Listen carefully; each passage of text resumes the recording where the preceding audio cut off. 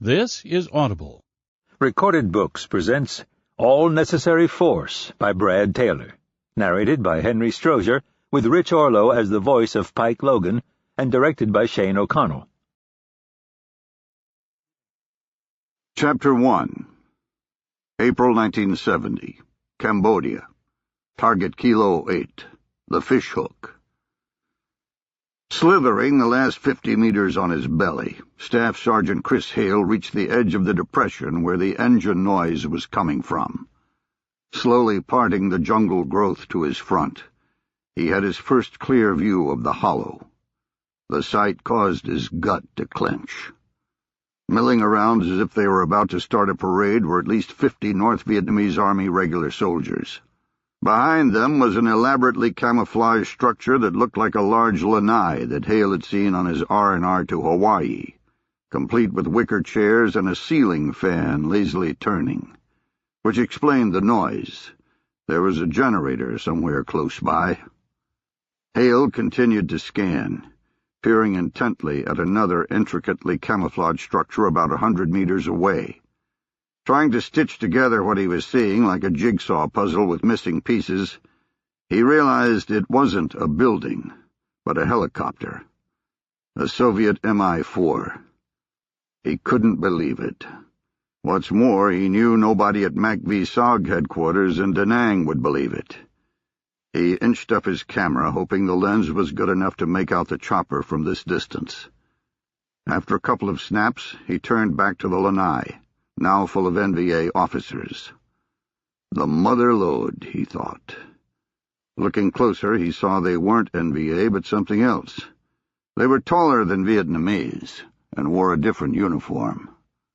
Shit. They're Chinese.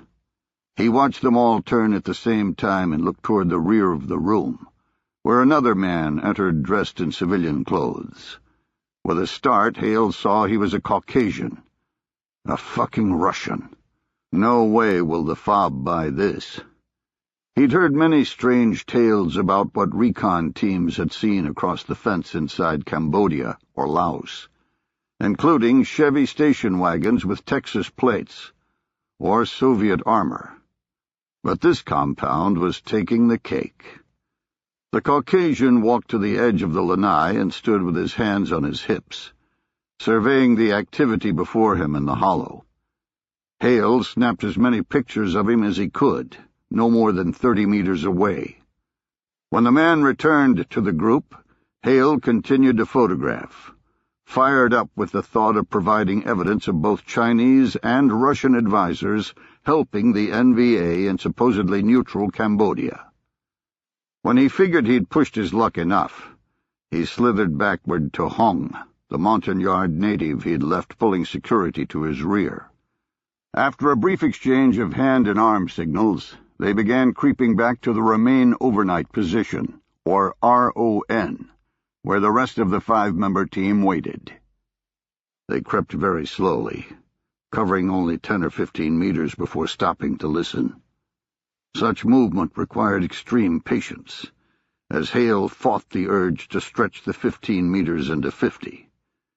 They had to cover only about a football field, but it took them close to an hour to reach the team. Moving inside the small security perimeter of the team, Hale signaled his 1-1, Sergeant Dickie Thomas. Second in command, Thomas carried the team radio, their only lifeline if anything went wrong. Thomas crept up and whispered, "What about Cummings?" Specialist Cummings was the only other American on the team. The remaining 4 men were Montagnard mercenaries, recruited for their fighting prowess and their fierce hatred of the Vietnamese. All belonged to the Ground Studies branch of the U.S. military's Studies and Observation Group, more commonly called SOG. The cover name made it sound like they were a bunch of scientists out taking soil samples to improve the South Vietnamese rice crop.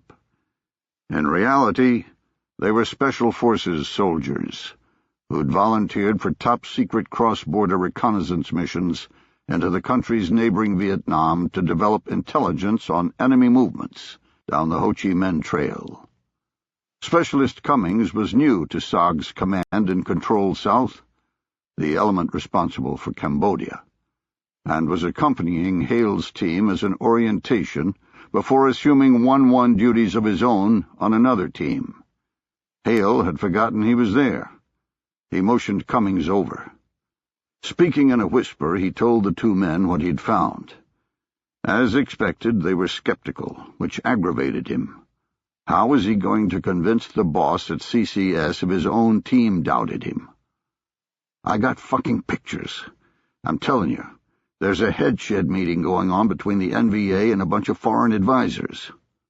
Thomas grabbed Hale's arm as his voice began to rise. "Shh, Jesus! Remember where we are?" Hale abruptly became quiet, with the entire team straining to hear anything out of the ordinary in the jungle growth. His team was on day 4 of a 5-day mission, and the strain of working alone deep inside enemy territory was wearing them down, with last night bringing them to the breaking point. They had pulled up into the RON just as the sun began to set. After the darkness had descended, a black curtain that was claustrophobic in its intensity, they had noticed fires all around them, winking like fireflies and extending off into the distance. Cooking fires for a large number of people. Somehow they had managed to penetrate inside the perimeter of a large enemy base camp without either them or the enemy realizing it. As the 1-0, or team leader, Hale had made the call to use the RON, instead of trying to thread their way back out in the darkness, then thread their way back in during daylight for the recon. The night had been sleepless, but the decision had paid off big time. All they had to do now was live to talk about it. Hale whispered, "Let's get the hell out of here, before some idiot out to take a shit stumbles over us. We've still got a day's walk before we exfil." Thomas grimaced at the thought of walking all the way back to target area Lima 7, but understood why. Lately it seemed as if the NVA knew the SOG recon teams were coming. Even if they managed to insert across the border, the NVA found them within hours, forcing a running gun battle for survival. Several teams had vanished without a trace, the last contact by radio simply saying they were okay, then nothing. The rumor going around was that there was a mole somewhere within higher headquarters, a plant that was feeding information to the enemy. This, coupled with the importance of Team Anvil's mission, led their commander to use a little misdirection, hiding the team's true objective. The operations plan was fake, detailing the team moving northeast into target area Lima 7 after infill. Instead, they had walked southwest into Kilo 8 for their real objective.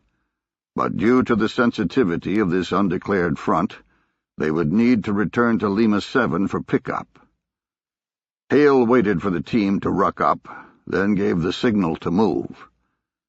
They had gone no more than 70 meters when the point man signaled enemy to his front. Shortly, Hale heard the sounds of movement from their left flank. A lot of movement. He felt his adrenaline spike, the blood flooding into his muscles in preparation for the fight. He looked at Thomas with an unspoken command. Thomas prepared to call the forward air controller flying somewhere nearby to let him know the situation, as seconds would be precious. Hale waited until he could clearly see the first 5 men of the platoon-size patrol before he opened up with his Car-15. Immediately, the rest of the team began firing, killing man after man, as the surprised NVA tried to understand how they were being attacked in their own backyard. Hale gave the order to break contact, and the team began an intricate dance to the rear, with half firing while the other half moved. Hale could hear Thomas trying to remain calm on the radio. Covey, this is Anvil. Contact. I say again, contact. Anvil, this is Covey. I copy. What's your location?" While still on the move, Hale pulled out his signal mirror and sighted into the sky. Changing magazines, Thomas said, "Using a shiny. Do you see it?" "Roger. Got you. Stand by." They had managed to break from the engagement, but were moving in the wrong direction due to the contact, perpendicular to where they needed to go. Hale knew they were on the verge of bumping into another enemy element, and that everyone in this world would do whatever it took to kill them. The team was holding up, but he could feel the fear surrounding each man like a physical thing. He felt it himself. Abruptly they were hit again, from the direction of the lanai. The team began to pour fire out again, repeating the dance. But they had lost the element of surprise. The NVA came in looking for a fight. Hale screamed, "Claymore!" Cummings ran over and took a knee, firing at the enemy while Hale tore into the rucksack on his back, pulling out a Claymore mine rigged with a 30-second time fuse and a white phosphorus grenade taped to the front. He jammed it into the ground and set the fuse while Cummings provided cover. Then both bounded back to the team. The ball bearings of the Claymore shredded the lead NVA element in pursuit, with the white phosphorus grenade spewing out a blanket of fire that incinerated anything it touched. The enemy response died off, replaced by the screams and moans of the wounded. The team continued running, everyone panting. Hale did a head count and saw he was missing his tail gunner. He shouted, "Where's Hung?" "I don't know," Thomas said. "He was right with me when we started to break." They both knew there was no way they could search for him. To do so would cause the entire team to be annihilated. Hale strained to see some indication in Thomas's face, but it was his decision to make. Hale paused for a moment, torn, then said, "Fuck. We can't go back in. Call prairie fire." He got the team up and moving again, hearing Thomas relaying the call to Covey. Prairie fire was the code word for a team about to be overrun. It was used only in absolute need, because everything available was dedicated to that team. No 1-0 wanted to call prairie fire and have another team die because he had taken their support. Thomas said, "Covey's got 2 thuds inbound with some ordnance left from a run to Hanoi. No idea what they're carrying." The flight of the F-105 fighter-bombers would help, but only if they got to the team soon. Hale knew it would be a matter of minutes before the NVA gained control and began a methodical hunt, using what appeared to be an entire regiment around them. After what he had seen at the lanai, he was sure they wouldn't quit until the team was dead. And maybe not even then. He could see the team knew it as well, the fear pulsing off them, the whites of their eyes stark against the camouflage grease paint on their faces. He was reminded of a treed raccoon from his youth, hissing and snarling while the dogs barked in a frenzy below. He'd often wondered how the raccoon felt right at the end. Now he knew. Still on the move, he heard Cummings empty a magazine at the rear of the formation, screaming, "B-40 rocket! B-40 rocket!" An explosion lifted Hale off his feet. Momentarily stunned, he saw his right side covered in blood. The team lay scattered, some still firing, others in a daze. Shaking the haze from his head, he moved from man to man. Reorganizing the defense, he was relieved to see that despite various wounds, everyone with him was still alive and ambulatory. In front of him he saw nothing but khaki uniforms darting between the trees, perhaps 100 NVA advancing toward them. The sight caused him to momentarily freeze, the sheer magnitude of their situation sinking in. "We're dead." The enemy unleashed everything they had, the rate of fire preventing the team from moving, the bullets snapping through their small perimeter like a swarm of angry bees and shredding the vegetation around them. Hale scrambled through the fire to Thomas, intent on breaking the NVA momentum before they realized they had it. He took over the radio, talking directly to the inbound F-105 pilots, giving them instructions on where to drop their load. He dropped the hand mic and shouted, "Hug the ground! Danger close! Danger close!" No sooner had he said it than the earth rocked violently, literally lifting the team into the air. the shock wave of the ordnance hammering them. The firing from the enemy slacked off to nothing. "Let's go, let's go," Hale said, urging the team forward before the enemy could recover. He heard Thomas asking Covey for an exfiltration LZ, and heard Covey reply that the closest one was 2 kilometers to the north. "We aren't going to make it 2 clicks through this." Hale said nothing out loud. After 10 minutes of movement without contact, Hale began to think that maybe they'd broken through, that now it was just a foot race, with only the team knowing the location of the finish line. He began to hope. 5 seconds later, something slammed into his chest, knocking him to the ground. The air around him erupted in pops from incoming rounds. The team immediately returned fire, with someone grabbing his combat harness and dragging him forward. The yard pulling him was hit, causing him to let go. Immediately another took his place, continuing to drag Hale to cover. Amazingly, the enemy fire grew fainter the farther they ran. After the experience with the Claymore, the NVA were pursuing cautiously, not wanting to charge into another wall of ball bearings and fire, giving the team some much-needed breathing room. Hale shook the hands off of him and tried to stand up, then sank back to a knee. He felt like he couldn't get any air, like he couldn't inflate his lungs. Thomas checked him, then began to work, putting a plastic strip over an entrance and exit wound on his breast. He said, "You got an in and out. It's sucking."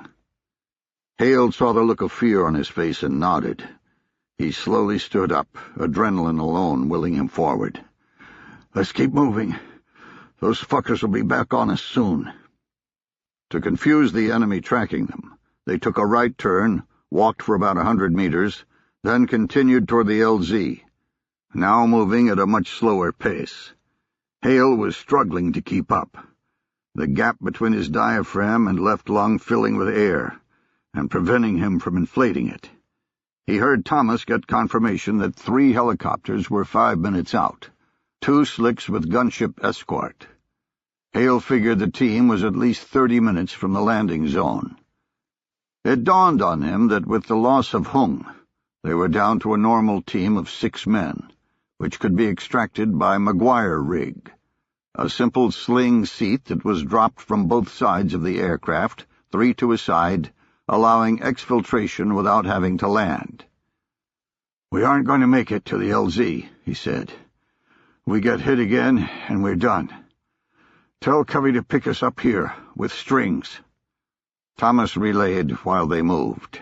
Minutes later, he was talking directly to the helo, coordinating the extraction with the team spread out in a perimeter around him. "I'll pop smoke, you identify." He pulled the pin and tossed the grenade, knowing it would be a beacon for the NVA, but vital to get them out. The pilot's voice came back calm and mechanical. "Roger, I see green smoke." "Roger, that's us." The team could now hear the chopper and smell salvation. The first Huey was sliding into position when a 12.7mm heavy machine gun opened up from the camp, strafing the tail. The gunship immediately obliterated the fire with its miniguns, but the damage to the first helo was done. Hale watched it pull off and began limping back toward the South Vietnamese border. He prayed it would make it. The second Huey came overhead and dropped the rigs, the rotor wash beating the brush around them in a mini hurricane. As the men were frantically getting inside the slings, one of the yards began screaming and pointing. Out of the wood line, Hale saw Hung stumbling toward the hovering aircraft, weaponless, one arm dangling uselessly at his side, his face a bloody mess. In the distance behind him, he saw swarms of NVA drawn by the smoke and noise of the helicopter. He slipped out of his sling to give it to Hung. Thomas shouted, "What are you doing?" Hale looked at him with sadness and said, "You know what I'm doing." Thomas started to leave his sling as well, tearing at the slip noose around his wrist. Hale stopped him. "No, you're not getting off. Remember what I told you about the camp. Get that information back to the FOB." Fuck that. No fucking way. You die, we both die. Hale pointed to his chest and side, both freely bleeding from the multiple wounds. I'm already dead. Go! Without waiting for an answer, Hale turned and assisted Hung into the last sling. Thomas helped as tears left tracks through the grease paint on his face. The NVA began running forward and firing through the trees in a desperate attempt to stop the extraction. Doing figure-eights overhead, the gunship unleashed its twin miniguns, knocking soldiers down by the dozens, as if they'd been swatted by a giant hand. "Go! Go! Go!" Hale screamed. He turned and stumbled away, wobbling toward the brush while firing his last magazine into the advancing soldiers. The enemy paid no attention to him, not even realizing he was there. Instead, they focused all of their fire on the helicopter as it lifted off. Hale crawled forward underneath a tree that had been shattered by lightning, pulling brush over his body in an attempt to hide himself, the fear of death coiling in his belly like a snake. Wheezing from his destroyed lung, he watched the team lift off, dangling beneath the helo like spiders on a web, heading toward safety, toward home.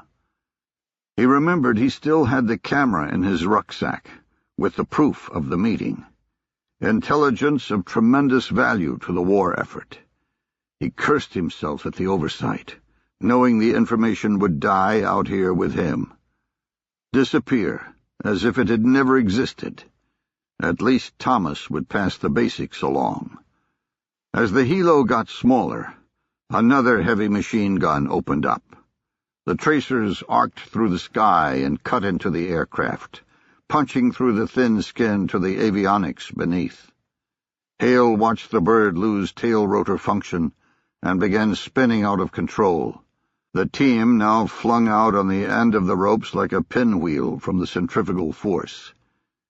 He watched in disbelief as the helicopter slammed into the earth in a fireball.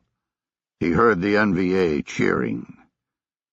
The fear left his body, replaced by despair at the futility of it all. He closed his eyes and drifted into unconsciousness.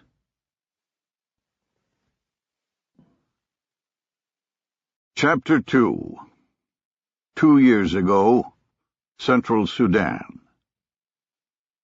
Brett Thorne's head jolted forward, snapping him awake, as the decrepit Japanese pickup hit another rut.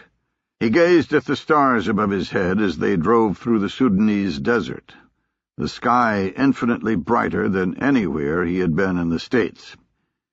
He nudged a form in front of him with his boot. "How much longer?"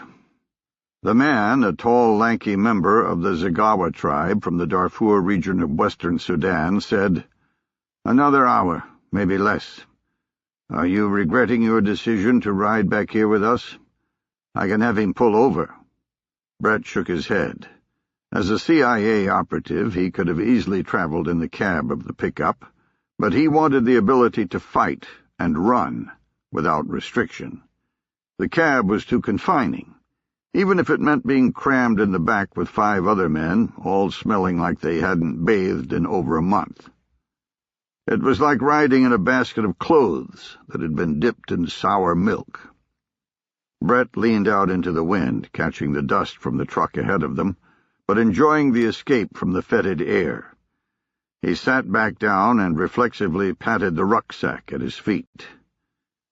If they fight half as ferociously as they stink, we might not need this anyway.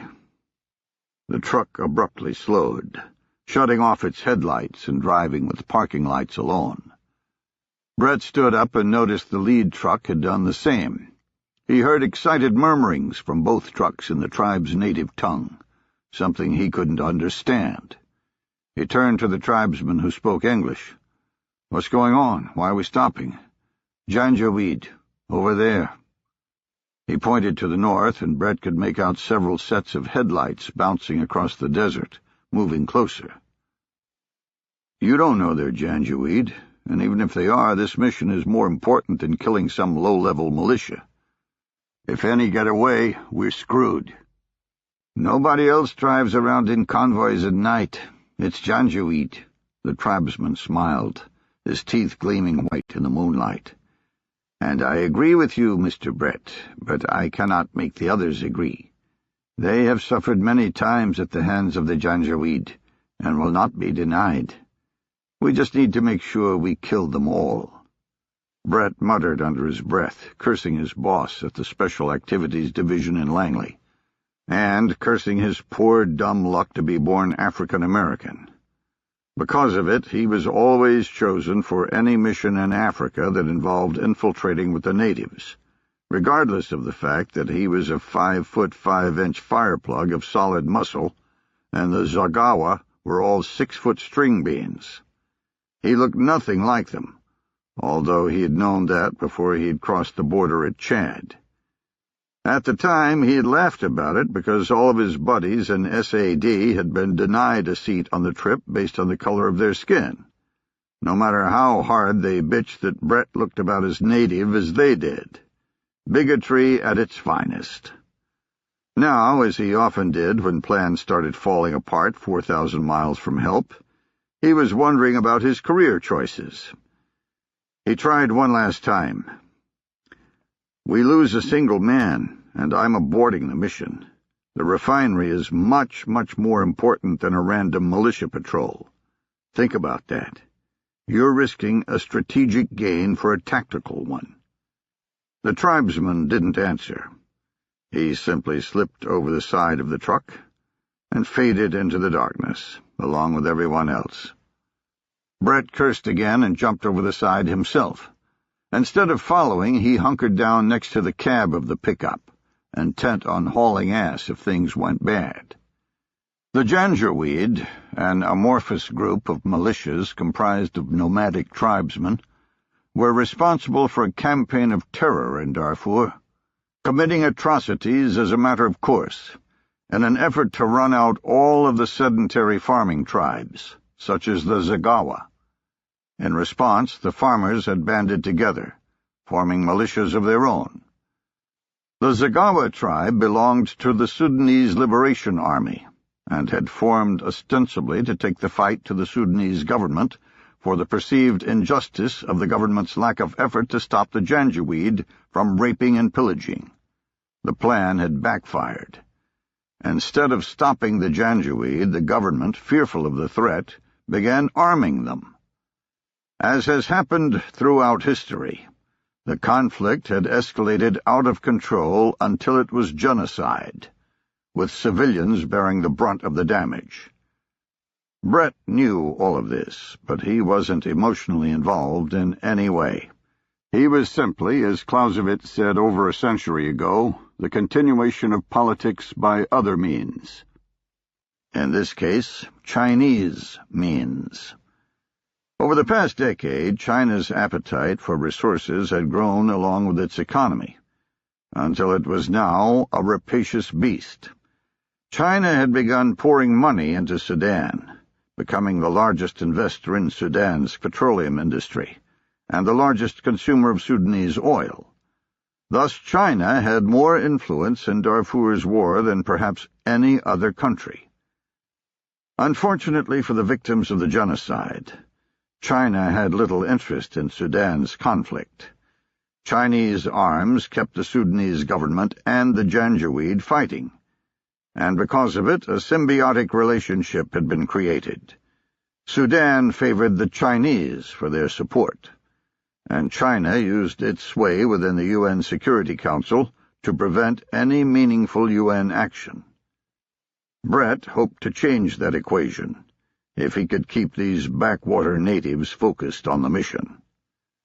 He patted the rucksack again, ensuring the device was with him, then crouched next to the cab of the pickup, hearing the tick of the engine and the clink of weaponry around him as the men deployed in a half-assed tactical manner. Eventually he heard the groan of the Janjaweed vehicles, steadily growing louder. The Zagawa tribesman had tucked inside a small wadi, preventing him from seeing the approaching vehicles, which was the only tactical thinking that Brett could spot.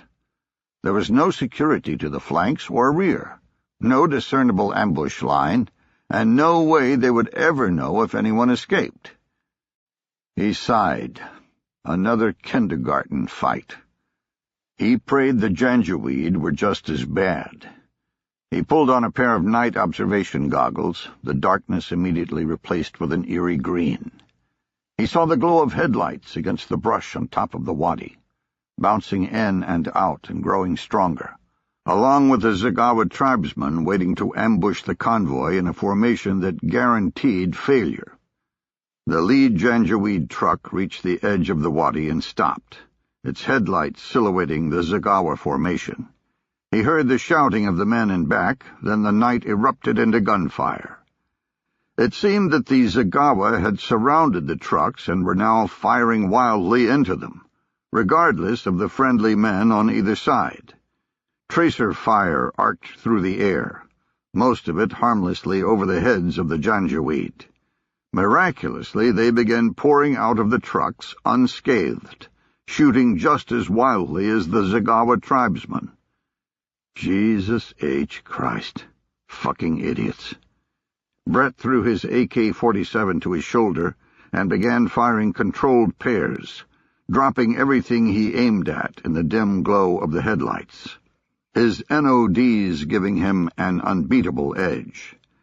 An RPG sputtered through the air and managed to find the lead janjaweed truck, exploding the gas tank into a fierce ball of fire and throwing Brett backward. He rolled to the rear of his pickup, still snapping rounds, then realized he no longer had the rucksack. No way could he allow the janjaweed to get it. If they lost this fight, he needed to ensure it was destroyed. He sprinted bent over, losing the depth perception in his NODs, forcing him to pat the ground until he hit the rucksack. He snatched it up and continued forward, climbing the wall of the wadi.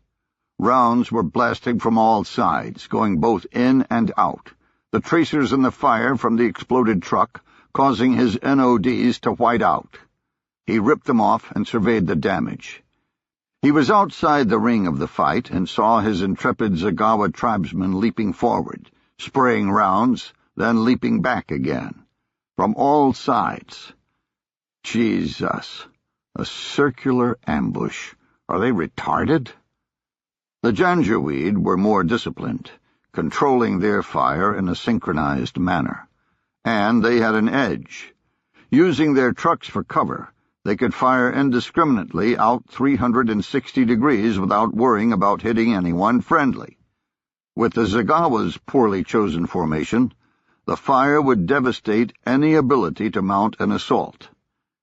In an instant, Brett saw they were going to lose. They had maybe a minute to gain the upper hand before the janjaweed men began a systematic attack on a flank and rolled up the entire crew. Brett knew his men would either die or throw down their weapons and run off into the darkness. The second pickup of janjaweed militia shifted attention to his side of the perimeter, the flames from the burning vehicle negating the edge provided by his NODs. He could hear the second truck yelling to the third truck, and knew the assault was close. Rounds ripped the air around him, forcing him to push his face into the desert floor, worming backward for any low ground that would protect him. Bullets snapped through the fabric of the rucksack on his back, causing him to freeze and wonder if he would even feel the devastation should the device go off. The shooting shifted to his right, and up the line he saw the men from the third truck massing to flank, unmolested because of the protection provided from the fire from Truck 2. Need to intercept them. He jumped up and raced through the darkness, screaming at any man he saw to follow him. None did. Shit, no English speakers. He reached the apex of the perimeter just as the men from Truck 3 began to move. He had run far enough to put the assault element from Truck 3 between him and the covering fire from Truck 2. He dropped to a knee and began pulling the trigger, his aim much more devastating than any of the tribesmen around him. He hit 5 before the assault was broken, the men retreating back to the safety of the vehicles, unsure of who was killing them. He followed at a sprint, needing to finish the job before they could regroup. He reached the trucks in the confusion of the enemy running back, with nobody realizing he was among them. He dropped the AK and pulled out his Glock 19, firing so close to the men that they didn't realize he was shooting out. Within seconds, Truck 3 was dead. Not wanting to lose momentum, he grabbed a PKM machine gun and sprinted the 40 meters to Truck 2, mowing men down from their unprotected rear like he was working a scythe. The last two men realized that someone other than a jittery tribesman was after them, and turned to face the threat just as the belt ran out on his machine gun. Brett threw the heavy weapon into one man, knocking him to the ground, while he dove into the other. He grabbed a fistful of hair and pounded the man's skull into the rocky ground until he felt no resistance, then turned and jumped on the other Janjaweed recruit, using his knee to crush his face. He rolled off and drew his Glock again, looking for another threat. None came, and the fire had slacked off to nothing from outside. Slowly men came forward, looking incredulous at his actions. The English speaker found him, his eyes wide. "You are truly a lion among men." The adrenaline still burning, Brett spit on the ground and grabbed him by the chest. "Get me the leader." He saw that the tribesman's grasp of English wasn't strong enough to follow, so he got belligerent, like an ugly American tourist. He raised his voice, speaking slowly and distinctly. "Get me the fucking leader." 45 minutes later, he dropped down from the bed of the pickup truck, the land around him glowing from the myriad lights emanating from the refinery. The tribesmen themselves were milling about with little thought to security, making Brett antsy. This refinery was built with Chinese dollars, manned by Chinese engineers, and guarded by Sudanese government troops. He had no doubt they were better than the Janjaweed he had just fought, which meant they were exponentially better than the men who accompanied him. He needed to find the critical components of the refinery and trigger his device, then get the hell out. If the tribesmen here wanted to continue attacking, so be it.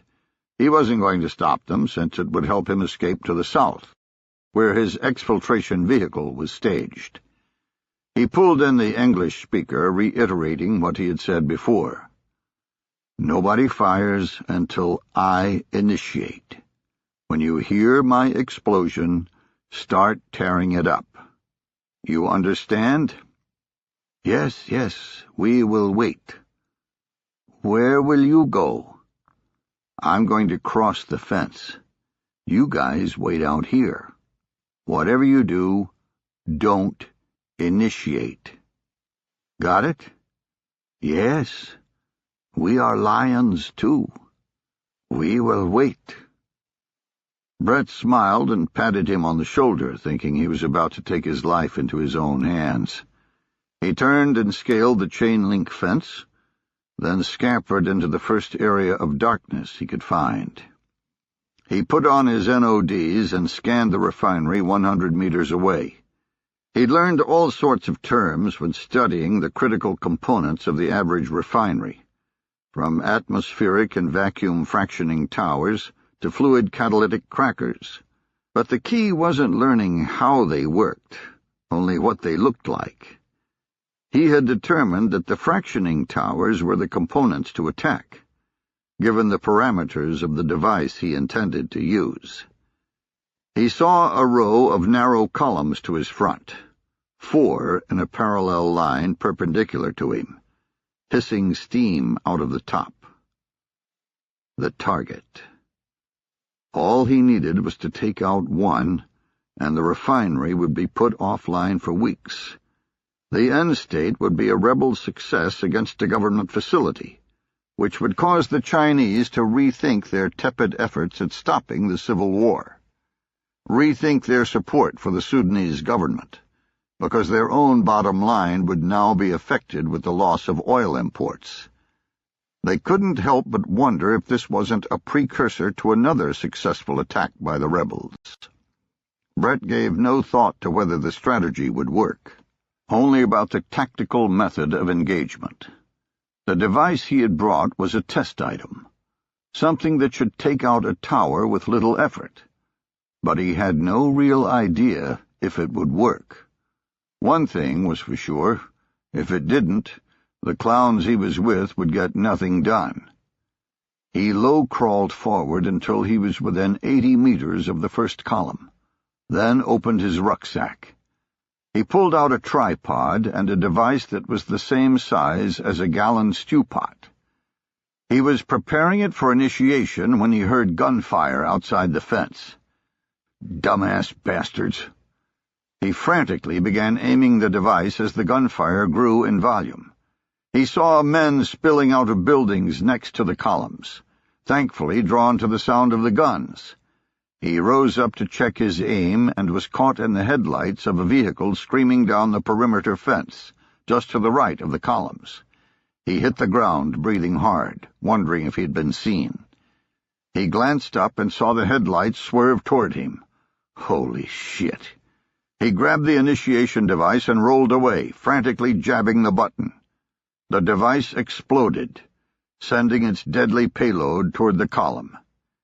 He looked up and saw the first tower buckle, then the second, and the third. All spewed out an enormous amount of vaporized fuel in various stages of distillation. A split second later, the gaseous cloud erupted in a violent explosion, the shock waves slamming him to the earth. He rolled around, his ears ringing, his conscious brain screaming at him to find the truck, eliminate the threat. He rose to his knees and saw the truck on its side, burning furiously, knocked out by the fuel-air explosion. The entire refinery was on fire, the battle to his rear now silent. What the hell did I just use? What did they give me? He began running flat out to the perimeter fence, and his exfil to the south. 2 days later, Han Wan-chung studied the reports on the demise of the oil refinery. As a partner in the Great Wall Industry Corporation, purportedly a Chinese technology consortium, there was no reason for him to be privy to the secret satellite data showing the destruction wrought by the rebel band. No reason for him to be allowed to read the sensitive first-hand reporting from the Chinese workers on the ground. But as a colonel in the People's Liberation Army, Han had access to whatever information he needed to conduct his mission, which, unlike the false statement propagated by the Great Wall Corporation, wasn't to develop technology, it was to steal it. Reading the reports, Han realized that something more than a motley band of rebels was involved. There was no way the tribal members could wreak the havoc shown with small arms alone.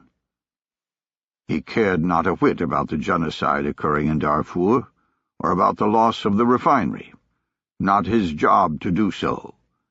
But whatever had caused the damage was something to be concerned about. Maybe something to covet. The strike on the oil refinery was designed to get Chinese attention. As often happened in the hazy world of covert operations, it had accomplished the task. But not in the way the United States intended. Han put the reports back into the classified sleeve on his desk, the germ of an idea beginning to form.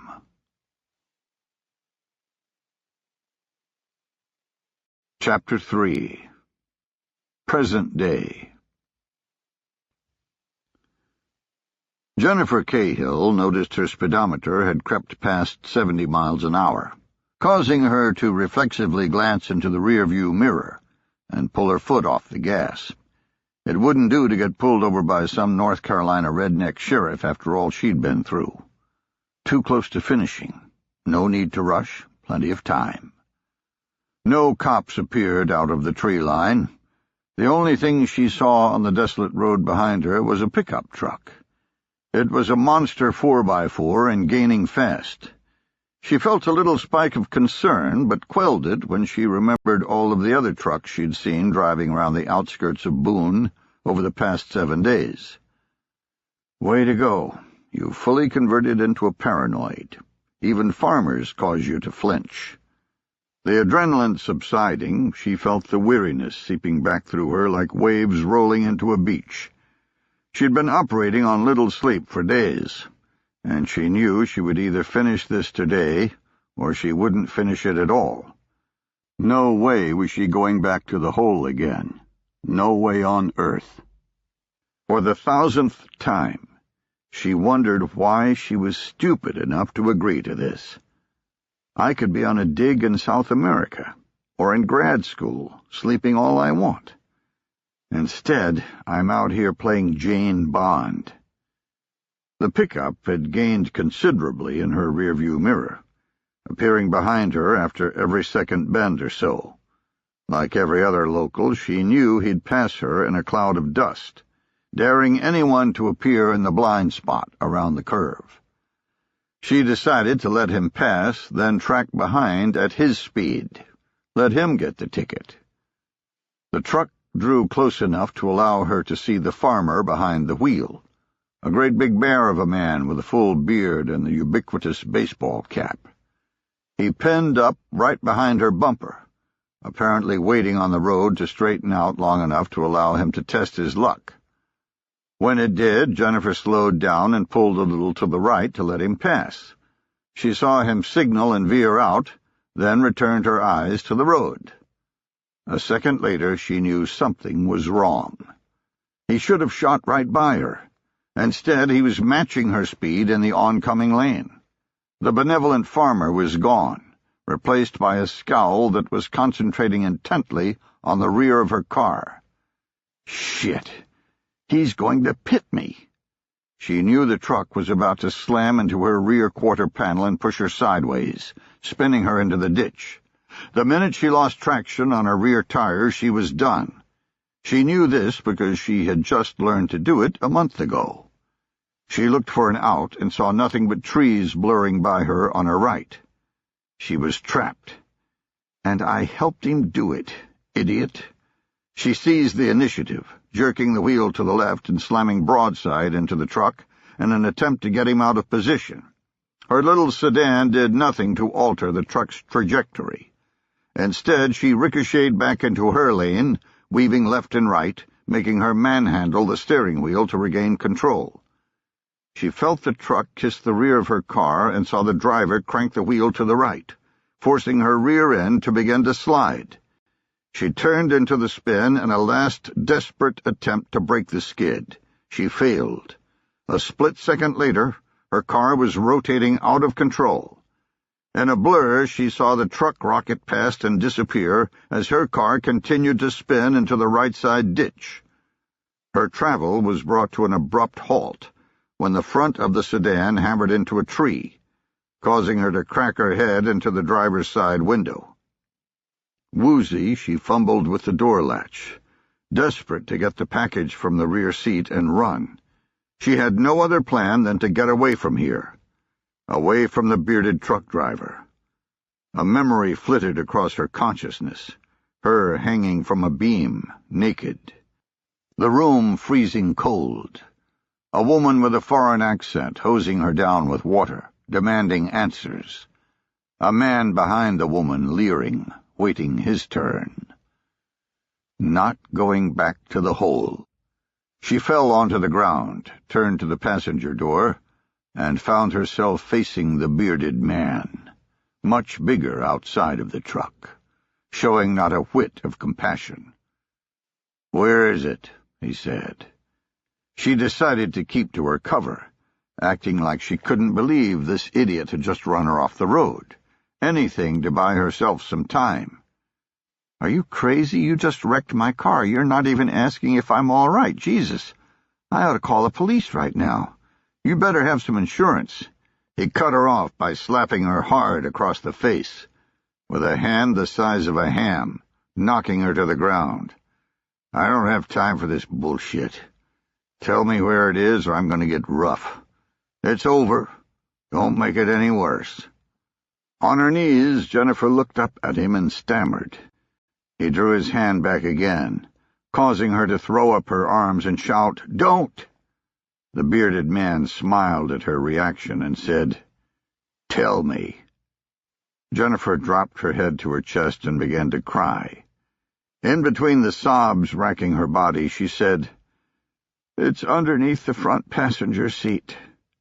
The man turned away without another word, bringing a phone to his ear. "It's Radford.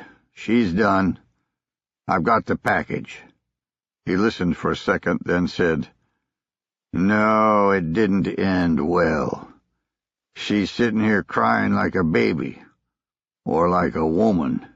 I told you this whole experiment was stupid. No way is any girl going to be able to do operator shit. I'll be back in 10 minutes. Send someone out for her. The car is pretty fucked up, and I don't think she can drive." Still making sobbing noises, Jennifer watched him circle around to the passenger side, tracking his movement like a predator. She waited until he bent over and disappeared from view before trotting lightly around the car. When she reached the door, she saw him face down in the footwell, craning his neck to see beneath the seat, his right arm down in the well, but his left arm holding onto the seat itself, right in front of her. As if it were day one of combatives all over again, and her instructor was giving her an easy gift.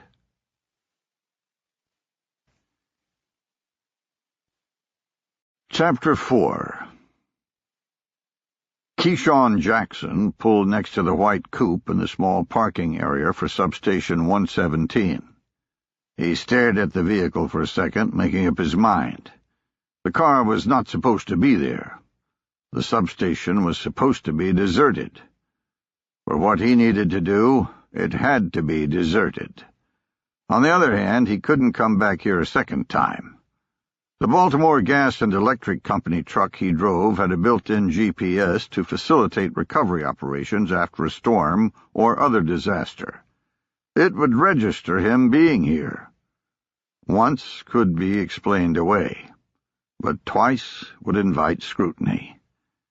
As an ex-con, he was a low-level worker, a cable dog, someone who did the manual labor of getting power back on, supporting the more experienced linemen, not someone who had any reason to be at Substation 117. It dawned on him that he was about to break the law for the first time in over 5 years. He felt no shame.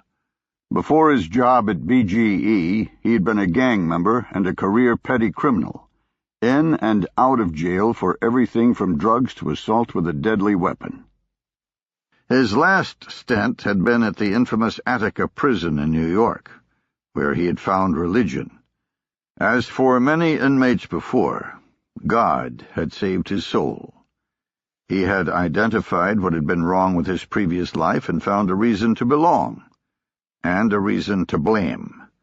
Since then he'd been on the straight and narrow, a model citizen, waiting to give back something for what his newfound faith had given to him. There were 3 others from his prison prayer group just like him, working in electrical companies in Washington, D.C., Pennsylvania, and Virginia. Making up his mind, he decided to go inside the small concrete block house. He was in his BGE uniform, so he wouldn't be completely out of place. If he saw someone, he'd throw out an excuse and leave. If not, he'd get to work.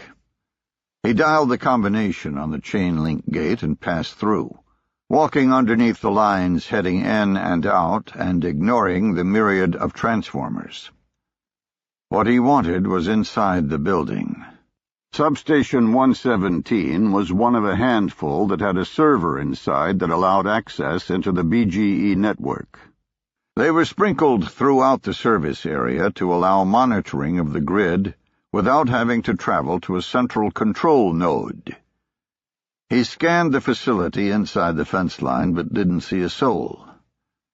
Maybe the guy just parked here and went somewhere else, he thought, although the chances of that were unlikely, since the substation was out in the boonies, in a rural area west of Baltimore, Maryland. Not a whole lot of places to go from here. He punched in the combination on the metal door and entered the concrete structure. It was small, only 2 rooms with a closet. Most of the area was filled with analog equipment and circuit breakers to pull the substation offline in an emergency. He didn't see anyone inside the building, which caused him to let out his breath. He also didn't see the server, which made him wonder if his information had been wrong. He opened the closet door and smiled. Inside on a desk was a normal-looking desktop computer. The screen was off, but he knew it was running by the blinking hard drive light. He looked around once more, then pulled out a thumb drive and stuck it into a USB port. He had no expertise at all in what he was doing, but then again he didn't need any. His contact from the prayer group had told him to simply stick in the thumb drive, and it would do the work. The mass hysteria and multiple news reports of cyber threats and the vulnerability of the U.S. system to hackers had caused a phalanx of firewalls and other security measures to be implemented in the BGE power grid. All were directed outward, at the access points to the Internet, where the threat was supposed to live. Nothing had been done to protect from an attack on the inside, using BGE's own hardware. A lesson they would learn the hard way. Watching the erratic blinking LED on the thumb drive, Keyshawn was startled by light spilling in from the outside door. Before he could react, he heard, "Hey, what are you doing?" He turned around and saw a smallish man in a coat and tie. Shit, management. Blocking the view of the computer, he said, "Nothing. A buddy of mine did some work here yesterday and thought he'd left his sunglasses. My route was over here today, so he asked if I'd look." The man cocked his head suspiciously. "And he left them inside this building? What's he do?" "He's a cable dog, like me. I don't know what he did at this substation. Look, they ain't here anyway, so I'll just go." Keyshawn could tell the man was still suspicious, but the fact that he worked for BGE seemed to be tipping the scales. He turned to close the closet door, which was a mistake. The man saw the blinking thumb drive. "What the hell is that? What are you doing with the server? Do you know how bad you could screw things up?" Keyshawn said nothing. He simply reached out and clamped both of his hands around the man's neck, squeezing with all of his might. The man fought back, at first trying to pull Keyshawn's hands away with brute strength, then resorting to ineffectual hitting. When his face went bright red and his eyes began to bulge, he seemed to realize he was truly in a fight for his life. He began clawing at Keyshawn's face, scratching gouges on his cheeks. Keyshawn maintained the pressure until the man passed out, then continued on, kneeling on his chest and squeezing until he was sure the man was dead. Keyshawn slowly let go, looking deeply into the half-closed eyes of the body on the ground for signs of life. He saw none. He smiled and whispered, "Allahu Akbar."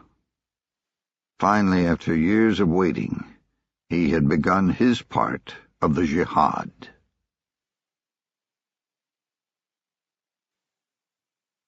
Chapter 5. I heard Radford's transmission in disbelief. I just couldn't picture Jennifer completely breaking down. Then again, she had never been placed under so much pressure in so little time, even given her experiences last year. Turbo, the guy in charge of this section, said, "Well, that's it. Let's wrap this up and go get a beer." "Wait a second," I said. "We don't do anything until we get a debrief from Radford. Let it continue." Turbo rolled his eyes and said, "Pike, are you shitting me? You think your chick's gonna come through that door? Radford's right. and you know it. This whole thing was a waste of time and money. Like most of the men inside the task force, Turbo was a He-Man woman-hater.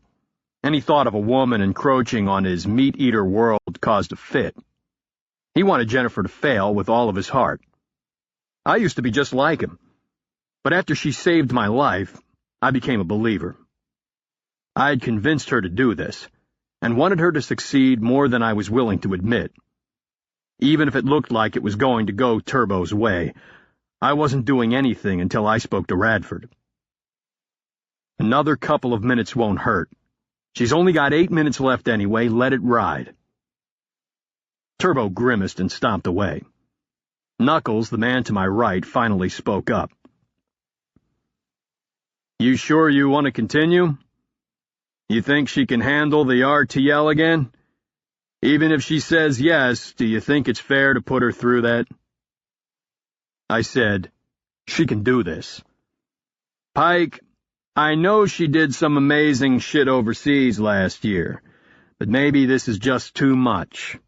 She came pretty damn close, and that's going to mean something to the boys. Knuckles was somewhat of a woman-hater as well. He had been my second in command before I left the task force, and was now in charge of my old team. He'd gotten mixed up with Jennifer and me in a chase for a terrorist in Bosnia last year, and had seen Jennifer operate a little bit. Not as much as me, but he'd seen enough to wonder.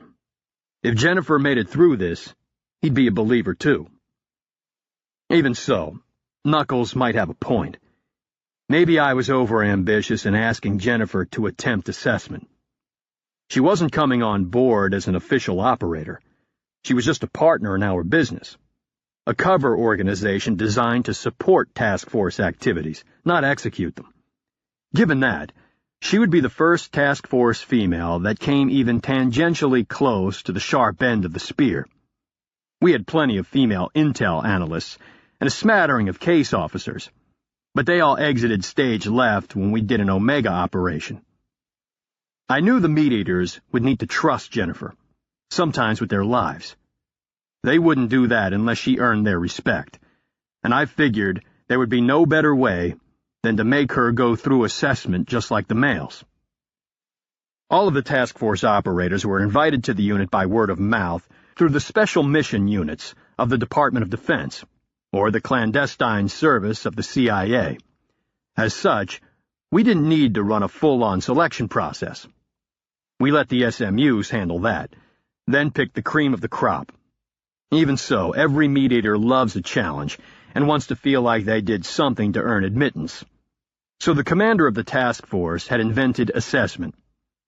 It was basically a 7-day gut check, starting out in the RTL, the Resistance Training Laboratory, where the prospective candidate resists interrogation for a couple of sleepless nights. If he succeeds in not giving anything away, the candidate is given a mission that involves obtaining a package from a contact. From there, a scavenger hunt from hell begins, all with a hostile security force trying to capture him or retrieve the package. If he does everything right, he continues.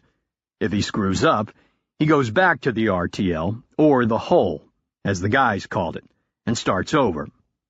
Knuckles was asking if maybe having Jennifer start over was just cruel. I was thinking about my answer when I heard Knuckles say, "I don't fucking believe it." "What?" I said, running around the desk to see the monitor for myself. My face split into a smile. Jennifer had just entered the building. Inside his office, Colonel Kurt Hale grinned when he heard the radio transmission from North Carolina. As the commander of the task force, he ordinarily didn't pay much attention to any single evolution of assessment, mainly because he'd already hand-selected the men who would try out. He knew they'd do fine, and had only invented the damn thing to give them some bragging rights for leaving their previous units. This assessment, however, was a little different. This one had someone who was really trying out, with a ton of people hoping she would fail. Kurt didn't hold that same hope.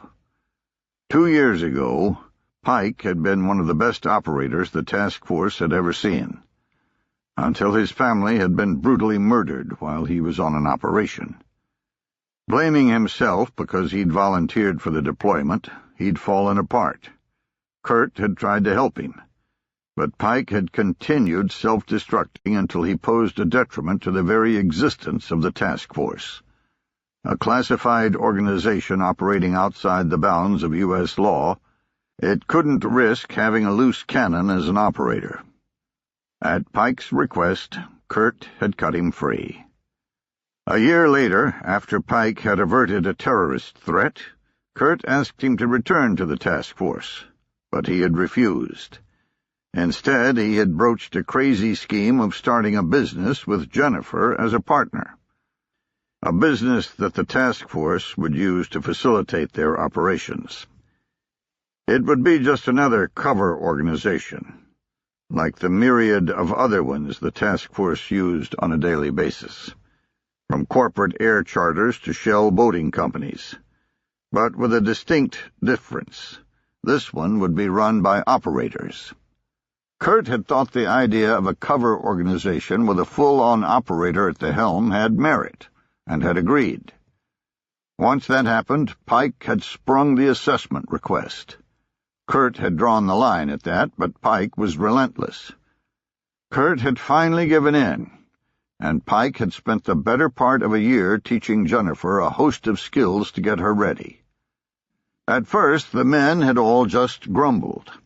When Pike finagled her into the same hostile environment tradecraft course that the men attended, the grumbling got louder. Teaching her some hand-to-hand was one thing. Pushing people out of the way so she could do HETC was something else. When he began to teach her to shoot, it grew into a howl. If she makes it through the next 10 minutes, people are going to scream like a baby. Kurt smiled at the thought, glancing up as a man entered his office. "What's going on, Mike?" Kurt knew Mike was tracking the assessment just like he was, probably down to the second. "You tell me, sir. Where's Pike's protégé?" "She made it to the House of Pain, the last hurdle." "Jesus, Pike must have swayed it in her favor." When Mike saw Kurt scowl, he backpedaled. "Just kidding. I know it's legit. You got a call on the unclassified military line in the Ops Center." "Who is it?" "Some colonel from the embassy in Cambodia. Want me to transfer it?" "Yeah, go ahead." Kurt picked up the phone, wondering who on earth would be calling him from Cambodia. The line was rerouted from the Pentagon, so whoever was calling was dialing Kurt's cover job as a staff weenie in the J3 Special Operations Division of the Joint Staff. It could be anybody with a Pentagon phone book. He identified himself and asked how he could be of assistance. After the first sentence, he forgot all about assessment. Chapter 6. Jennifer stopped in the doorway to let her eyes adjust to the gloom of the sleazy roadside saloon. It wasn't that impressive. Just a large open area with a smattering of chipped tables and the overpowering smell of stale beer. To her front was a cheap pine bar that ran down the length of the room, dead-ending into the wall. The ceiling had no tiles, just open rafters made of 2x4s. The wall behind the bar didn't even extend to the top, looking like it had been made as an afterthought, with a 4-foot gap between it, the roof, and the room beyond. Not counting the bartender, there were 5 other people in the bar, all men, and all staring at her. One of these guys should be the contact. She waited for a pregnant second, hoping someone would approach. She really didn't want to use her vetting phrase on a stranger. When nobody looked up, she went up to the bartender and got his attention. He looked at her like he'd just wiped something off his shoe, but came over. "You lost?" I don't think so. I'm looking for someone." The bartender simply stood mute. One of the men ambled over and took a seat next to her. "Shit. I'm going to have to say it. Stupid, stupid Taskforce humor. She glanced at the man on the bar stool, then back at the bartender. Swallowing hard, she said, "Maybe you can help. I'm looking for an inbred redneck with shit for brains." She immediately knew neither was the contact when both of their eyes went wide. No recognition of the bona fides at all. "I'm sorry. I didn't mean to say that. It just popped out." The man on the bar stool stood up. "You think that's fucking funny, cunt?" No, Jennifer said, her mind racing to spit out an excuse. "I was told I was playing a prank by a guy outside. He said you'd laugh. I'll go get—" Before she could finish her sentence, the man punched her hard above the right temple, snapping her head back and causing an explosion of light. He clamped both hands onto her neck and began to squeeze, bending her over backward. The strike rattled her for a split second, long enough to feel her windpipe start to crush. She felt a sliver of panic, and uselessly tried to pry his hands away. She began thrashing violently, the fear growing until it blotted out any logical thought. Realizing she was about to pass out, she forced the panic away and focused on what she needed to do.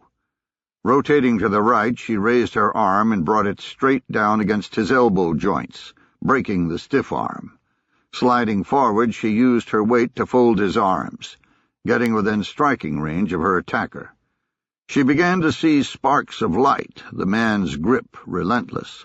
She raised her right leg, lodging her foot against the top of the patella on his left knee. She shoved outward with all of her might, praying it would crack the hold. The strike broke the support of the man's knee, triggering it to buckle and causing him to blessedly let go of her neck as he fell off balance to the floor. Jennifer fell with him, scrambling to wrap up his wounded knee in a leg lock. She grabbed his ankle and brought it to her chest while extending his leg. Rotating her legs over his body, she leaned backward, thrusting forward with her hips against his knee while twisting the ankle, desperately trying to damage him enough so that he couldn't catch her when she ran. If done right, she knew he wouldn't be catching anything without help for the rest of his life, but she was out of position. She couldn't get the leverage to break something and was about to be in a stalemate, unable to let go but also unable to hurt him. She heard him yelling from the pain and slapping the ground over and over, the noise finally penetrating her survival instincts. Oh, my God, he's tapping out. He's Taskforce. She let go and warily rose. The man slid backward, remaining on the ground. She backed up a step, then turned to run out of the bar, only to be confronted by the remaining 5 men, all advancing toward her.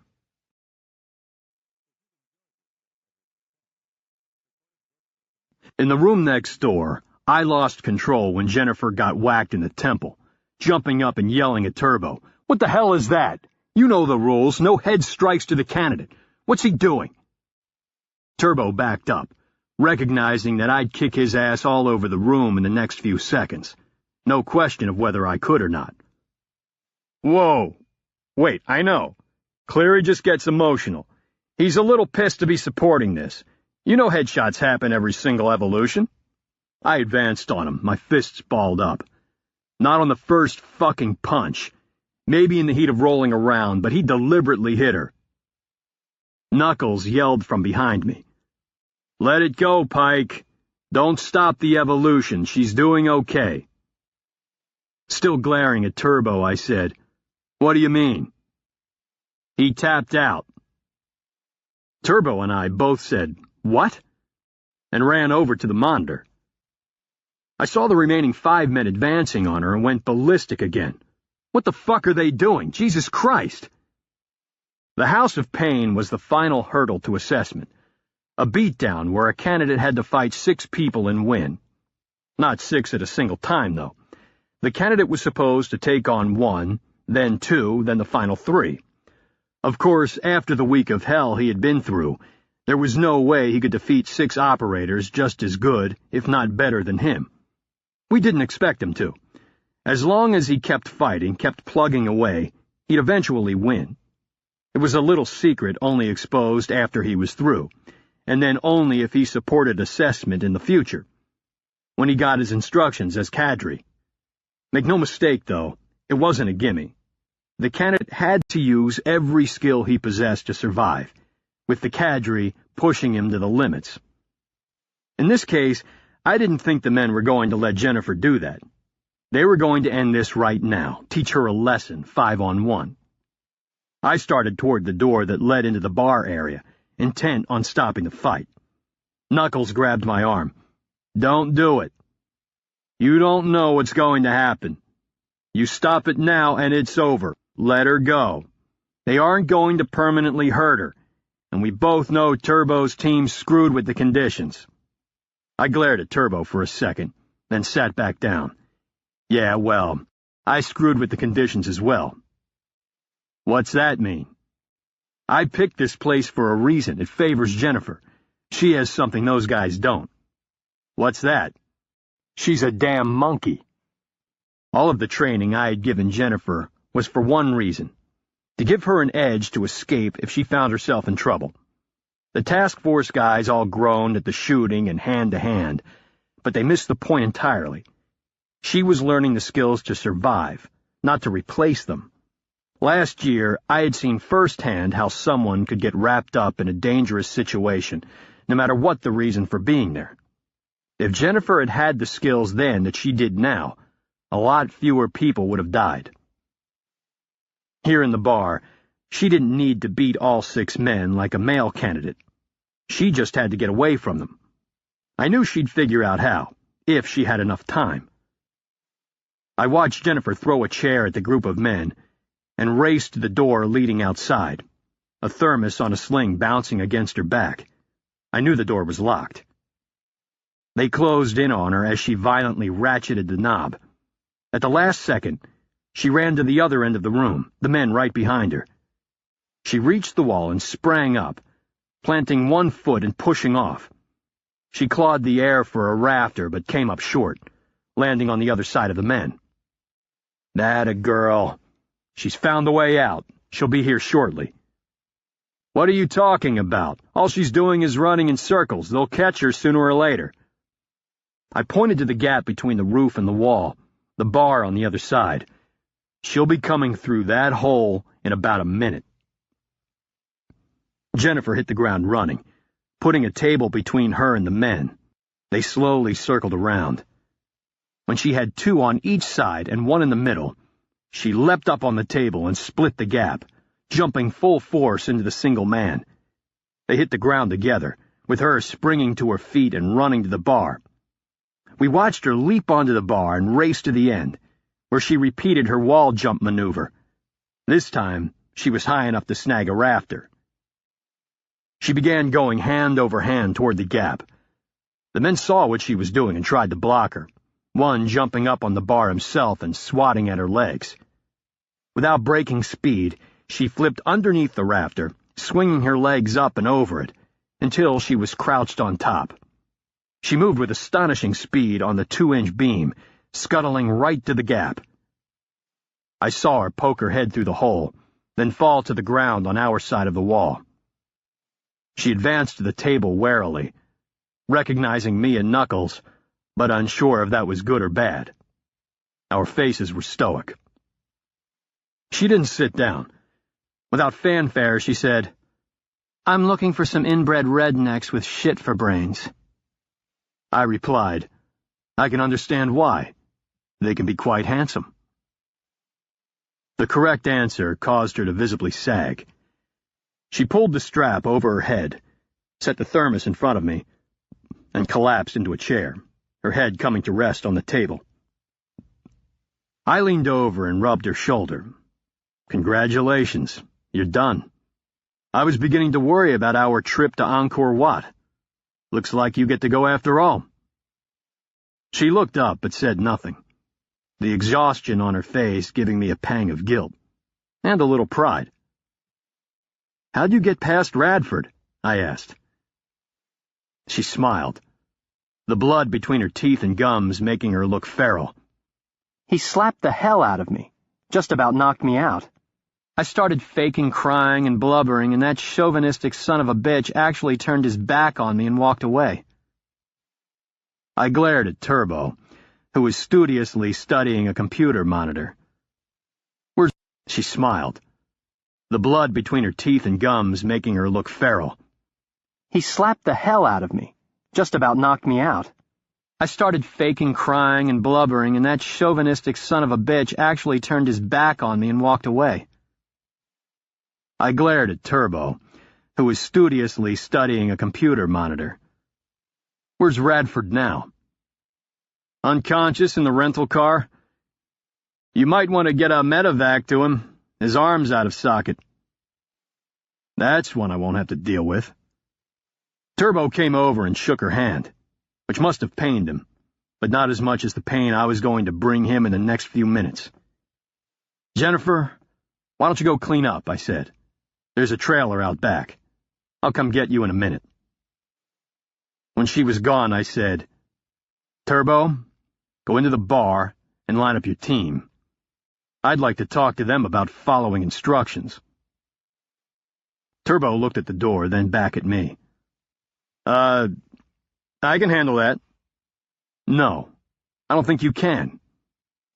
If they'd like to put on protective gear, I don't care. Although they didn't give Jennifer the same chance."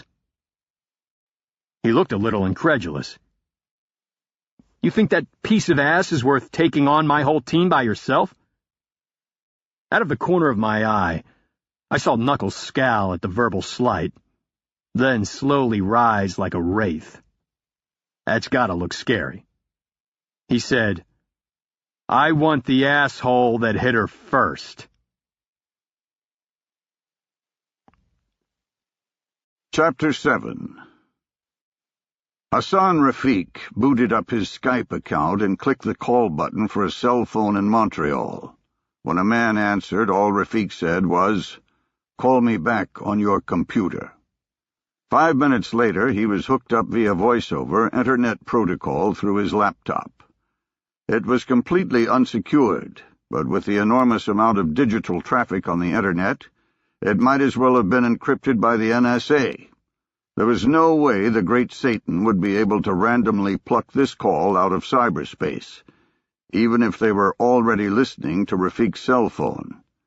Discovery would have to be luck, because Rafiq changed locations, and thus his IP address, every time he called. He had the contact do the same. It was like having a cell phone that changed numbers every time he dialed, thwarting the ability to monitor it. The contact gave Rafiq good news. All of the cells had managed to penetrate their respective electric companies' security and plant the virus. It had not gone without incident, however. He relayed what had happened to Keyshawn. Rafiq frowned. "Yet you said all were successful. How did he prevent the discovery from getting out?" The contact paused for a minute, then said, "He killed him. Don't worry, though. Keyshawn knew what to do with the body. He's experienced in law enforcement techniques. It'll look like a robbery in a poor section of Baltimore. One near another substation that the man had visited earlier in the day. So it fits." Rafiq grinned. He felt like shouting in triumph. Al-Qaeda had been trying for years to recruit members that didn't look, talk, or act Arabic. Men who could easily pass into the lands of the far enemy and wreak havoc. All that had gotten them so far was a couple of fat Americans who created a lot of press but couldn't fight their way out of a baby's crib. Rafiq had taken a different tack. Instead of trying to get non-Arabs to come to Al-Qaeda, he went to them. The idea came to him when he learned that Richard Reed, the so-called shoe bomber, and José Padilla, the so-called dirty bomber, had both converted to Islam in prison.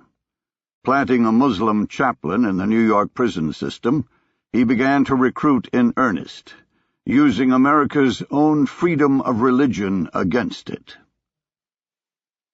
The prison had turned out to be the perfect recruiting ground. All of his converts could blend in anywhere precisely because they were Americans born and raised. The recruits also had no compunction about breaking the law, and were used to using violence to obtain their goals. Finally, they came to his chaplain already despising their country's authority. There wasn't a lot of quibbling over innocence. At the core, they were all looking for someone to blame for their own failings, something to identify with that would provide them honor and a reason to exist. It was no different from a Palestinian living in squalor in a refugee camp. Rafiq had gladly provided that something, first through the pacifist teachings of Islam, then when he had culled out the potential mujahideen through the concepts of jihad and a smaller prayer group. No one in the prison system monitored his chaplain's preachings. His idea wasn't just to convert as many as he could to the jihad, but to build a cohesive fighting cell for a spectacular attack. It had taken years, but now it was paying off in unexpected ways. No infiltrated transplant could have averted discovery as Kishon had done. The mission would have been over. The contact asked, "When will we insert the real virus? Like I said before, we should have done that initially, instead of this test case." "That is the real virus," Rafiq said. "We won't be risking a second insertion. You can initiate it remotely, right?" The contact's voice became agitated. "Yes, of course, but that virus will only disrupt their early warning software. It won't do anything to the system itself. What good is that? Was I supposed to give the men a different one?" "Calm down. You did what I asked. Computer attacks can be fixed in hours. Worst case, they go without power for a day or two. We need to physically destroy parts of the system to cause a long-term effect." "That's the same problem. They'll just put in repair parts. That'll take less time than cleaning out a virus. Why on earth would you risk such a complicated plan? I can do the same thing using my computer." "There are some components that don't have spares. Some critical components." The contact persisted. "If it's so critical, it will be heavily protected." "You'd think so," Rafiq said. "But the Americans don't do anything until after an attack. I found the components in their own vulnerability assessments." "How will you attack them?" "I'm working on that now. It's why I'm in Egypt. Just be prepared to receive an airplane in the next couple of weeks. I'll give you the details when you need them." Rafiq could hear the disbelief in his contact's answer. "We have worked together for a long time, but now I fear you're misleading me. I won't continue like this. You have never kept things from me before. It's for your own safety. You live inside the far enemy. If you get captured, I want to be able to continue. Maybe not immediately, but soon enough. It's bad enough that you know all the names of the cell. Trust me, I have found an Achilles' heel. Just leave it at that." Kurt paced outside the Oval Office, hoping to catch 5 seconds of the president's time. He'd never done anything like this before, only coming to the White House when summoned. The phone call from Cambodia had changed that. He knew it was incredibly frowned upon to attempt to ambush the president, but he really didn't have a choice. He was about to divert the next Taskforce mission for personal reasons, and he needed the president's approval. He also needed a little of the president's big stick to cut through some army bureaucracy. "You sure he's coming back here before his meeting with the Finance Committee?" Sally, the president's secretary, smiled. "Yes, he always comes back here before heading out again. Gives him a breather without interruption." Kurt inwardly winced. "I won't be long, I promise." "What I can't figure out is how you got past the Chief of Staff in the first place. Nobody else gets to ambush the president." Nobody else runs an organization that can bring down his entire administration with one mistake. I don't know. Just lucky, I guess. Sally was rolling her eyes when President Peyton Warren entered the reception area, talking with a scrum of people bringing him up to speed for his budget meeting. He did a double-take when he saw Kurt. Without waiting for Kurt to speak, he said, "Okay, everyone have a seat out here. I'll be back in," Kurt said, 5 minutes, tops. After closing the door and shaking hands, President Warren said, "This must be bad news. Did Jennifer get sent to the hospital or something?" When Kurt had agreed to let Jennifer attempt assessment, the biggest obstacle had been that she was a civilian. They could camouflage the death or injury of any military or CIA member simply by claiming a training accident. But a civilian would be exponentially harder. Friends and family would have to buy the story, something that would be very, very difficult to control. "No, nothing like that. Believe it or not, she passed with flying colors." President Warren smiled. "Good for her. I'll bet that's caused a little barking." "Yeah, it has, but they'll get over it. In the end, they all respect ability, and she has it. Actually, she is part of the reason I'm here." "Okay, what do you have?" "Well, Pike's taking her along with Knuckles' team on a cover development trip to Cambodia in 2 days.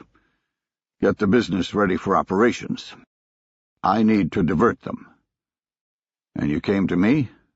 Sounds like Oversight Council business." President Warren was referring to the council that supervised Taskforce activities. Made up of 13 people, including the president, they were the only ones who knew of the Taskforce's existence, and they approved every mission as a single body. All the council members were either in the executive branch of government or private citizens. None came from the legislative branch. "It's personal and not worth the council's time. I got a call from the defense attaché at the embassy in Cambodia. He's a friend of mine." Kurt paused a second, then continued. "Apparently someone turned in some artifacts that belonged to my father. It may lead to his body." Because of the task force bond, the president was as close to Kurt as to any of his advisors. In some ways closer, since Kurt wasn't part of the political machine. The president could relax around him, be himself without being on stage as the head of the most powerful country on the planet, or worrying about leaks for political gain. After getting used to being in the president's presence, Kurt had relaxed as well. One night, late after an Oversight Council update, Kurt had told him the story of his father becoming MIA on a secret mission during the Vietnam War. The Army had recovered the remains of the entire team minus Chris Hale, the team leader. No one knew why he wasn't among the others in the wreckage of the helicopter. Kurt had been 10 years old at the time. It had eaten at his soul every day since. He knew the president would understand. "That's great news, isn't it?" President Warren said. "What did they find?" "It's not great news yet, just good news. They found a rucksack pretty much destroyed by the elements. Inside was a Nikon SLR camera, a recon journal, some rotting Army T-shirts, and other odds and ends. The Nikon and the journal were packed in a waterproof rubber sack. They were the only things marginally serviceable." "What makes you think they were your father's?" "They were able to make out his name written in one of the T-shirts." The president nodded. "Okay, sounds like it might be real. What do you need Pike's team for?" "Sir, I'd like to send him to the embassy to get the stuff. I know it's breaking the rules, getting his team involved with a defense attaché who has nothing to do with his cover. But he's headed there tomorrow, and JPAC is going to take forever. The equipment won't help them find my father. Whoever turned it in will do that. I really want that camera and journal before it ends up lost in bureaucratic limbo." Kurt knew that the Joint POW-MIA Accounting Command would do everything they could to recover his father, as they did for all investigations into MIAs from America's wars overseas. He also knew that they were understaffed, and that for every person's remains recovered by the command, there were probably 300 bogus stories to investigate. Chris Hale was now at the bottom of that heap, with the camera and journal, the only thing left of Kurt's father, tied up waiting its turn. President Warren said, "That's it? You just want Pike to swing by the embassy while he's in country?" Well, no. My buddy can't release the gear to Pike. There's a huge trail of custody that has to be followed. Eventually it ends at me. But I was hoping you could make some calls and cut through the red tape." The president smiled. "That's easy. I'd be glad to do it. But I think you're a little paranoid. Nobody's going to give a shit about a camera from 1970.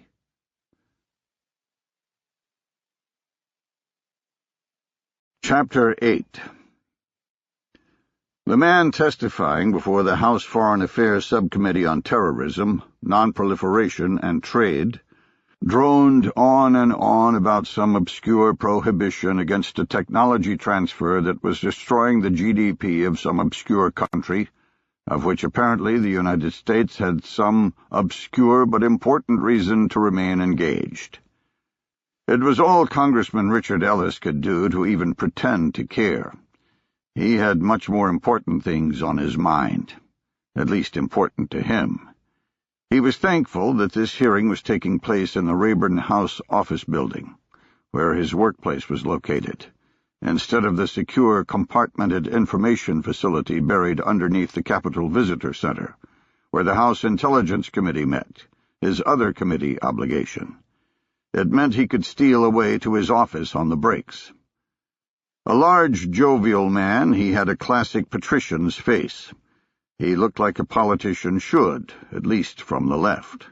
The profile on the right was marred by a 3-inch birthmark that rose from his right eye and ran up into his hairline, like he'd smeared lipstick on his brow. He did his best to cover it with hair, and was always particular about camera angles. Ellis was well-liked on both sides of the aisle, but this conference was testing even his patience. He must be breathing from his ears. Finally, the man shut up, allowing Ellis time to whisper some nothings into the chairman's ear and bolt. As he arrived at his office, his secretary handed him a list of calls he had missed.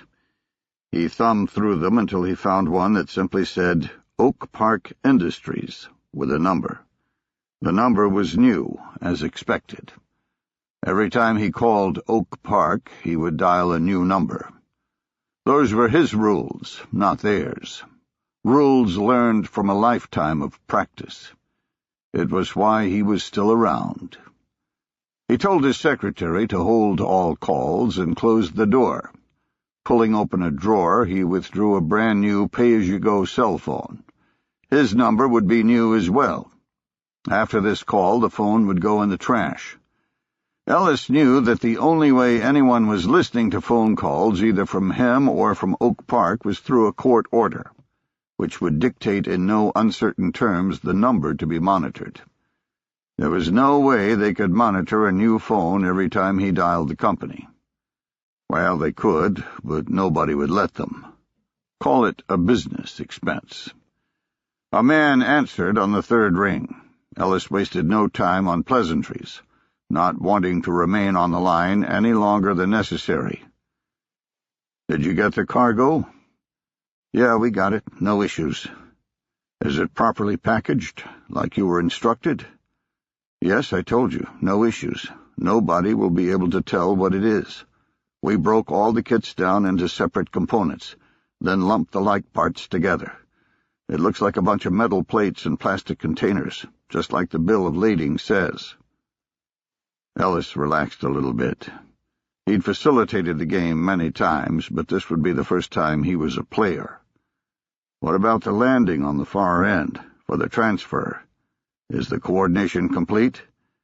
"Hey, come on, we're leaving tomorrow. Do you think I'd fly if I didn't have it squared away?" "Yes, for the money you're getting, I think you would." Ellis wished the man on the other end knew he was dealing with a United States congressman, but a little impertinence was worth the security. Last time we spoke, you had mentioned complications. Have they been resolved? We're good. It wasn't a complication. It was just a matter of finding the right guy. We've got the airport to ourselves for 3 hours. Plenty of time. It's not in Cairo, but it's close enough. Ellis couldn't believe the man had just said a location. He wanted to scream into the phone, but he knew that would only attract attention to the mistake, should anyone be listening. He let it ride. All right. Go ahead and stage. When I contact you, you need to be on the ground in the following 48 hours. Don't get boozed up on European beer with my per diem. Rafi left his hotel room and exited into the crowded streets of Alexandria, Egypt. It was hot here, but the breeze off the ocean made it much more bearable than the heat around Cairo.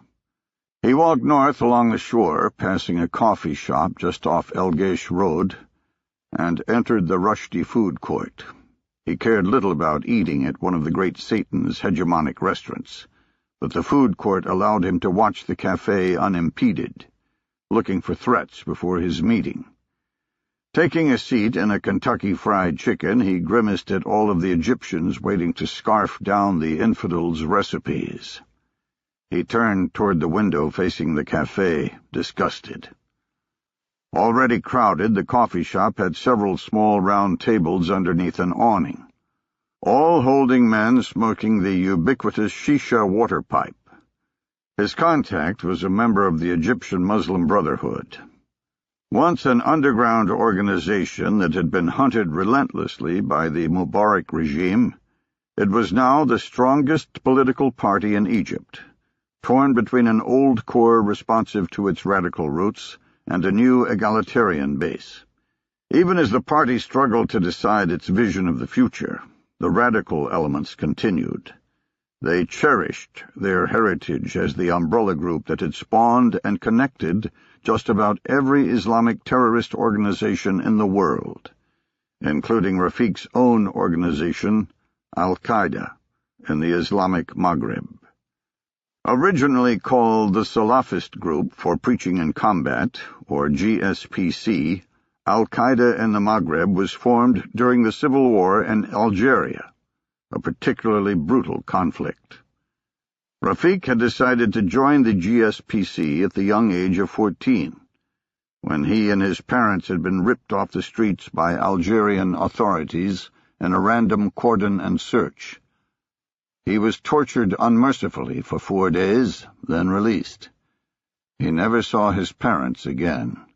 Consumed by rage, all he wanted was revenge. The GSPC provided that outlet. As he grew older, he proved himself for higher training. In 2001, he was sent to Afghanistan, where he met the Sheikh himself, Osama bin Laden. He was there for the glorious strike on September 11th, and also there for the fire that followed. Rounded up by the Northern Alliance and the Special Forces team with them, he was on his way to Guantanamo Bay when the prison he was in outside of Mazar-e Sharif, called Kalai Jangi, erupted in a riot. While most of the prisoners satisfied themselves by cowardly beating a CIA man to death and generally running around like lunatics, Rafiq escaped, knowing how the riot would finish. He found out later that most of his brethren had died in the massive retaliation of U.S. firepower that followed. Returning to Algeria, he was a different man. The Sheikh had shown him that their fight was global. He now saw that the near enemy, like the government in Algeria, existed at the pleasure of the far enemies of the West. That's who needed to be destroyed. They were the ones crushing Islam all over the world. Even now, with the shifting landscape of change sweeping the Middle East, the far enemy continually thwarted any attempts to return to the one true faith, instead championing a system of debauchery cloaked as democracy. Try as he might, he couldn't convince the GSPC leadership. By 2006, he had at least convinced them to pledge loyalty to Al-Qaeda and change their name. He knew they did it for the publicity and that they had no desire to enter the global fight.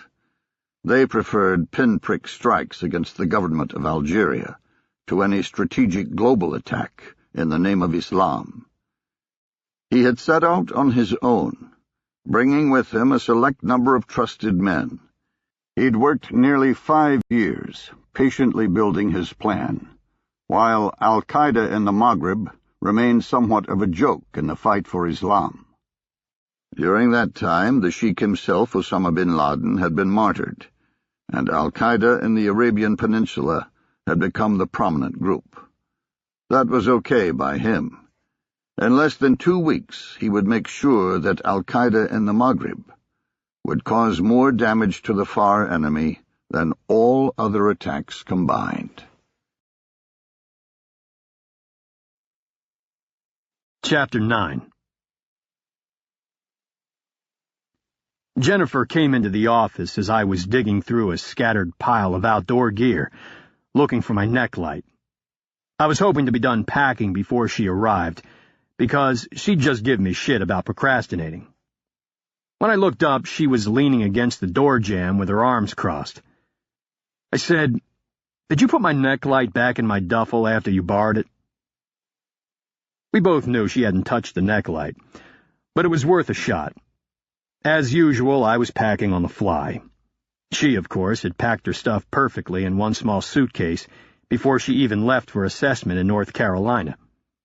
"Pike, if you'd plan ahead more than 5 minutes, you wouldn't be flinging stuff all over the office tonight."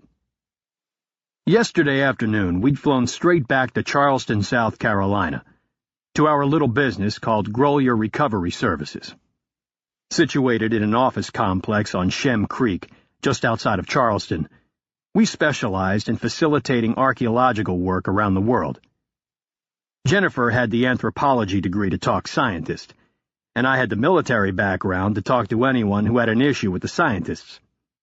We did everything from laying the groundwork with the host nation and U.S. Embassy to providing security on site. A one-stop shop, so to speak.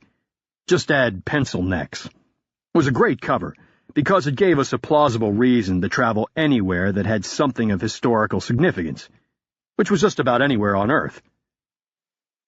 You'd think that a business plan with those parameters would be dead on arrival. I mean, really, how many Indiana Jones expeditions could there be at any given time? But we already had real requests for quotes. Our splashy publicity hadn't hurt. We had started the business with the proceeds we earned from finding an ancient Mayan temple in Guatemala. For about 60 seconds, we were all over the news, but much longer for people who actually cared about such things. Because of it, we now had respectable people beating a path to our door. Not that we needed the work, since we could count on a Taskforce paycheck. I quit trying to find the neck light and shoved everything back into the duffel bag, slinging it into the closet on my side of our small office. Jennifer came inside and took off her sunglasses, exposing the bruise around her right eye. The sight caused a confusing mishmash of emotions in my gut, making me feel guilty, angry, proud, protective, and shameful all at the same time. I said, "Want me to screen your bag? Make sure it's clean?" She knew what I was asking, saying, "Yeah, I guess, but this is my first trip. How could it have anything compromising in it?" Good point. Just force of habit. I'll have to get used to a permanent cover. You could check my bag, though, just to be sure there's nothing left over from my past. She took the backpack and zipped it open, going through the pockets, looking for receipts, business cards, or anything else that could cause a question on this trip. Our purpose was to camouflage Taskforce activities, so everything on us had to support our business, with nothing leading to the unit. It would be bad form to have an ATM receipt from a military post when you were claiming to be a civilian. When I was operational, the hardest thing was making sure my real life didn't intrude on my cover. I couldn't believe the clutter I'd accumulate.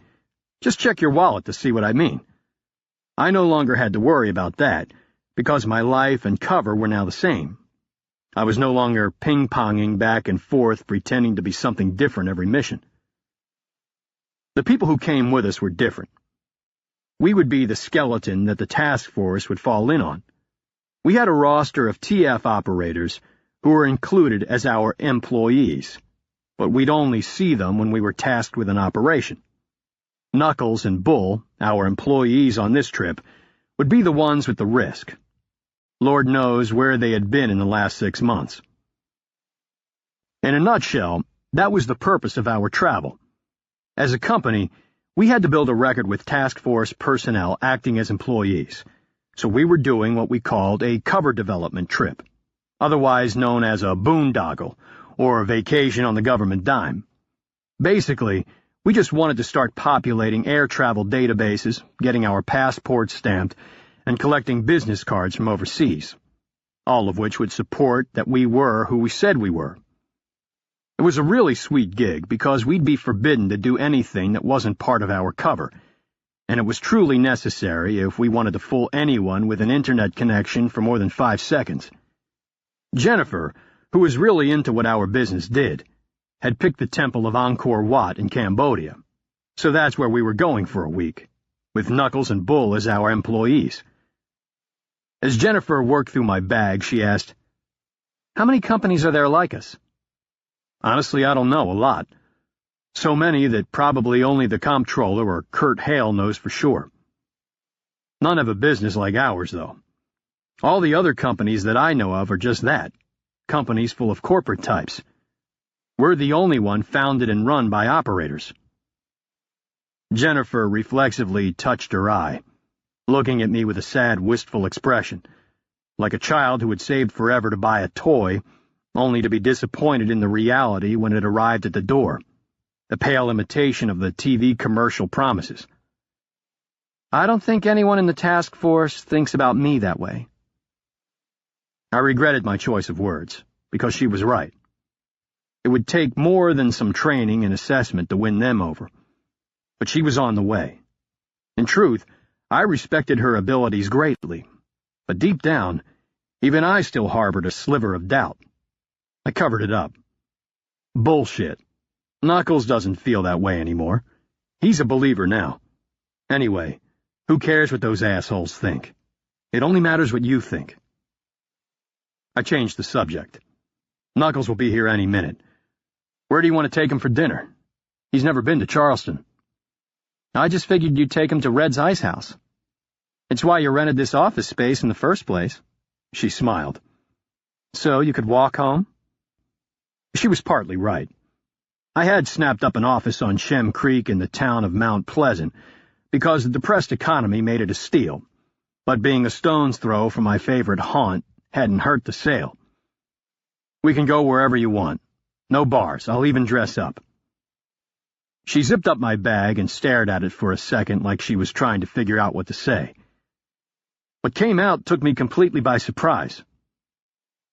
Pike, I've already got plans tonight. I'm meeting someone downtown. I figured you'd want a boys' night out. Plans tonight? With who? Nobody, just a college friend I haven't seen since I graduated. A guy? She didn't have to say anything. Her expression told me it was. I started shoving all the loose gear I wasn't taking back into a duffel bag, using more force than was necessary. Before it could get any more awkward, Knuckles came through the door, dragging a backpack. Hey, workmates, ready to do some sightseeing on the government dime? He saw our expressions and said, Did I interrupt something? Jennifer pulled out onto Coleman Boulevard, headed toward the Ravenel Bridge, feeling a little guilty. She really was just meeting a friend from college, but she'd hidden it from Pike because she'd known it wouldn't be taken that way. She knew him better than he thought. She knew the terrible history and had seen the demons he constantly fought. She had simply wanted to protect him from any pain, but it failed. She had seen it in his eyes, and the hurt had boomeranged right back into her. She knew Pike's emotions were still ragged from the loss of his family, and gave him space because of it. But the truth was she had her own confusion to deal with. There was no doubt she felt drawn to Pike, but she wasn't sure if it was real. Last year he had been willing to sacrifice his life for hers, not once but twice, in selfless acts that had touched her core. She couldn't tell if that was affecting her feelings, if maybe she wasn't projecting a debt she felt she owed. The idea of going to assessment and launching the company had been intriguing, but initially she had shied away. Pike had been insistent, and she had acquiesced simply because he'd asked. Well, mostly.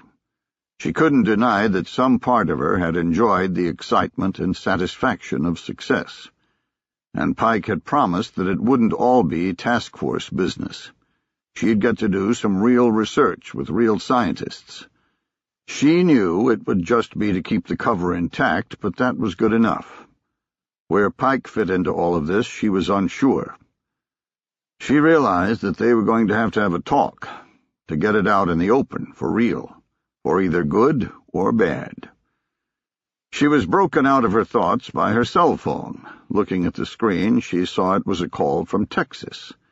She didn't recognize the number, but did know the area code. As soon as she answered, she wished she hadn't. "Hey, baby. How you doing?"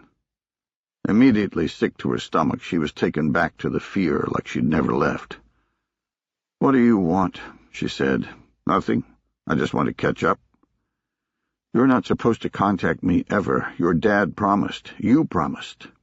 Her voice quavered, and she hated herself for it. "You're not the same girl he beat on. You're better than that." "Well, Dad and I have sort of fallen out. So no more money from the trust fund, and no more agreements that he made for me." "I've got nothing to say to you. Goodbye." "Wait."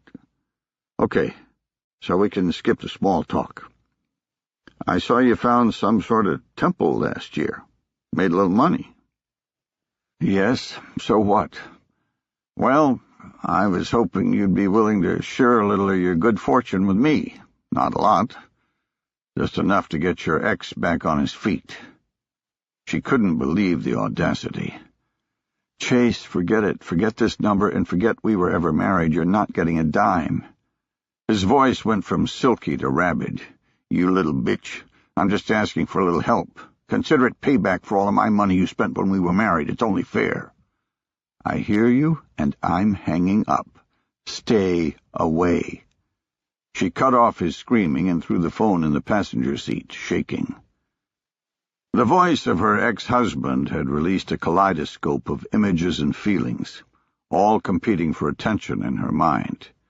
The beating, the blood and vomit, but mostly the terror. Something she'd run from and thought she'd left behind, but his voice was enough to take her back. It dawned on her that she had felt this same way in the saloon. Not as extreme, but a knife edge of terror facing a room full of men all intent on beating her. Just like her ex-husband. Maybe even taking joy in it like her ex-husband. The difference had been that she had learned how to fight back. She'd been so intent on survival, she hadn't made the connection. Now it left her a little disgusted. The task force was supposed to be made of heroes. Pure, with her being Tonto to the task force Lone Ranger, both only doing what was necessary for the defense of the nation. She'd seen Pike's selfless side, but also seen him act in ways that were borderline homicidal. She'd put it down to the torture of his past. Now she wasn't so sure. Maybe the difference between the black hats and the white hats was simply the interpretation of the artist. Maybe they're all like my ex-husband, but they've just found an outlet for the violence. She wondered again if she'd made the right choice. Chapter 10. It was a little bit early, but Congressman Ellis told his secretary goodbye and left the Hart office building.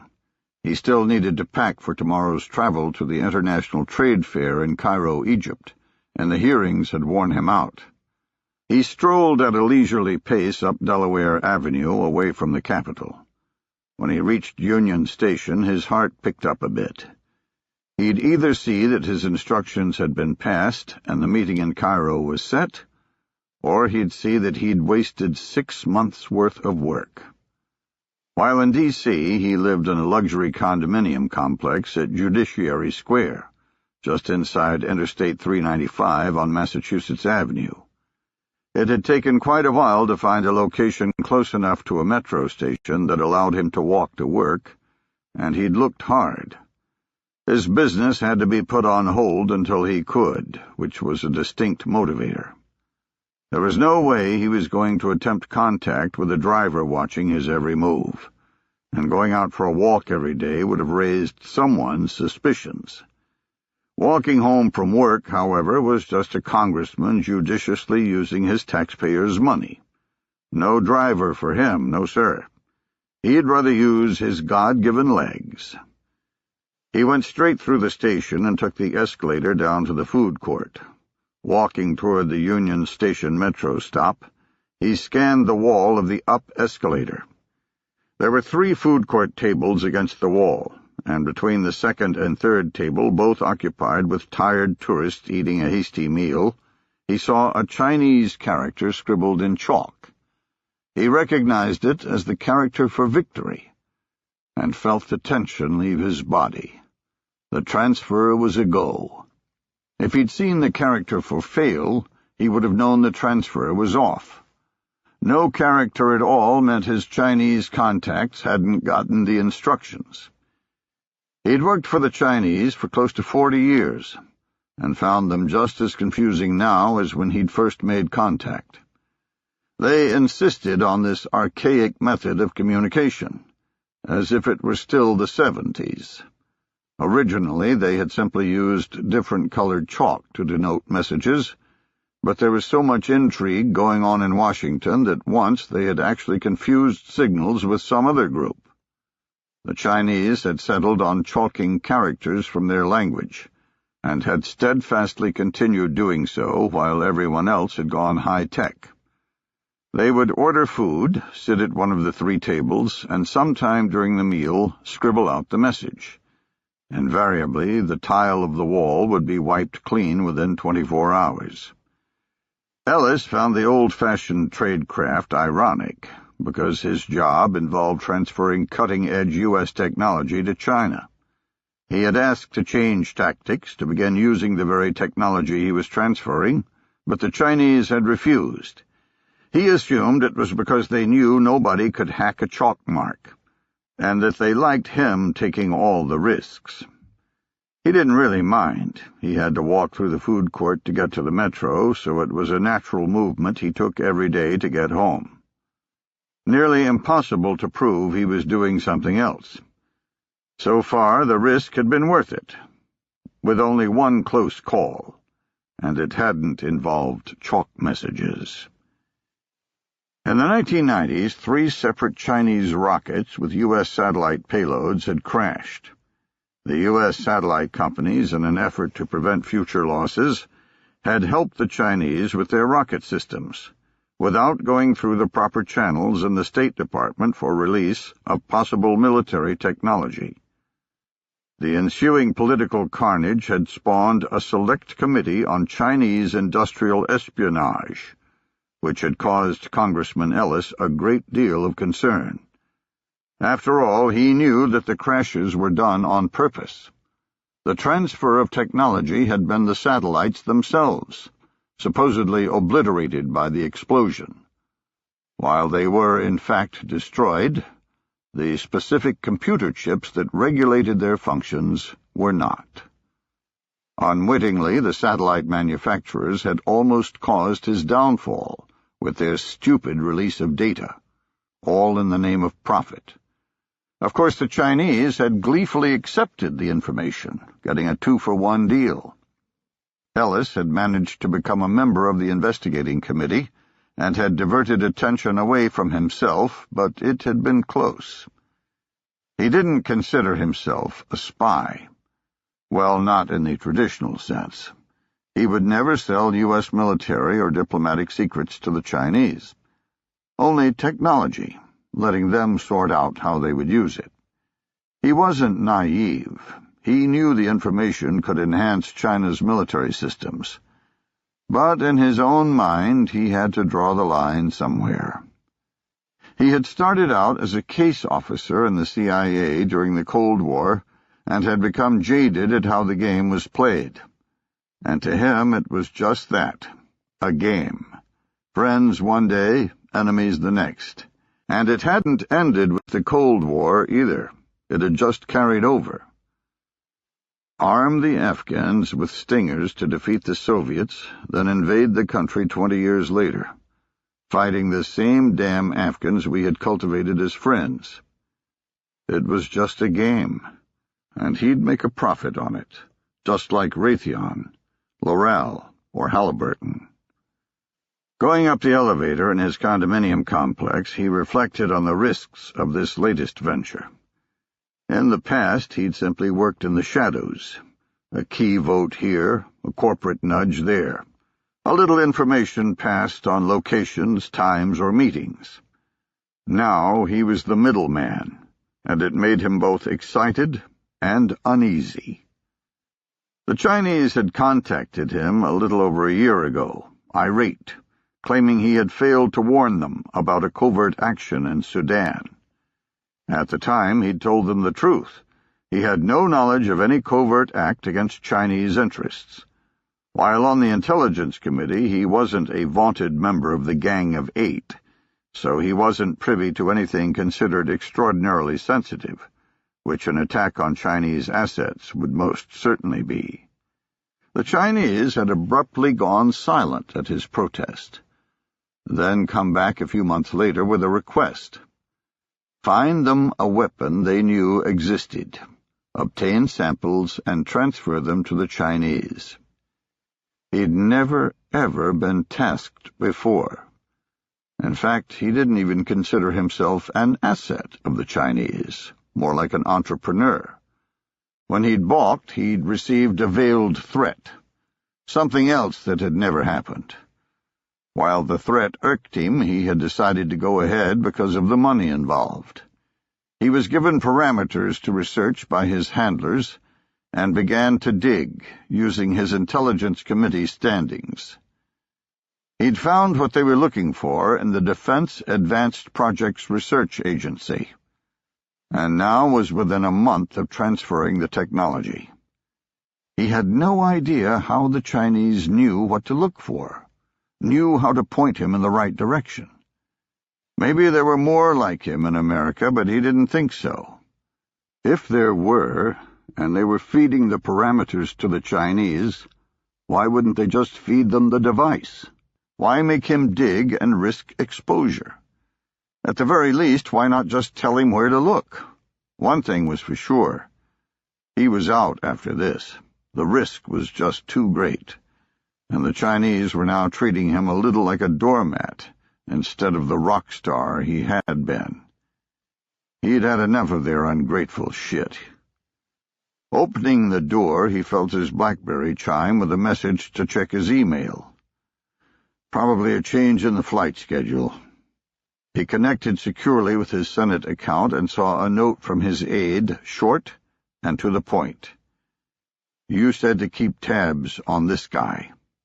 Attached was a report from the Joint POW-MIA Accounting Command detailing possible information regarding the location of Christopher Hale, MIA in 1970, Cambodia. The name brought a flash of nostalgia. A comfortable blanket he found himself wanting more and more as he grew older. So they finally found him. He remembered the disbelief he had felt when the North Vietnamese had said a reconnaissance team was in the area. At first he had dismissed the alarm, since he knew for certain where every recon team was targeted and had routinely passed that information on to the NVA. The nearest one was a full day's walk from the camp. After the gunfire erupted, he had fled with his Chinese counterparts, desperate to beat the bombing that was sure to come.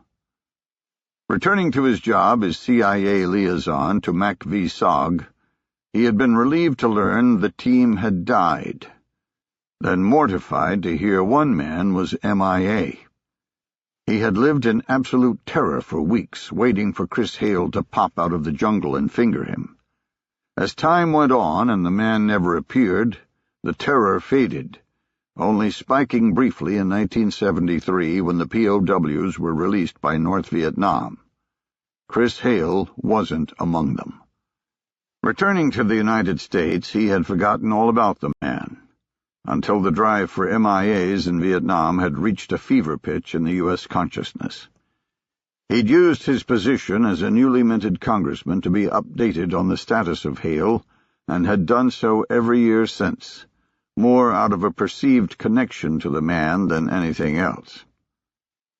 He opened the report and felt a small sliver of fear. The only items listed were a reconnaissance journal and a camera. He immediately willed himself to calm down. No way any film has lasted this long, and even if it has, the odds of it having anything besides some bamboo bunkers is nil. Just to satisfy his curiosity, he Googled "processing old film" and felt the fear return. Apparently, it not only could be done, but it was done routinely. There were whole websites dedicated to finding old cameras at garage sales, developing the film, then trying to determine who was in the picture. Several companies were solely dedicated to developing outdated formats, and claimed success with film from the early 1900s. A roll of film from 1970 was well within the art of the possible. He returned to the JPAC report, seeing the items were currently located in the U.S. Embassy in Cambodia, and that the investigation was labeled initial, which meant JPAC wouldn't get to it for at least 6 weeks. He closed out his account. He had too much on his plate to worry about it now. Just have to beat JPAC to the camera when I get back. Chapter 11. Peering out of the grimy Kentucky Fried Chicken window, through the growing throngs of Egyptian tourists, Rafi saw a young man wearing a white shirt enter the cafe and look at his watch. At precisely 1 o'clock he sat down and removed his sunglasses. Rafi waited. The man pulled a tattered paperback book from his pocket, thumbed through the pages, then placed the book face down on the table, still open. So far, so good. Rafi had never met the contact from the Muslim Brotherhood and didn't know what he looked like. The only way he could be sure he wasn't walking up to a stranger or into a trap was if the contact followed his instructions to the letter. When the man crossed his legs, the final signal, Rafi started to rise, then abruptly sat back down, a spike of adrenaline coursing through him. Left leg over right, not right over left. To protect himself, he had given the contact an emergency signal. If the man was compromised and was making the meeting under duress, he was to cross his left leg over his right. If everything was fine, it would be right over left. Rafi stared in disbelief, running through his mind all of the connections that could have led to compromise. He came up with very, very few. He saw the man give a small start, then recross his legs right over left. Rafi debated. The idiot probably just screwed up. Rafi knew he should leave and re-establish contact. He was running out of time. A new meet might take another week to set up. There was one more check he could do. The book was supposed to be on page 100. Anything else, and he'd leave. Approaching was a risk, but a small one. If the contact had been turned, the authorities would want the meeting to continue for the information they could glean. They wouldn't make a hasty arrest. Rafi left the KFC and circled around to the contact's blind side. Walking as if he had another destination, he slipped into the seat next to the contact at the last second. He grabbed the book before the man could react and saw it was on page 100. He tossed the book on the table and said, "I'm the Falcon. Follow me."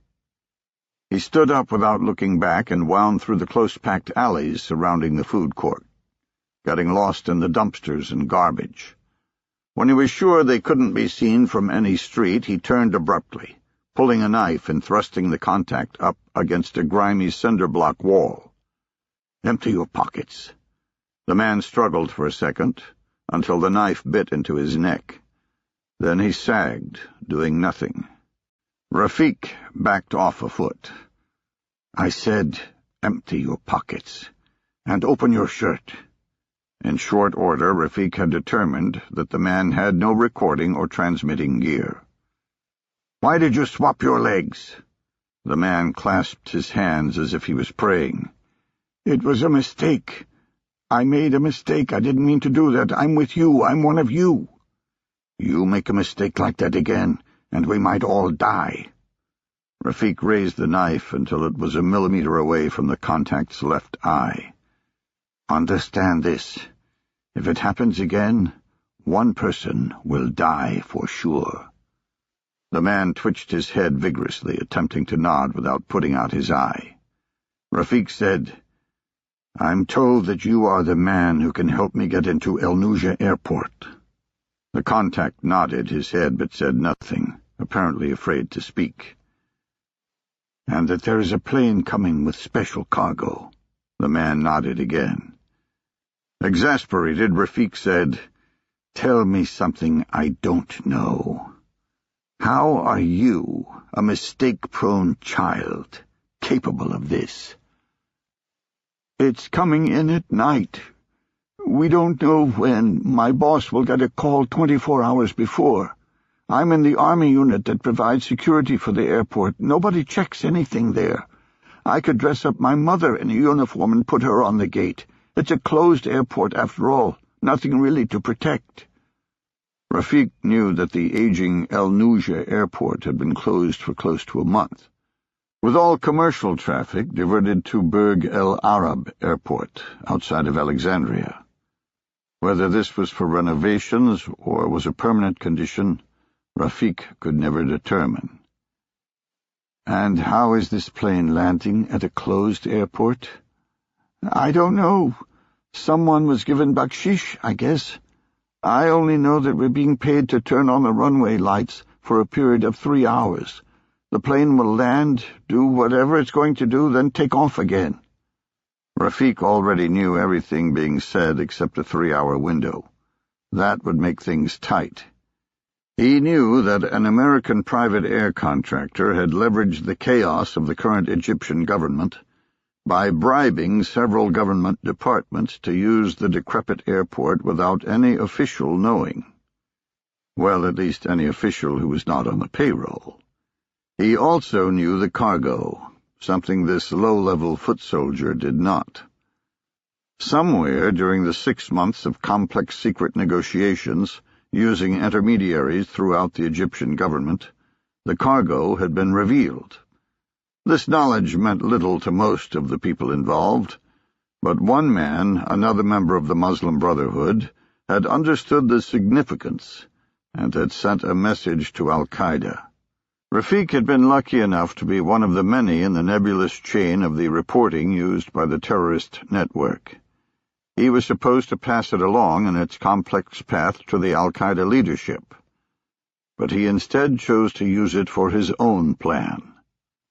For 6 months he had wondered if the message was real, if maybe he was basing a plan on a chimera. Sometimes, lying awake at night, he hoped it was fake. The mantle of responsibility was enormous, weighing him down like a wrought iron chain around his neck. He had no grand organization like bin Laden's. Outside of his small circle, men who would follow him into hell, he had to rely on others for help. Algerian contacts in Montreal, prison recruits in the United States, and radical members of the Egyptian Muslim Brotherhood. And he still had to convince another organization to provide him with an air crew for the plane. Today, though, all of that was forgotten. The aircraft was real, which meant the cargo was real. Soon, inshallah, his victory would be real. Chapter 12. Bull and Knuckles were waiting for us when we returned to our hotel in Phnom Penh. "Any issues with the embassy?" Knuckles asked. "No," I said. "They didn't even want an ID. It was strange. Like they couldn't give me the stuff quick enough. They probably just figured there was no way someone would fake a name like Nephilim. That's what I mean. Usually I spend 15 minutes trying to sort out the message traffic before some idiot changed my name to Nicholas or Nestor. This time Nephilim was right on the sheet, and when I said that was me, they started throwing the stuff my way. Let me see it." I pulled the Nikon SLR out of my bag and tossed it to him. Jennifer began packing her suitcase, saying, "If we get out of here quick enough, we can catch today's bus to Siem Reap. This little detour won't cost us a day at Angkor Wat." Knuckles turned the camera over in his hands, then put it to his eye like he was taking a picture. He cocked the film lever and said, "Hey, I think this thing's loaded." "Really?" I went over to him. "Careful, don't break it." He held it away from my hands. "I'm not going to break it. I'm going to get it out." He unfolded the rewind lever and began to crank, with me hovering around like a nervous hen. Jennifer put her hands on her hips. "Come on, guys, let's pack. We've got plenty of time to mess with that camera on the bus. Bull, can you pack up the laptop?" "Don't force it," I said. "If it won't crank, let it go." "I'm not forcing it, calm down." He continued winding until we both heard the lead spin inside the camera. He smiled. "See, it's done." Opening the back, he pulled out a roll of black and white Kodak Tri-X film. Exasperated, Jennifer said, "Pack up your stuff, please. We're going to miss the bus." From behind her, Bull said, "Yeah, pack up your stuff. But don't worry about the bus." He was looking at our corporate website, pulling up our email through a VPN. "What's up?" I said. "We got a mission." 24 hours later, I was sitting in a coffee shop in Jakarta, Indonesia, playing with my smartphone. Jennifer was sitting across from me, looking a little peeved. I guess I didn't blame her. We had left Cambodia immediately without going to Angkor Wat, and chances were we wouldn't be going back. She said, "I thought we weren't allowed to do this stuff until we had the business established." Well, ordinarily that's true, but it's the risk that counts. This can't be too much adventure. Probably something simple that Johnny would rather not do for whatever reason. All the message on the VPN had said was that Johnny, meaning Johnny's team, needed some help and had given the location of the coffee shop with a time. Because of our separate covers, Johnny wouldn't contact us directly, but would use a digital dead drop instead. We'd never even seen anyone from his team. Someone would just walk or drive by and launch the message from their smartphone to ours, using an encrypted Bluetooth connection. When it was done, there'd be no history of the transmission that would connect us, like a cell phone text message, email, or a call. Jennifer said, "What if it's not something simple? Maybe it's something that could jeopardize our company. Are you going to do it?" "It depends. I don't know until I see it. Anyway, you know how I feel about that. The company's just a means to an end, not an end unto itself. You start worrying too much about that shit, you end up paralyzed, never doing anything for fear of burning something." A long time ago, I had had a teammate almost die because another government agency refused to help. He survived, but in the after-action review, I found out that we'd been left high and dry because the other agency was afraid of blowing its cover. The method that facilitated the operation had superseded the operation itself. I had decided then and there that I'd never let cover stand in the way of a critical mission. I wouldn't do anything stupid, but I also wouldn't let it paralyze me. She said, "Yeah, I remember what you told me, but we haven't even started yet, and we might be destroying what took 6 months to build. That's something to consider, isn't it?" Apparently, she was still wondering if I was a loose cannon like I had been when we first met. Before I could answer, my phone vibrated. "It's here." Jennifer looked a little startled, then glanced around trying to spot the teammate, which I knew was a losing proposition. The message was a location for a physical dead drop. I called Knuckles and relayed the directions. Jennifer said, "Did it even say, should you choose to accept it, or anything like that?" I smiled. "Nope. Let's get Bull and Knuckles their coffee orders and see what this is about." By the time we returned to the hotel, Knuckles had serviced the dead drop, retrieving an encrypted thumb drive. He had it in our computer and was reading the screen. "Well," I said, "what's the mystery?" "Nothing big. Looks like Johnny's tracking a guy named Nordin Sunkar. He's supposed to be a facilitator for Jamaat Islamiyah and runs a travel agency here in Jakarta." Jamaat Islamiyah, or JI, as we called them, was an Indonesian terrorist group affiliated with Al-Qaeda. Like every other fanatic associated with AQ, they wanted an Islamic state based on Sharia law, and were constantly blowing shit up to accomplish it. They were responsible for the Bali massacre in 2002 that killed more than 200 innocent tourists. "Okay," I said. "What's that mean to us?" "Well, they've been trying to get a handle on this guy for a while. They've been watching his travel agency for over 2 weeks now. So far, nothing. All they want us to do is go inside and see if we can confirm or deny he even works there. If eyeballing the place is a waste of time, they want to know. I still don't get why they called us. Just go in there, for Christ's sake?" "There's CCTV cameras all over the building. They're afraid of pulling a Dubai if they have to hit the guy here in Indo." A couple of years ago, someone had whacked a Hamas leader named al-Mabu in Dubai. Since he'd freely admitted to the stone-cold killing of 2 Israeli soldiers in 1989, the odds-on favorite was the Israeli intelligence service, Mossad. Whoever it was did it pretty smartly and had successfully exited the country, but the Dubai police unraveled the plot by looking at every CCTV video in the entire city, piecing together who had done what, starting with the dead guy's hotel. It had turned into a huge diplomatic row when it was discovered that the killers had used falsified passports from European Union countries. Dubai had also spread the killers' faces, taken from their passports, all over the worldwide news. Johnny was afraid of the same thing happening to them, and wanted to avoid any CCTV footage linking anyone on his team to the target, which made sense to me. So all he wants us to do is go in there and confirm or deny his presence? Yep.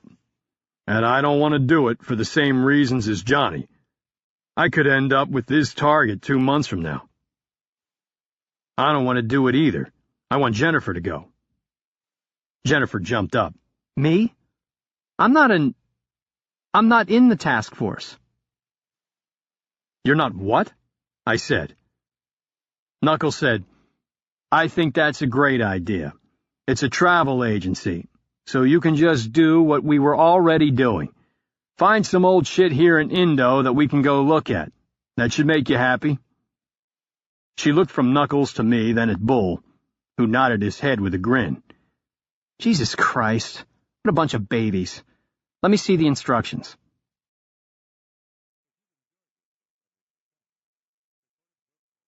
Chapter 13. Congressman Ellis looked at his watch. He had rushed over to the Cairo Convention Center to meet his contact, while the rest of the delegation got over jet lag at the hotel. But he couldn't spend a great deal of time here before the delegation began to wonder where he was. He expected a quick meeting, and now didn't like the answers he was getting. "What do you mean you can't do anything?" he said. "This guy has a camera that might have my picture on it with Chinese officers. It could destroy our relationship." Han Wan-chun gave a little shrug. "What on earth do you want me to do? I'm a simple businessman. I cannot help it if you get in trouble. Don't give me that shit. I have a copy of his passport and his last itinerary. He's in Jakarta right now. That's close enough for your people. We need to get that camera." Han was attending the International Trade Fair in Cairo as a representative of the Great Wall Industry Corporation, hiding his association with the People's Liberation Army. "You wish me to track someone down in Jakarta while I'm in Egypt? I think you're growing a little paranoid. Is there something else I should be aware of, something to do with our business?" "I'm not paranoid, just careful. The camera was in the U.S. Embassy in Cambodia. It should have stayed there until I could get to it. But somehow this man managed to get them to hand it over against regulations. I did some digging on him, and he owns a company that has no history. No travel, credit purchases, or anything else. It stinks." Han smiled. "So you think this company is fake? A costume for something else?" Exasperated at the dance, Ellis said, "Yes, just like your damn company. I'm not asking you to fly to Indonesia. Get some friends in the MSS to do it." Han looked at the booths to his left and right, making sure nobody next door had heard the outburst.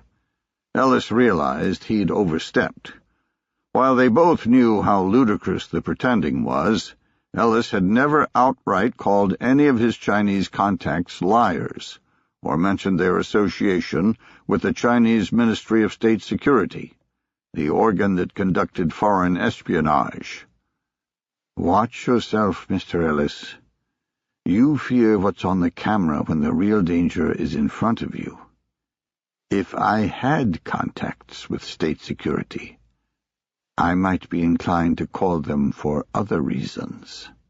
Ellis backpedaled. "I just meant you have a lot of pull with the Chinese government and could probably help. Nothing more. It would be conducive to our business." "Let's discuss that first. When and where will we transfer the equipment?" "Here in Cairo.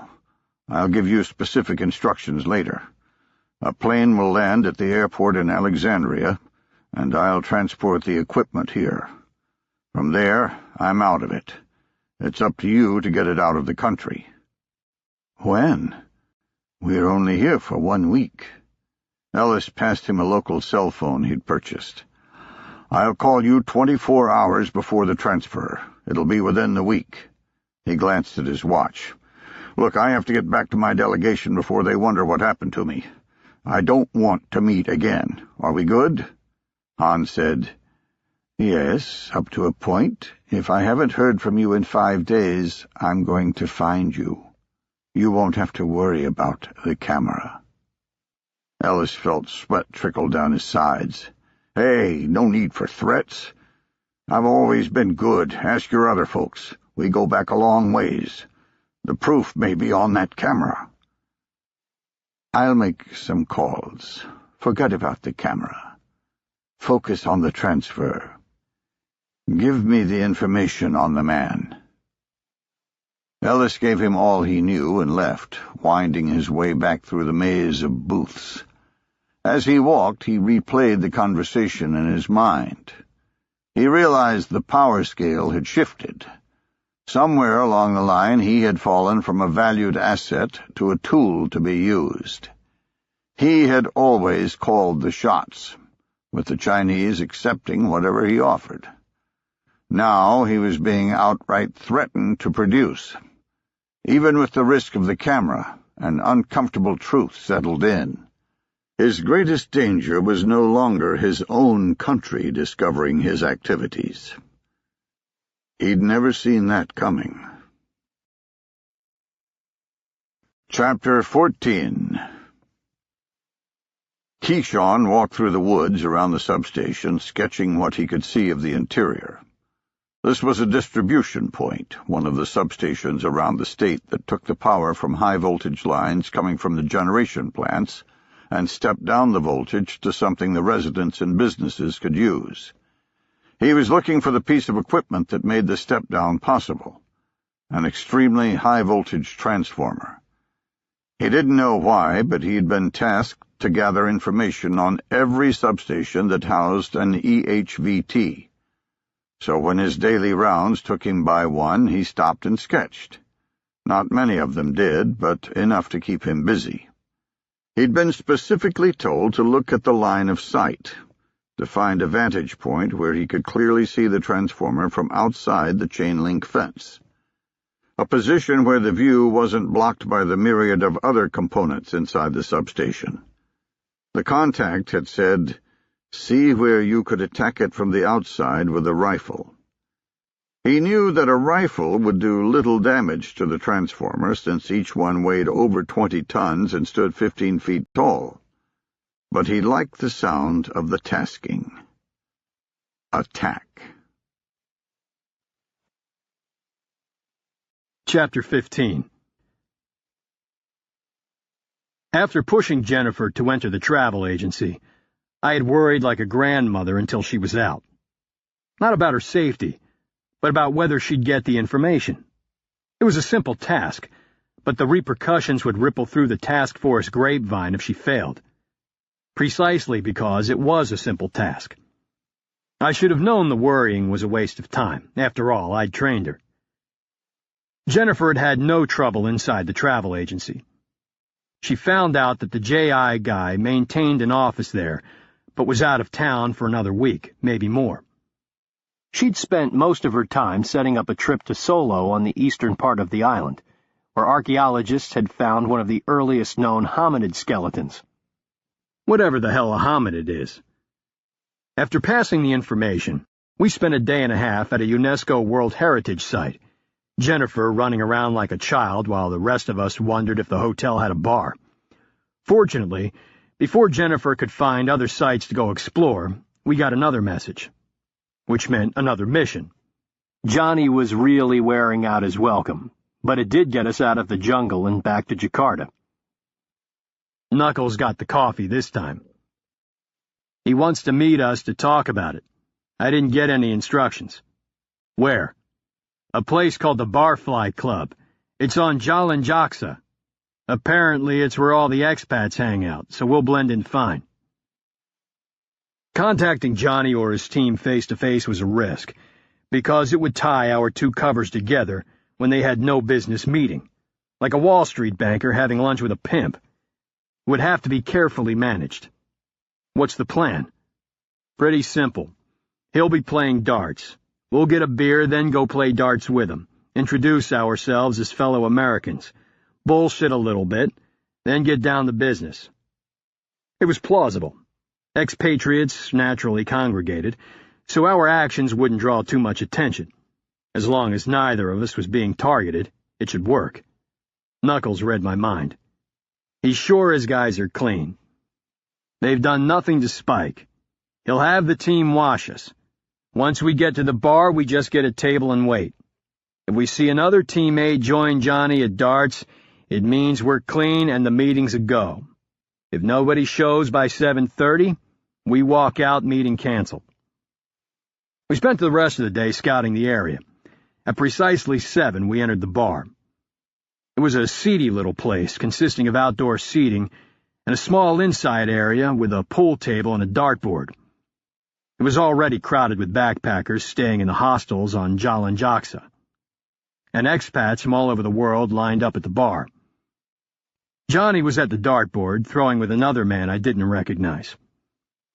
We got a few beers and took the only inside table that was open, trying to talk over the groan of the overworked and useless air conditioner. Jennifer watched the dart game for a minute, then said, "Is Johnny religious?" Knuckles laughed. "Hell no. Why?" "His baseball cap has a Bible verse on the back." Knuckles looked at me, passing the ball for the answer. I said, that's just an inside joke, a Taskforce joke." Before I had to explain further, a man I did recognize joined Johnny's group. I couldn't recall his name, but he was Taskforce. Knuckles said, "That's our cue." We got up and sauntered over to the dartboard, spending 20 minutes introducing ourselves, throwing darts, and generally playing the where you from game like expats always did. Finally, Johnny said, "You're clean. Let's get a table outside." We were assaulted by the heat as soon as we exited. Even at night, the humidity caused my clothes to stick. Johnny found an isolated spot and didn't waste any time. I want you guys to do a B&E on the travel agency and get into Norton's computer. The task caught me by surprise. Breaking and entering wasn't a risk-free proposition, and he already had the experts here for that. I couldn't understand why he wanted to even enter in the first place. I said, "We've got the best hackers in the world in D.C. Why take the risk of breaking in?" "Yeah, I know. And we've already cracked the network. But there's closer." The task caught me by surprise. Breaking and entering wasn't a risk-free proposition, and he already had the experts here for that. I couldn't understand why he wanted to even enter in the first place. I said, "We've got the best hackers in the world in D.C. Why take the risk of breaking in?" "Yeah, I know. And we've already cracked the network. But there's close to 100 computers in that building, all on the same ISP. The guys have to go through each one line by line to see if it's the right one. It'll take a month." Knuckles chimed in. "So, that's what we do, slow and patient. You push the issue and you'll burn the task force." "I know, but there's a lot of chatter right now. Something big is going on, and the boss is willing to push it. Nobody has any leads, and this guy might be involved. CIA, FBI, and DOD are all pinging red, but with nothing concrete. It's coming from all sorts of groups, JI, GSPC, AQ. Everyone's talking about a hit." "Why us?" I said. "You've got the task force team. We've only got a couple of operators and a cover organization." "Because you've already seen the inside of the building. You know the layout." "Bullshit. Jennifer's the only one that's been inside." "Right." He didn't say anything else, and it dawned on me that he wanted Jennifer to do the B&E. Whoa, wait a minute. We're just a cover organization. You guys do the operations, we facilitate. Pike, come on. Don't feed me that shit. You're the only cover organization in the task force that's run by operators. What did you think was going to happen when you started traveling? You expect me to believe you wanted to sit on the sidelines? I looked at Jennifer and saw she had caught the reference. He had said operators, plural. He continued, "You know this makes sense. Why send in someone who doesn't know the floor plan when you can send in someone who's already been inside?" He had a valid point. It's exactly what I'd do if I had my own team. But I didn't, and Jennifer was brand spanking new. She'd never done anything like this outside of training, and it was my fault she was in this position. I'm the one who had forced her to go inside in the first place. This was a much bigger risk, and Knuckles saw it the same way. He said, "Johnny, I agree with what you're saying, but I don't know. Jennifer's not ready for this. She's never done a live operation." "Jesus," Johnny said. "She's not going in alone. She'll have my team there with her. I just want to use her knowledge of the floor plan. We'll do the hard work." Jennifer spoke up. "I'll do it." We all looked at her as if we'd forgotten she was there. "I'll do it on one condition. My guys go inside with me. No offense." I scowled and she mouthed, "What?" I looked at Knuckles and Bull. "What do you think?" Bull said, "If someone's going in regardless, might as well be us getting the high adventure." Knuckles nodded, saying, "I'm game, but I think it's a bad idea all the way around. Not Jennifer or us going in, but anyone going in. Too risky. Especially for a fishing trip." Johnny was smiling, knowing he'd won. "It's not my call. Someone getting paid the big bucks wants it done, so don't fret over it." I said, "Okay, what was your plan?" "Well, we haven't seen any security guards, even with the jewelry wholesaler on the 3rd floor, so that's not a threat. Basically, the place is wired with CCTV cameras and an alarm system, but they're all linked into a central hub. Unfortunately, it's a closed network. We can't find an access point on the web, and we've looked hard. We can still gain control of the SCADA system if we can just get to a wire anywhere on the network." SCADA stood for Supervisory Control and Data Acquisition, and was an egghead phrase for the computer system that controlled the security of the building. It came from industrial processes where a computer monitored all aspects of production to ensure efficiency. More and more commercial facilities were networked this way, with one overarching computer controlling everything from the air conditioning to the lighting, sometimes in a location hundreds of miles away from the building. I said, "Where were you planning on gaining SCADA control?" "There's a blockhouse out back. We're pretty sure that's where the lines are feeding. Once we had control, one team would enter while another pulled security, using the cameras all over the building." "How sure are you about the blockhouse?" Johnny grimaced. "Well, not 100%. I was going to crack that first, put on a slave unit, then crack the building. If we couldn't figure it out or the blockhouse was bad, we'd just pull back." Knuckles said, "You just need a data line that's in the network?" Johnny nodded. "Yeah. We only need about 2 inches for the slave unit to function. It's got a broadcast range of about a quarter mile, so anywhere nearby is good enough." "Why not just use one of the wires coming out of the cameras?" "We thought about that, but they're all on the exterior of the building above the 2nd floor. I thought it would be easier to crack the blockhouse than climb the building. We don't have any climbing gear." "But if you tagged the camera, you'd know you had the network, right?" "Yes," Johnny said, "but I just told you. We don't have any climbing gear, and I'm not risking a guy trying to do that freehand. If he fell, the whole operation would be shot, on camera no less." I saw where Knuckles was going. "But what if you had the climbing gear? That'd be a better choice, wouldn't it?" "Yeah, it would." He squinted at me. "Don't tell me you guys brought climbing gear." "Something better. We brought a monkey." Chapter 16.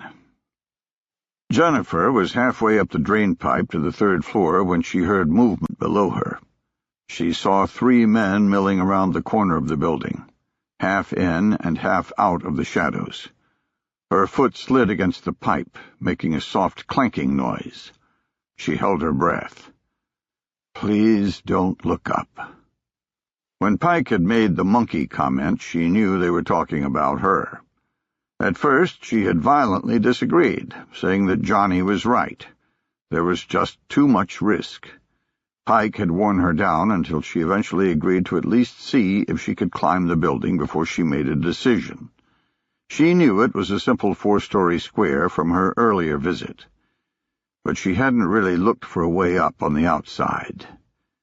It turned out to have a solid drain pipe on the back corner, which was hidden in the shadows from the street.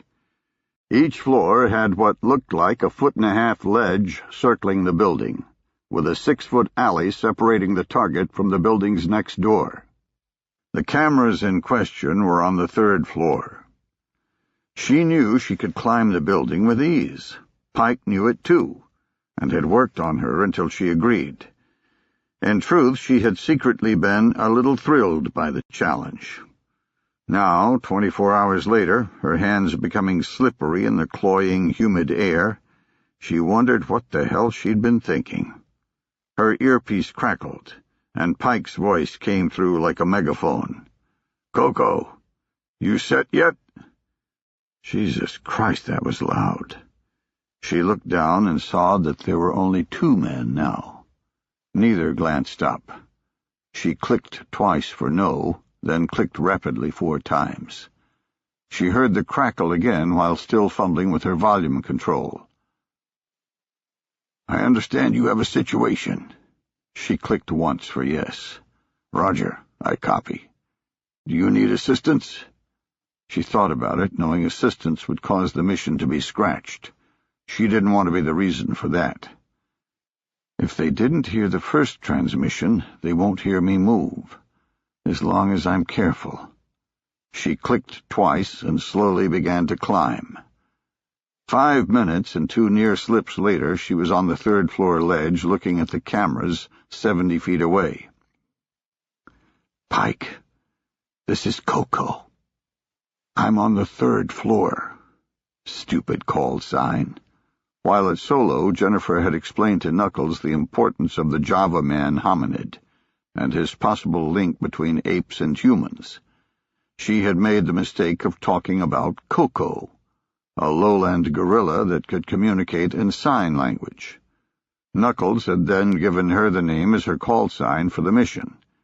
It had done no good to explain that lowland gorillas weren't monkeys. "Roger," Pike said, standing by. Movement inside the building caught her attention. She could see the glass cases of the jewelry wholesaler in the security lighting, full of samples for retailers to peruse. Just outside the door, behind the bars, stood a man. "Pike, there's someone inside the building at the jewelry store." There was a pause. Then, "Roger. Security guard?" "No. Stand by." The man had bent down and opened a duffel bag. He pulled out a hammer and a canvas sack, setting them carefully on the ground next to the door. Then he pulled out a cordless drill. "He's a thief. He's got a drill. He's breaking in." Her voice came out rushed and panicky, embarrassing her. Pike's came back like he was ordering donuts. "Roger all. Break, Johnny, we are boarding. I say again, we're boarding." "Roger, I copy." Jennifer cut in. "Pike, I can't get down. There's 2 men at the bottom of my drain pipe. I can't jump from this height." Pike's voice reflected urgency for the first time. "I copy. What's the guy inside doing?" The man had placed his duffel bag by the stairwell and was kneeling in front of the door, working a drill bit into the drill. The canvas sack and hammer were by his side. Clearly, he intended to defeat the lock, set off the alarm, then use the hammer to smash the glass cases in the jewelry store, stealing whatever he could before the police arrived. "He's preparing to drill the lock. When he gets through that, the alarm's going to go off." "Roger. Johnny, how'd he get in? Has he already set off an alarm?" "I won't know for sure without the SCADA, but I don't think so. My bet is that alarm is pretty damn loud. I doubt they'd have just a silent one." The man had finished with the bit and began working the lock. "Pike, he's drilling." Pike came back immediately. "Go to the camera. Initiate the slave unit. Johnny, shut off the alarm. Don't let it go off." Jennifer had begun moving before he was done, reaching the camera in seconds. She heard Johnny say, "Then what?" followed by Pike's, "How should I know? One step at a time."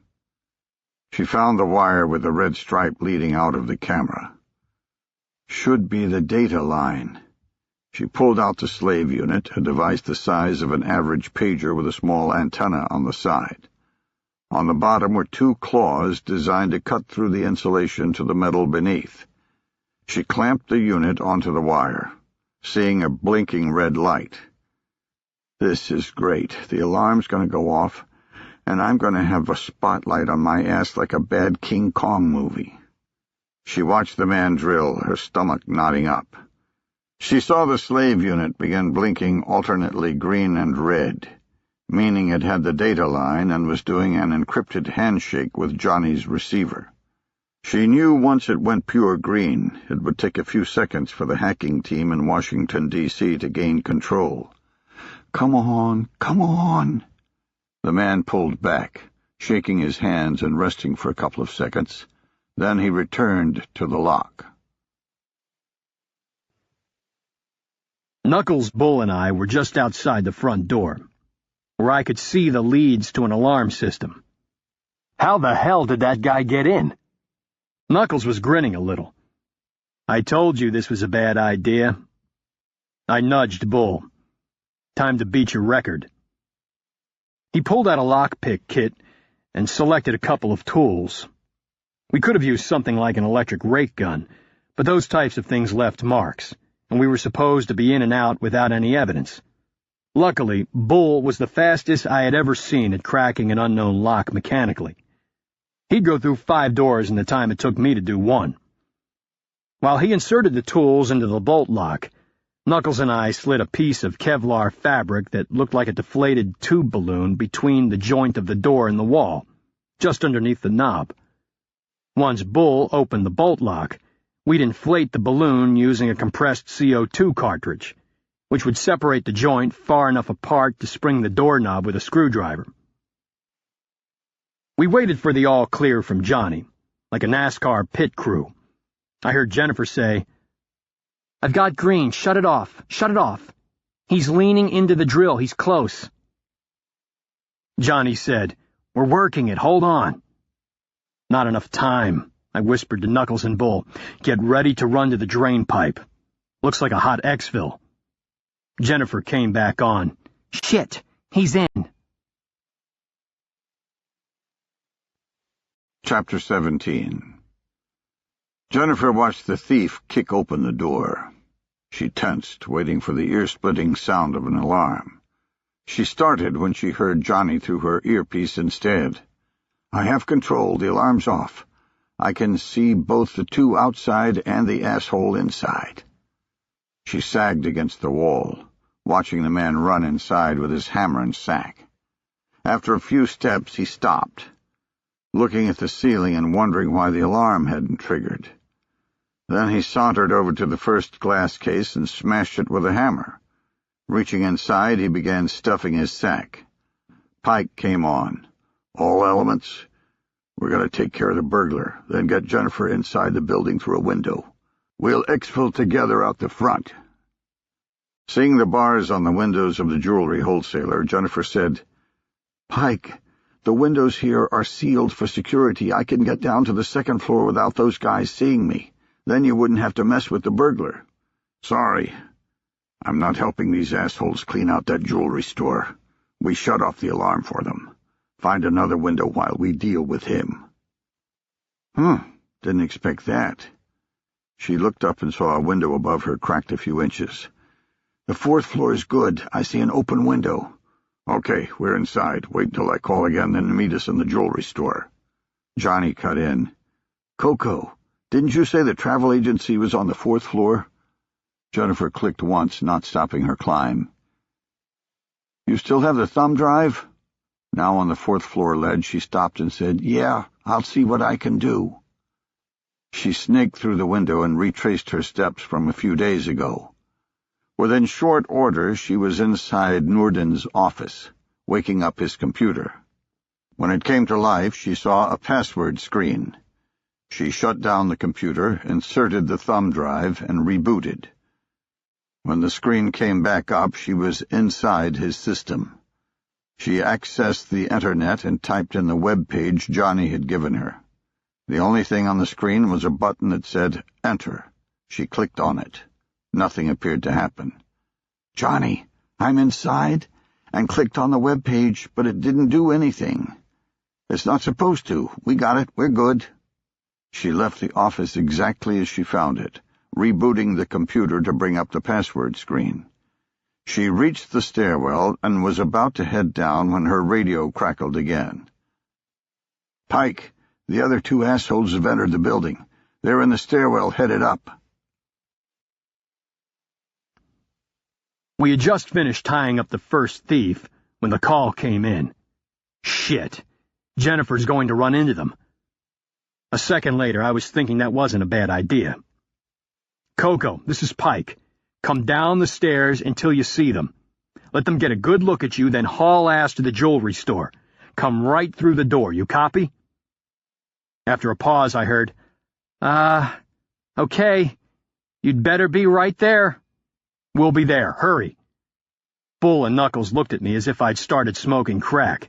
"Bull, get over by the counter. Knuckles, grab that chain." Knuckles got the idea and laid it in front of the door, me on one end and him on the other.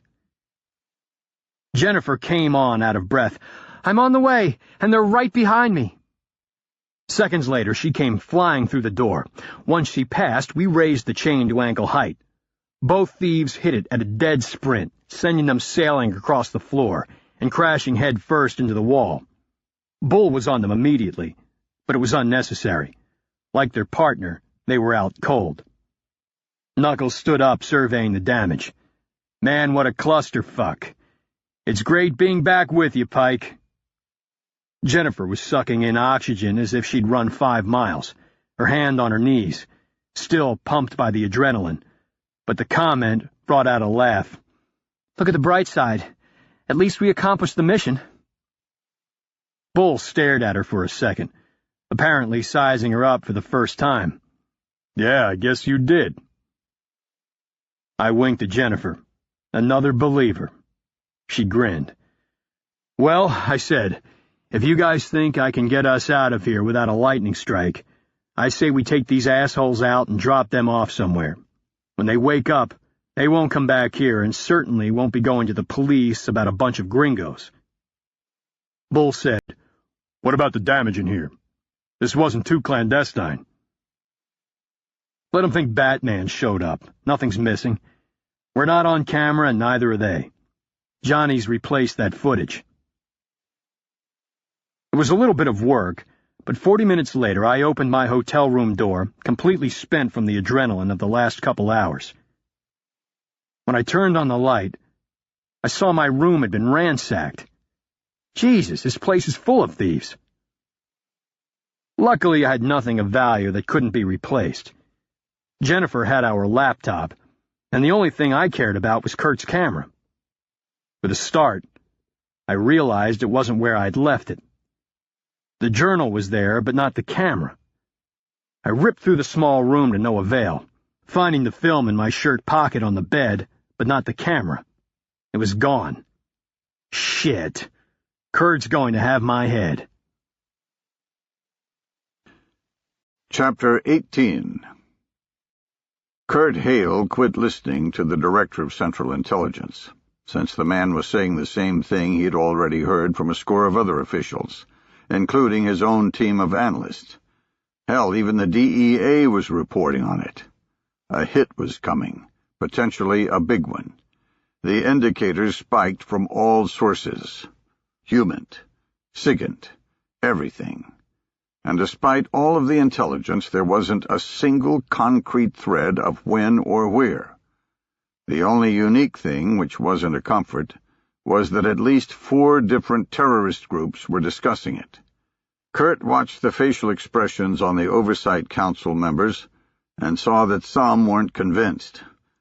As the Taskforce commander, he wasn't a voting member of the council, so he waited until he was asked to speak. Waited and watched the debate.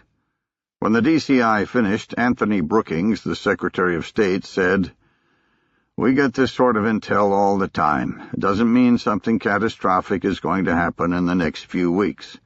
It doesn't even mean it's going to happen at all. I don't think loosening the reins of Project Prometheus is the answer." The DCI threw his briefing folder on the table. "No, we don't see this all the damn time. We did see it once before, though, in August and September of 2001. It's coming, and we can sit here and watch it or try to prevent it." "Quit being so melodramatic," said Secretary Brookings. "We heard the same level of chatter at the turn of the century. There were going to be these massive terrorist attacks on the millennium, and we got nothing, nada, zip." He turned to President Warren. "Sir, letting Prometheus run riot is asking for trouble. What happened with the team in Indonesia is a prime example. I was against that, and I'm against this. I was hoping that incident would have knocked some sense into people." Kurt bristled at the comments about the task force. He was also against pushing the issue in Indonesia, preferring to let the hackers work it out, but he'd sent in the team when told to by this very council. "Quit blaming the guys on the ground, you chicken shit." The Secretary of Defense cut in. "Hang on, nobody's saying let 'em run riot, but something needs to be done. We're getting nowhere with traditional intel. If there's another 9/11 on the way, then the risks have increased." "Risks? Risks? What do you think's going to happen if word gets out that we're running some sort of secret assassination squad around the world? This whole administration's going down. Congress will dismantle our entire counter-terrorist apparatus. You think that's good for America? We won't get any intelligence next time." President Warren's voice was cold. "Tony, I never want to hear you categorize Project Prometheus like that again. I understand your misgivings and I welcome your insight, but I won't tolerate you belittling the men that we put into harm's way. Those same men saved your ass last year. Secretary Brookings flushed but pressed ahead. Sir, remember it's an election year. Now is not the time to get more aggressive. President Warren said, What the hell does that have to do with anything? I don't think the terrorists care about my campaign, and I'm certainly not going to let an attack occur because of politics. Brookings said, That's not what I meant. It's not your choice. The opposition probably has 100 people trying to dig up dirt on you. Your greatest strength is on national security. They'll be digging hard to find something to turn that strength into a weakness. They don't need to worry about domestic issues because the economy's in the gutter. All you have going for you is national security, and they'll be looking to put a stake through your heart. You should be getting more cautious, not less, because they might stumble on the task force. President Warren turned to Kurt. What do you think? Kurt paused, then said, I think it's a moot point right now. We don't have anything to go on, so there's not anywhere we can run riot anyway. He locked eyes with Secretary Brookings as he finished. President Warren said, But you think it's coming? Yes, I do. In my mind, the question isn't whether it's coming, but how big it'll be. All of the groups talking about it have subordinate affiliations with Al-Qaeda. That indicates they're cooperating, which is something we haven't seen on this scale. Cooperating with AQ, yes, but not horizontally with each other for a single attack. They do unilateral attacks, then claim it was done on behalf of AQ. Does that help us in any way? Maybe. With that much chatter, we should have some leaks somewhere, which is what really concerns me. How can all these groups be talking about it, yet we never get anything we can sink our teeth into? Whoever's the head honcho is very, very good, compartmentalizing everything. Or, said Secretary Brookings, there isn't an attack on the way. President Warren ignored him. What did you get out of the Indonesia op? Kurt said, The guy's a facilitator, no doubt about it, but he's pretty small time. His travel company has some airframes that I'm sure have been used for bad reasons, and he's got offices in Prague and Bangkok. Along with a ton of financial information we've turned over to the FBI. But nothing related to this. The Secretary of Defense said, What about rolling him up? The team's still there, right? We do an Omega operation and then ring him out. If he's a terrorist facilitator, he needs to be gone anyway. Johnny's team's there, but he's not. He's in Cairo at some international trade fair. If you guys give me Omega authority, I can lay the groundwork for when he returns. Secretary Brookings said, Cairo? We've got a congressional delegation there right now. He looked to President Warren. Attending an international trade fair. The DCI said, Shit, maybe that's the target. Kurt said, Wait. Noorden's not a big player. He's certainly not a hitter. But he could be facilitating someone else who is. President Warren said, Can you shift Johnny's team in Indonesia to Cairo? At least keep an eye on this guy? Well, not without a large amount of risk. They're supposedly contracted to an Indonesian company for cellular phone infrastructure. If they get investigated in any way while in Egypt, starting with customs, they'll last about 20 minutes.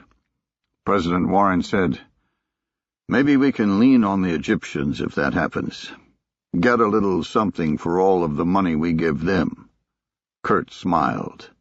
He knew that Egypt receiving more U.S. monetary aid for defense than any other country on Earth, including Israel, grated on President Warren, especially after the fall of Mubarak.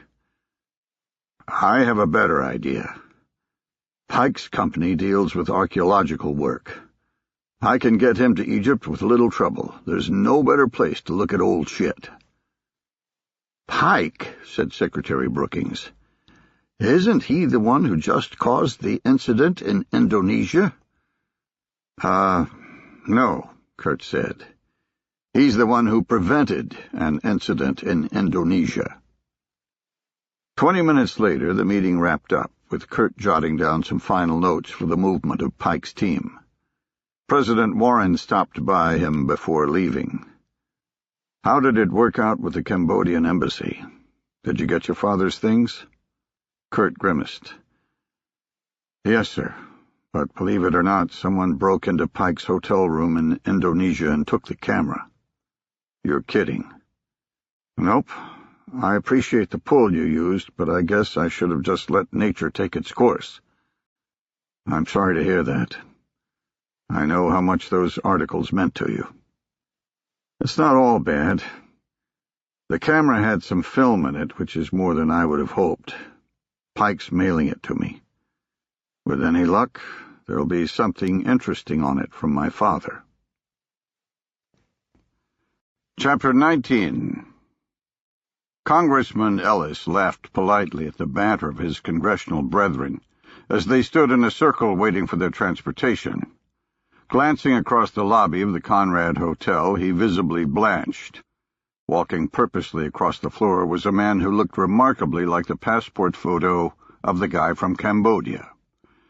He watched the man all the way to the elevator, only pulling his eyes away when he felt someone tugging on his sleeve. "Hey, you all right?" Yeah, I'm sorry. I thought I saw someone I knew." "Well, you have any input in where we go for dinner? Jack here wants to go to some belly dancing place the consulate recommended." Ellis felt queasy, wanting to run. "Oh, that sounds fine. Could you hold the limo? I left something in my room." Before the man could answer, Ellis began swiftly walking toward the elevators. He exited at his floor and moved straight to the house phone on a table. If that was the man, a phone call would confirm it. There was no way two people would have the same name. Yes, could I get the room of Nephilim Logan, please?" After spelling it for the hotel operator, he waited, praying to hear that nobody by that name was registered. Instead, he heard the phone start ringing. He swiftly hung up before anyone could answer. He leaned against the table, feeling faint. The man was clearly here because of him. But how? Where had he gone wrong? There was no way the guy could know about the transfer of equipment, and Han had told him the camera had no film. But maybe it did. Maybe the man had it. Then why not just confront him? What's staying at the same hotel going to get him? Maybe the pictures didn't come out clear enough to finger me. Maybe it's just enough to raise suspicions, and he's waiting on me to hang myself. Ellis walked to his room, the sweat on his neck feeling clammy, in the over-air-conditioned hallway. Snatching up the pay-as-you-go cell phone, he anxiously waited for Han to answer. "Hello?" Han said. "I'm assuming this is my 24-hour call." "Han, no. The deal's off. I think someone's on to us." Ellis heard nothing but breathing for a moment. "Congressman Ellis, the deal is not off. You have been paid handsomely up front, and we have worked too hard to make this occur. Listen to me. The guy from Cambodia is here, in Cairo, in my fucking hotel. He knows, or he at least suspects. No way am I going to do the transfer. I'll be playing right into his hands." Han said, "The man from Cambodia is a nobody. We checked him out. His company has no history because it's brand new. But he did find a lost Mayan temple last year. He spent his time in Indonesia looking at old fossils. He is what he says he is." "That's what he wants you to think. Jesus, you guys shouldn't be fooled that easily. I used to do this shit for a living, and I'm telling you he's on to me. We need to postpone." "Listen to me closely. We will not postpone. You will bring the equipment here in the next 4 days, or we will out you ourselves. So you have a choice. Maybe get caught by this phantom because of the transfer, or definitely get caught by not doing the transfer. Congressman Ellis couldn't believe what he was hearing. Two absolutely impossible choices.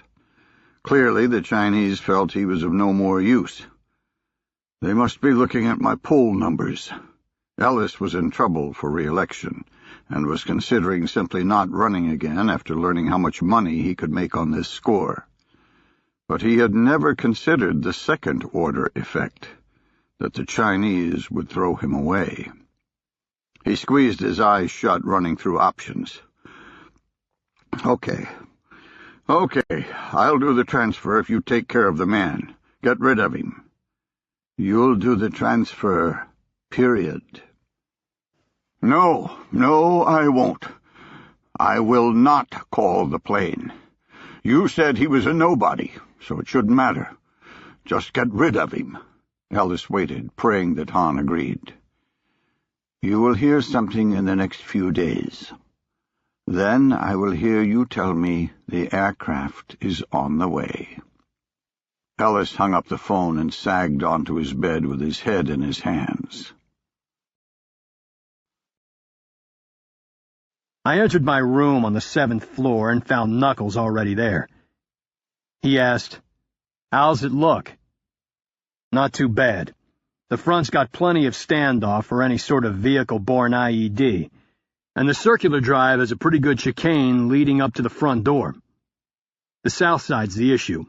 It butts up right against an alley, with a neighborhood starting right on the other side.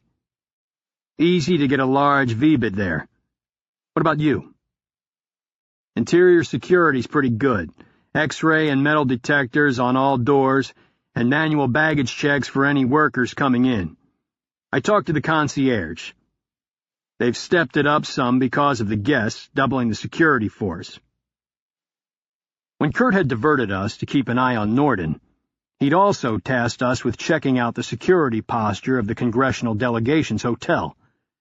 Knuckles and I were doing that while Bull and Jennifer went to the Cairo Convention Center to get a handle on our target. "So," I said, "all we need to do is make sure that none of the delegation has rooms on the south side. I'll pass that and let Kurt sort it out."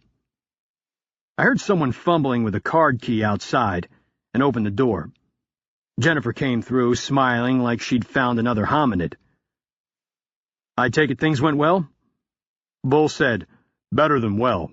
We've got him for the next few days with little work on our part." Jennifer said, "He's going on sightseeing trips. Tomorrow's the pyramids, then a day trip to Alexandria on the coast." Bull said, "Coco here got us on the same trips, so we don't have to work at all to keep him in sight, and we get to look at old shit. She's in heaven." Jennifer's smile left her. "Okay. I get the use of a call sign on the radio, but would you please use my name in normal conversation? Coco's a damn gorilla." She didn't understand that the call sign was a good thing, something that was earned and proof of further acceptance. I let it ride. "Did you get a facial ID?" I said, meaning did they have a photograph. "No," Jennifer said, "but I did see him. He was wearing a name tag for the convention." "Did he see you?" "No. I was in a crowd walking by. No way he saw me." "Okay. You two stand down.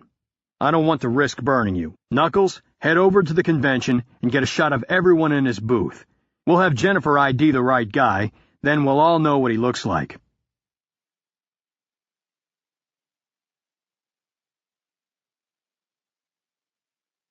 Chapter 20.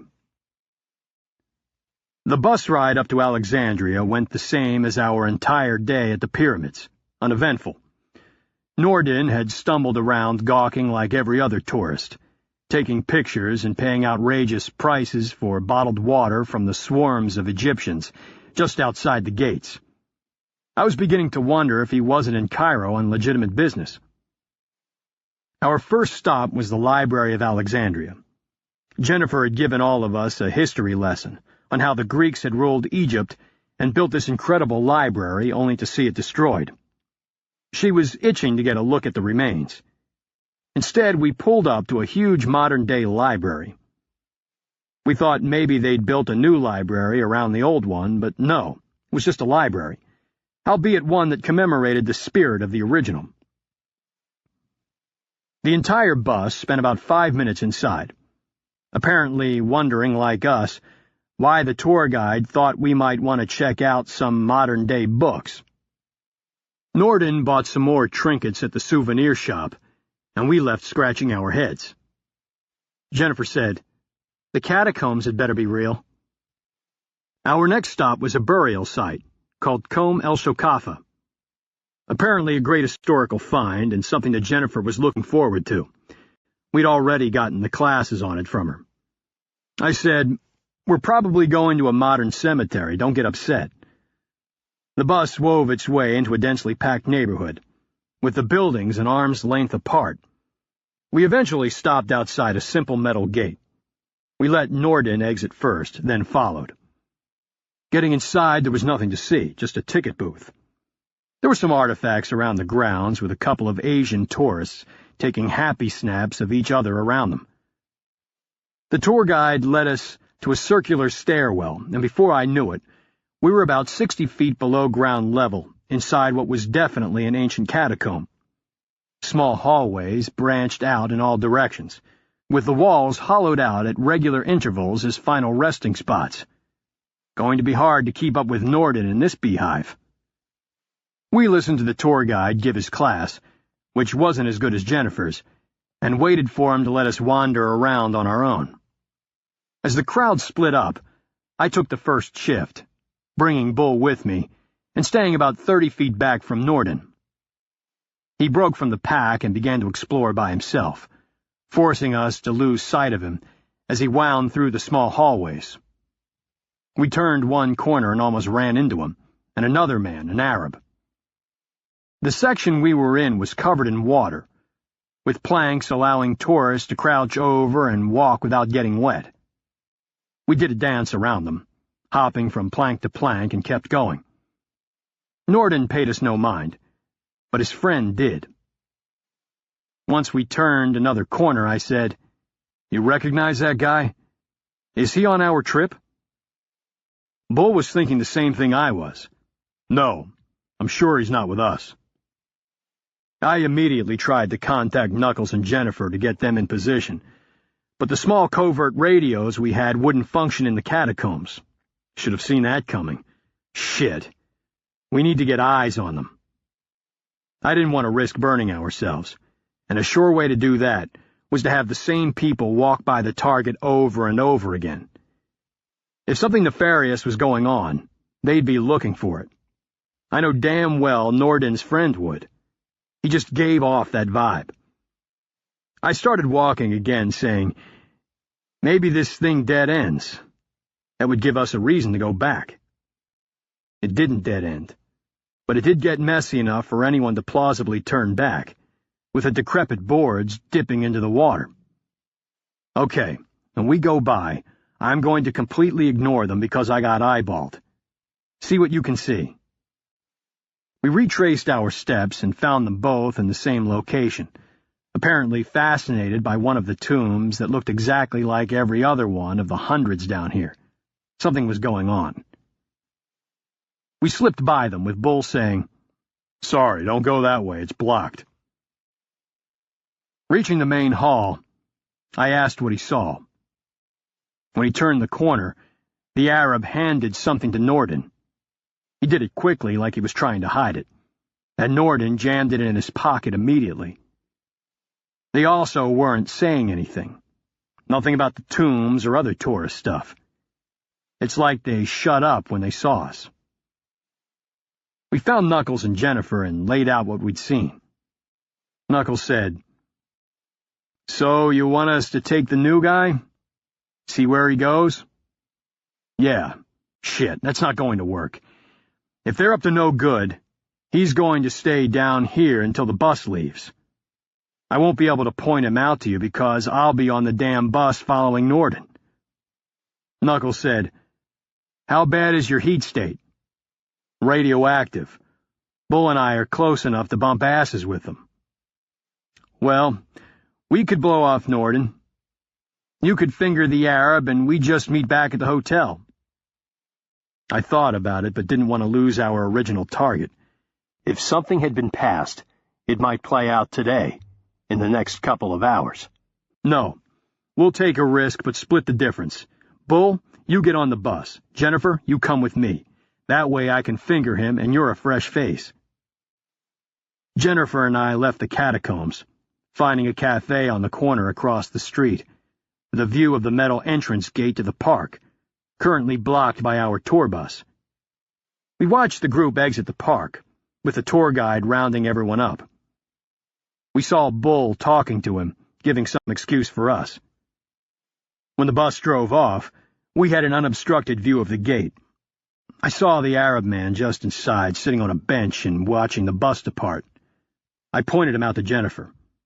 She said, "You want me to close the gap on him?"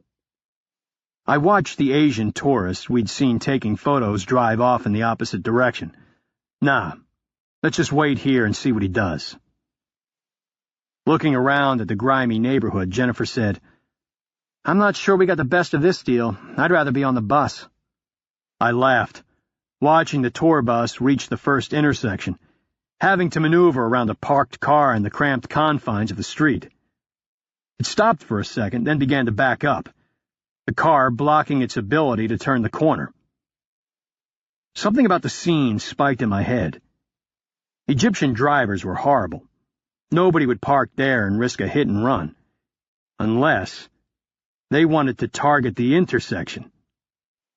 I started to rise when the bus exploded in a fierce ball of fire.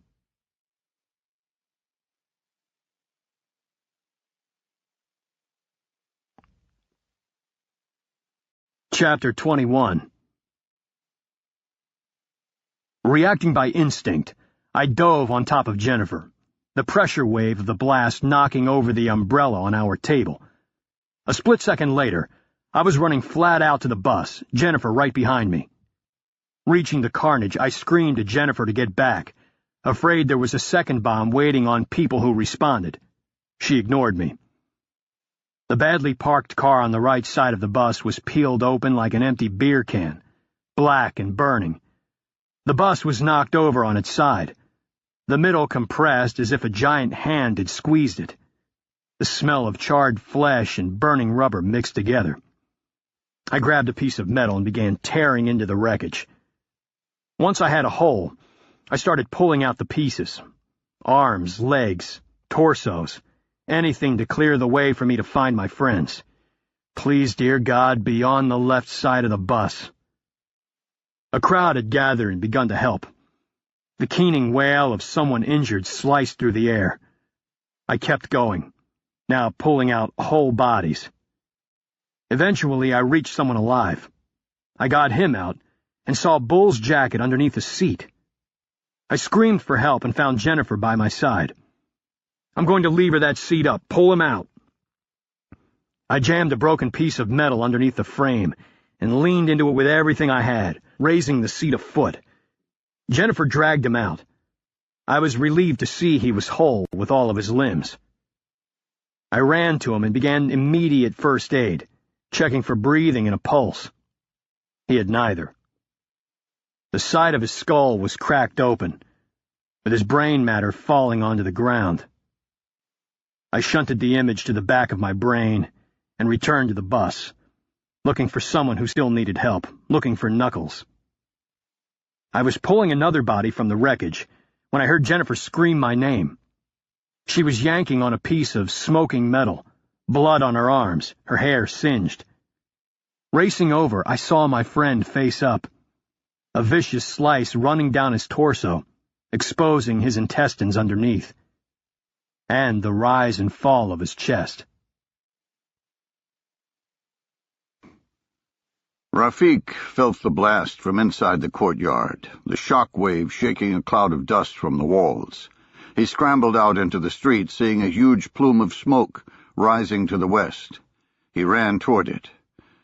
Fighting his way through the crowd around the wreckage, he circled looking for Norden.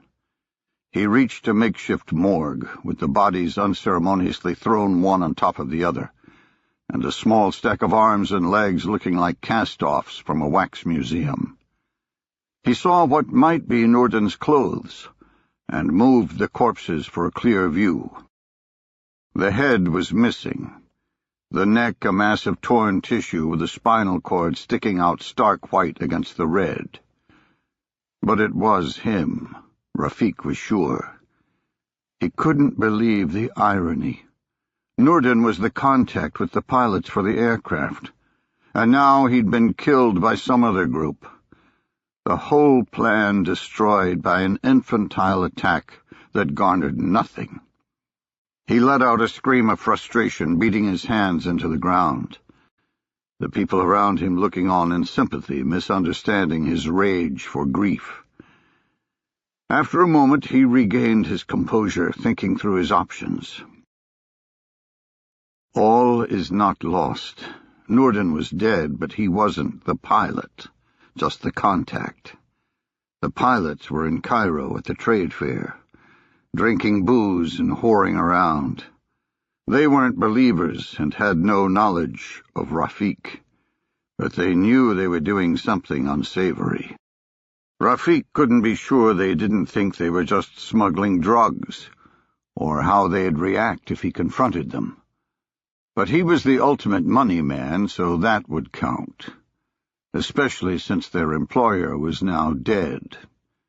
In the end, he needed only one pilot. If they weren't swayed by money, there were other ways. He'd had that lesson branded on him as a child prisoner in Algeria.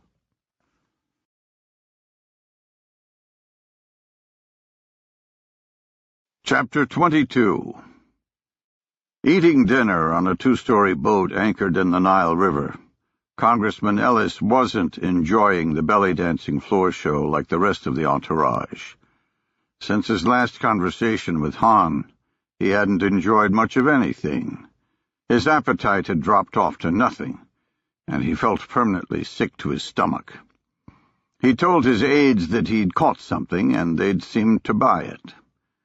He felt his phone vibrate in his pocket. Excusing himself, he went to the bathroom and read a simple text message. Check the news. Call the plane. He pulled out his worldwide BlackBerry and accessed the web. Within short order, he located the terrorist attack in Alexandria. The initial death toll read 18, with no mention of nationalities. Jesus. They blew up a bus. The magnitude did nothing to dim his relief. Thinking a minute, he dialed his pay-as-you-go phone, waiting on the long-distance connection. His contact answered, sounding like he was speaking in a tunnel. "Hello, can I help you?" Yes, I'd like to speak with Carlton Weber." "He's not here at the moment. Can I take a message?" Now that they were no longer in the States, they had established a code to ensure that each was who they said they were. Congressman Ellis had no doubt that Egypt maintained a pretty healthy capability for listening in on domestic cell phone calls, so their entire conversation would be benign. Congressman Ellis said, "Yes, tell him that he can come as planned, but I had a question." "What's that?" "How long can he stay?" "He's only paid for 3 hours." "I know. I made the plan." "Can he stay longer?" Possibly, but it will cost more money. And he won't stay past the night. He has to be back here the following morning." Congressman Ellis realized the pilot was afraid of being at the closed Alexandria airport when the sun came up. He wanted in and out in one night. It was the best Ellis was going to get. "Fine. Make that happen. Call me before you cross the Mediterranean." He hung up the phone, feeling a little release. "Barring any hiccups, I'll give Han his 24-hour call tomorrow night, and be done with this." He returned to the table and flagged an aide. Telling him about the terrorist attack, he sent the man to the U.S. Embassy for a list of any Americans involved. under the pretense of finding out if one was a constituent. After the aide left, he relayed the news to the rest of the delegation, who all immediately began banging away on BlackBerries and talking to aides, just as he had. Congressman Ellis heard nothing from the aide until he returned to the hotel. The man entered his room with a smile, saying, "Not your constituents. No worries." "Were there any Americans?" "Yes, 4 on the tour, 1 dead, 1 in a hospital and expected to die." "Then wipe that fucking smile off of your face." The aide's glee disappeared. "How sure are you of the information?" Now, all business, the aide said, 100%. The embassy had the manifest of everyone who paid for the tour and has already confirmed the information about the Americans. He handed a sheet of paper to the congressman. The deceased have a line through their name. The wounded have an asterisk.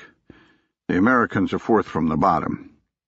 Ellis looked at the list and felt his bile rise. There were annotations next to every name but 2. Nephilim was one of them. Jesus. He's still alive.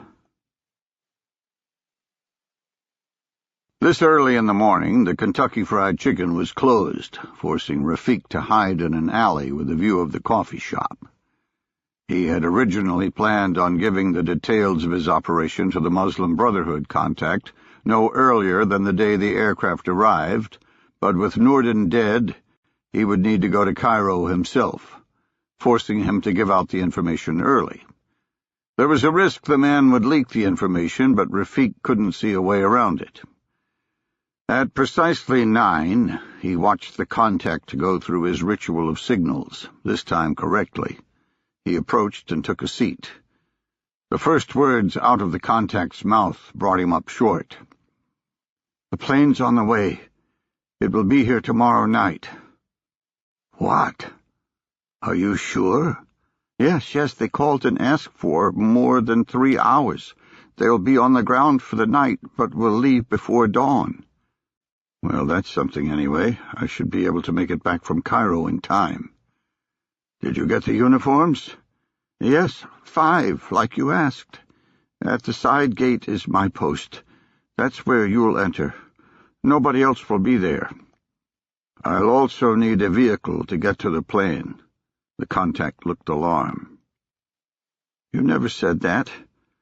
Nobody's allowed to approach the plane. It's going to land and stay out on the runway. It's not coming into the terminal."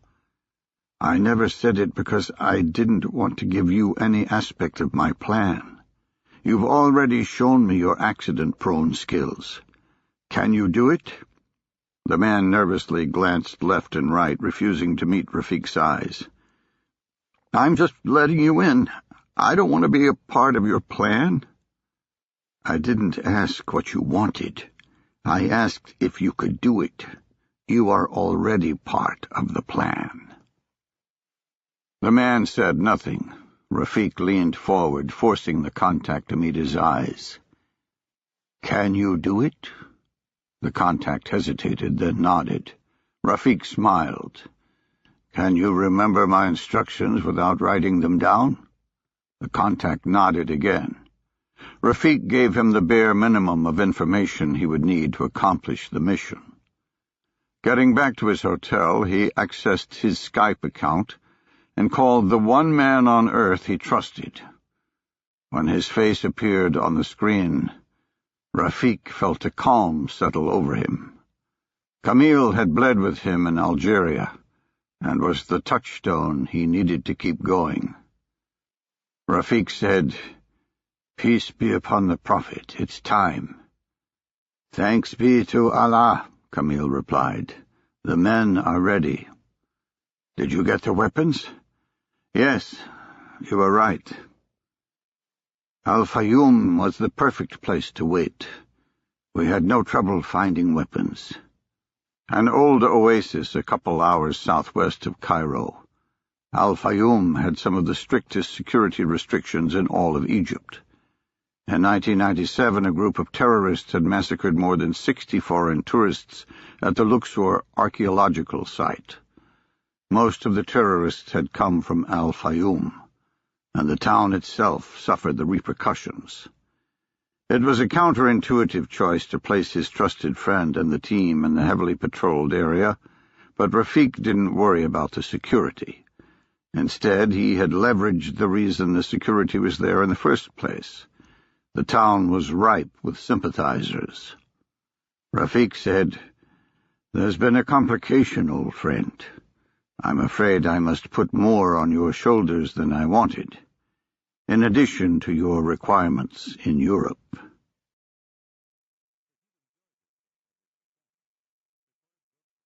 Chapter 23. Knuckles looked like a caricature of someone injured. He was covered in bandages from his head to his waist, with irregular red polka dots splotching through where the wounds were still seeping, like oil spots trying to join together. In the 24 hours he had been in the hospital, he hadn't gotten appreciably better. But he hadn't gotten any worse either. The doctors kept marveling that he was alive at all, which was something I didn't need to hear.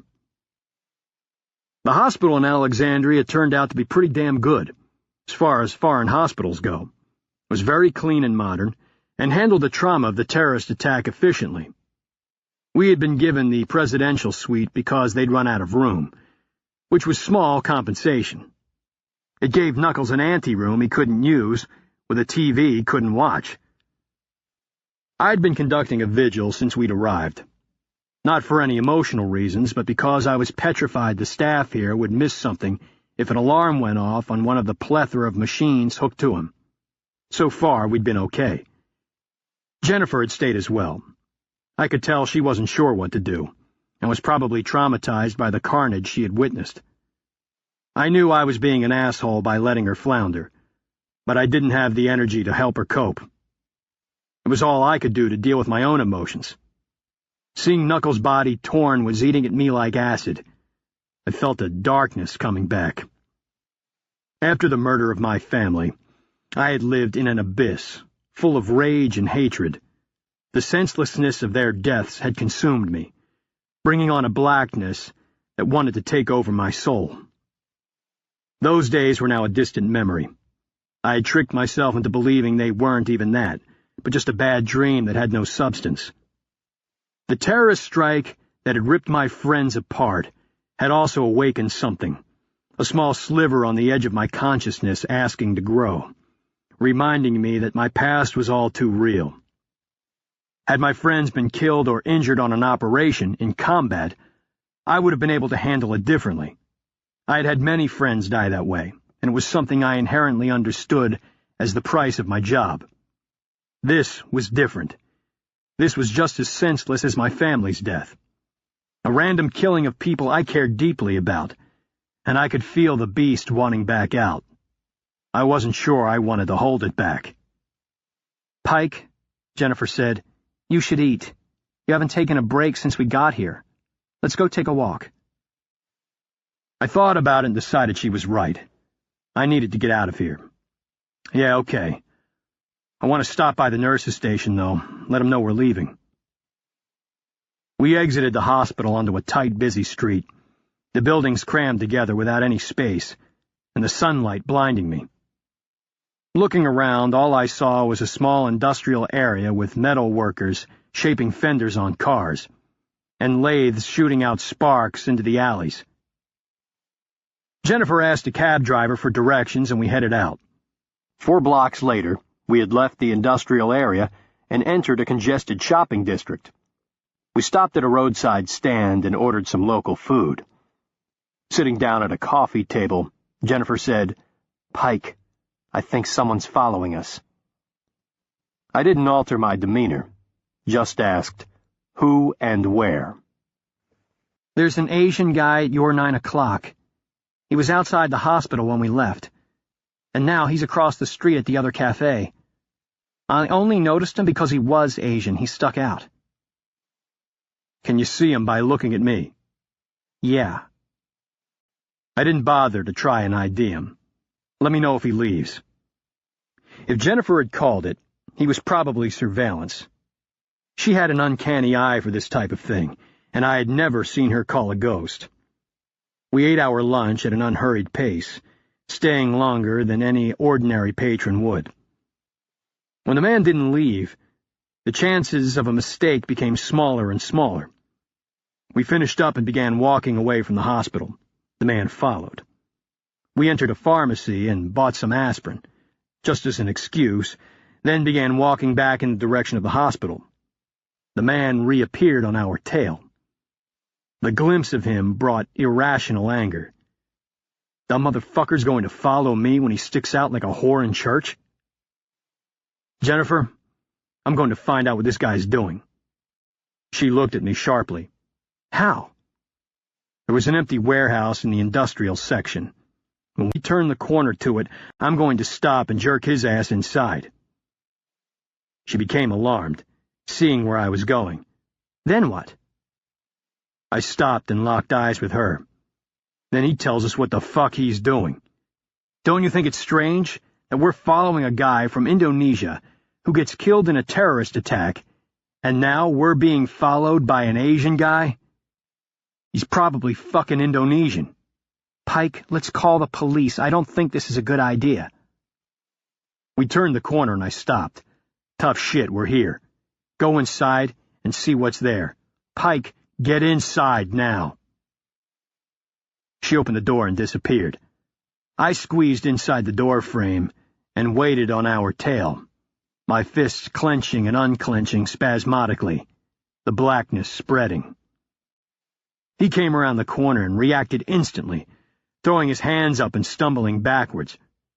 I batted them away and grabbed him by his throat, slamming him against the brick wall. Then I threw his ass through the doorway, all 130 pounds of him. I stepped into the gloom of the warehouse and smacked him in the head, stunning him again. I ripped off a satchel he was wearing and opened it, finding a beat-up Chinese Type 67 semi-automatic pistol. The barrel had a built-in suppressor, and the caliber was unique to the weapon. It wasn't something you could buy on eBay. Well, well, not a coincidence he's behind us. I checked the chamber, saw it was loaded, and pointed it at his head. Empty your pockets. He sat up and did nothing, just stared blankly at me. He looked familiar, and it clicked. One of the tourists from the catacombs. I cracked him in the head with the barrel, splitting open his scalp and knocking him to the ground again. I heard Jennifer say my name but ignored her. I said, empty your fucking pockets. He still did nothing. I raised the pistol again, and Jennifer moved to him, pulling on his pockets. Get the fuck away from him! She did, but said, I don't think he speaks English, Pike. Don't hurt him. The man was now emptying his pockets onto the ground. Bullshit. That's the first line of defense. Play like you can't understand. He was at the catacombs when the strike happened. He knows something, and he speaks fine, I promise. I looked around the warehouse, seeing a table and chair. I pointed the pistol at him and said, Take off your clothes. Pike, Jennifer said, what are you? Quit questioning me in front of the detainee. I wanted to get the man feeling as vulnerable as possible, and being completely naked was a quick way to get there. But I couldn't tell Jennifer that in front of him. I repeated, Take off your clothes. He didn't move, until Jennifer mimicked unbuttoning her shirt. Then he began to undress. Jennifer, quit playing into his hands. Let me deal with this. Go find something to tie him up with. She paused for a second, then began exploring the warehouse. I picked up his belongings and found a passport. To my surprise, he wasn't Indonesian, but Chinese. And he had an exit stamp from Indonesia the day after I had left. I flipped a page and saw that he'd entered Indonesia a day after me as well. I motioned him over to the chair, making him sit down. His face was completely blank, without a trace of emotion. The fact that he was completely naked didn't seem to faze him. Jennifer returned with an old lamp that had about a 4-foot electrical cord. I ripped it out, Tie his hands behind his back and behind the chair. Make sure it's good. When she was done, I moved the table until it was about 5 feet away and put the pistol on it. Then I picked up a length of hose lying on the ground. It was heavy rubber and would hurt a great deal. I rubbed his chest with it. You're lucky in one respect. I'm not going to beat the shit out of your face. I don't want to give you the excuse that you can't talk, and I know you can speak English. So save yourself the pain. I'm going to find out what you know about the death of my friend. That's just a fact. He looked at me with that blank stare, making my rage grow. I slammed the hose against his stomach, causing him to scream. I picked up a rag and shoved it in his mouth, then swung 3 more times. His eyes squeezed shut and he screamed again, but only a muffled sound came out. Jennifer shouted, "Pike, please stop, please!" She looked sick to her stomach. I said, "Go to the door and watch for someone coming. Pike, go!" She left and I returned to the man. He was sweating profusely and breathing hard. "I'm not going away. You nod your head and I'll remove the rag. We'll start with an easy one. What's your name?" I waited for him to nod. When he didn't, I striped his thighs, feeling the rage build, blaming him for making me give him pain, taking out my grief over a dead friend, taking out my rage over another friend who would probably die today. My vision blurred, and I hit him again and again, almost missing him nodding. I removed the rag. His head sagged for a second. Then he whispered, "Camera." What the fuck? Speaking gibberish to get me to stop? His pathetic attempt to act like he didn't understand broke through the small bit of sanity holding back my blackness.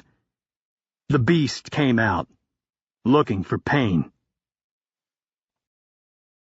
Jennifer kept her eyes glued to the street through a crack in the door, not wanting to witness what Pike was doing, not wanting to be a part of it in any way. She flinched every time she heard the hose strike flesh, her conscience screaming at her to stop it, but a fear of what Pike might do overweighing her impulse. She'd never seen him like this. She'd watched him sit in Knuckles' room, morose and brooding, and somewhere during the wait he'd crossed a threshold. For the first time she feared him, feared what he was capable of. She heard Pike ask the man his name, then heard the hose whipping into his flesh, her eyes involuntarily squeezing each time. Then the sound stopped. When it resumed, it was no longer the crack of the hose, but a dull, meaty drumbeat.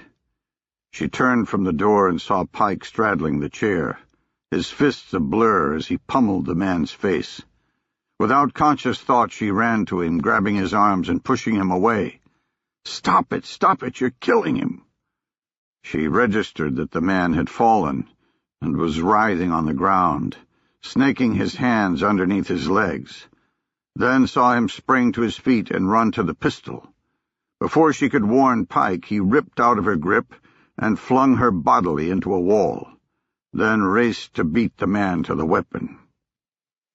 Pike reached the table a split second after the Chinese, clamping his hands on the man's wrists and forcing him to the ground. They writhed on the ground for control of the pistol. She heard the pop of a suppressed round and waited to see who was hit. Pike rose and stood over the body. Breathing hard, he turned and looked at her, his face twisted in rage. She got her legs underneath her and did the only thing she could. She fled. Chapter 24. The terror on Jennifer's face devastated me, smothering the rage. I tried to talk but got nothing out before she ran. I turned back and looked at the man on the ground. He was no longer human. the body topped by a popped balloon of blood. I threw the pistol across the room in frustration. What the fuck just happened? I'd lost control, something that had never occurred on a mission. When I was operational, I was always in control. It was what made me the top 1% of the top 1% in the world. And I had just killed the only lead I had into the murder of my friend after beating the shit out of him, because I'd lost control. Damn it, Jennifer. If she hadn't tackled me, he wouldn't have gone for the gun. I knew blaming her was bullshit. She'd done exactly what I would have if the situation had been reversed. The right thing. For the first time since I had come back to the Taskforce, I questioned my ability to serve my country. Maybe my psyche was too damaged to do this work. Maybe I was now too sensitive to the price the job might entail. Maybe you can't separate the consequences from your emotions anymore. Jennifer's expression returned. The memory of her fear and revulsion sliced through me like a razor. She had literally run from me, afraid that I'd hurt her. I grabbed the man's satchel and shoved everything in it, then ran out to find her, to explain, although I had nothing to defend what she'd seen. It was what it was. Amazingly, the neighborhood was going about its normal business. I shoved everything but the passport into a dumpster and started in the direction of our hotel. As I walked, the one word the man said finally penetrated my brain. Camera. I had thought he'd just uttered nonsense, but now, with a clear head, I put together the utterance with his passport entries from Indonesia. Jesus. Surely this has nothing to do with Kurt's father. I picked up my pace. Entering our room, I startled Jennifer. I noticed her bag on the bed with clothes in it. I immediately held up my hands. Hey, I don't know what to say. I lost control. She looked at me warily, like she wanted me to give her a clear shot at the door. Pike, I'm going home. I don't know what that was back there, but I want no part of it. The words drove like a spike into me. Jennifer, please don't do this. That guy was bad. He was in Indonesia the same time we were, and was at the catacombs 2 minutes before the bus blew up. He had something to do with it. I'm leaving. She threw a shirt into her suitcase. I'm not like you. She said nothing for a second, then continued. I don't want to be like you. I thought I did, but I don't want to cross that line. Maybe it's necessary, I don't know. I just don't want any part of it. That wasn't me, it wasn't. I don't like it either. Something happened, I would never hurt an innocent person. I would never hurt you. You can't say that. You might believe it, but you can't say it. I saw you. You would have killed anyone, innocent or not. The unspoken accusation hammered me. That the man I had killed might not have done anything wrong. You can't believe that. The guy murdered Bull. I wasn't going to kill him, just make him talk. You've worked with the Taskforce enough, you know that's not true. She stopped what she was doing, facing me head on. Bullshit. You're all alike. I'm not sure who's the good guy and who's the bad guy. Terrorists kill people and the Taskforce reacts, running off killing people. Maybe you both just found an outlet for your psychopathic tendencies. They use God as an excuse to bomb, and you use them. Maybe there are no white hats. I couldn't believe what she had just said. Jesus, you can't think that we're like terrorists. We've never driven a plane into a building, for Christ's sake. I've never enjoyed killing. We do what we do to protect people, nothing more. If they'd quit, so would we. The opposite isn't true. If we quit, they'd just keep killing. She backed off a little. I'm sorry. I shouldn't have said that. I don't know what to believe, but I know I'm not cut out to be a part of it. I'm going home. I remembered the camera and the possible connection with the bus strike. I couldn't do what I needed to do on my own. I needed a team, and I could use Jennifer's help to get one. I knew that was just an excuse to keep her here, but I had to do something. She had seen something good in me a year ago, when I was drowning in the abyss, and I needed to prove she wasn't wrong. I needed some time, some space from what had happened to mend the rip between us. And I really could use her help. Okay, I won't stop you. But I need you to do something first. What? When I was drowning in the abyss, and I needed to prove she wasn't wrong. I need some time, some space from what had happened to mend the rip between us. And I really could use her help. Okay, I won't stop you. But I need you to do something first. What? The man mentioned a camera, and his passport showed him in Indonesia at the same time as us. Something's going on here. The bus strike wasn't random.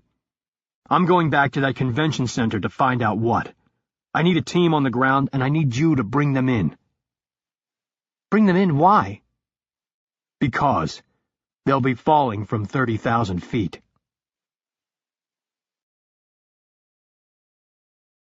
Chapter 25. Rafi kissed Camille on both cheeks, saying, "Assalamu alaikum." He shook the hands of the men with him, then touched his heart with his right hand. "Good to see you," Rafiq said. "Any issues getting here?" "None," said Camille. "But I'm anxious to hear why you called us to Cairo." Rafiq told him what had happened in Alexandria, and the dilemma the plan now faced. Camille said, "So we need to convince these heathen pilots to continue with the plan, despite the fact that their boss is dead." "Yes, they don't know why they're here and will probably resist, which is why I brought you. We need to make an early lesson." Camille pulled out a 7-inch fillet knife. "I can do that. What's your plan?" Rafiq pointed into the hotel. "The elevator's right past the reception desk, but we'll be taking the stairs on the other side. The head pilot's in room 232. We take him, have him call the others, then hold a meeting. There's a loadmaster and 3 pilots. We only need 1. 15 minutes later, Rafiq addressed the Indonesians holding a thick plastic trash bag. The other 3 Arabs flanking the group left and right. "Nurdin was paying you to fly a certain cargo from Alexandria to Prague, then onward to another country. He is no longer here, but I am the one who hired you. I wish you to continue." The lead pilot answered, "We worked for Nurdin, it's true, but we're not anymore. We have another job. We're leaving tomorrow. Sorry." The loadmaster seemed to shrink into one of the other pilots like a small child. The pilot put his arm around him, rubbing his back. Rafiq was disgusted to realize they were partners, and decided the loadmaster would be the lesson. Then he grasped that the connection could be useful later. He said, "I'm not going to threaten or beg. I'm going to show you what will happen if you say no. I only need 1 pilot." Rafiq turned to Camille and said, "The one who spoke." Initially, the Indonesians looked confused. When the Arabs pulled out pistols, they showed their first signs of alarm. But by then it was too late, their conscious minds failing to sense the extent of the danger. As had happened throughout history, whether facing a mugger in New York City or being pushed toward a shower by a Nazi guard, they acquiesced without a struggle. Camille grabbed the lead pilot and forced him to his knees. He shoved the man's head into the trash bag and pulled out the fillet knife. The pilot, unable to see anything, remained still. Camille placed the knife under his neck and began to saw. The blade bit deep. Before the pilot comprehended the danger, he was already dead. His body just didn't realize it. He began flopping around like a fish on a dock, but Camille held him down and stroked 3 more times. Camille dropped the body and stood up, watching it continue to whip, causing a spackle of red to spray out, as if someone had stomped on a ketchup packet. The sounds coming from inside the bag made the other Indonesians flinch in horror. First a wet wheeze. It grew into a gurgling rattle as the pilot's lungs fought for air through the torrent of blood. In seconds the body was still. The only sign of life, a twitching left foot. "Now," Rafi said, "do I need to repeat this?" The loadmaster turned his head away and buried it in the pilot's chest. The pilot said, "No, I'll fly you. Please don't hurt anyone else." "Okay, then everyone calm down. Harm will only come to you if you fail to accomplish this mission. What did Norden tell you about the plan?" "Nothing. Only that we were flying a plane." "That's true. From Alexandria to your usual spot in Prague, as just another flight from Norden's company." The pilot said, "That won't work. All planes have tail numbers that show where they're from and who owns them. We can't fly another plane as if it's ours." "You're going to repaint the number to one that Norden owns, then just fly it home." "What type of plane?" "A DHC-6 Twin Otter, registered in America." "We don't have any Twin Otters. All our aircraft are built by Indonesian Aerospace. This won't work." Rafi grew abrupt. "Nobody's going to match the tail number with the model. It's just one flight. Once it's on the ground, you can have the Twin Otter. I only want what's inside. You can either do it and risk jail or remain here. I have more trash bags."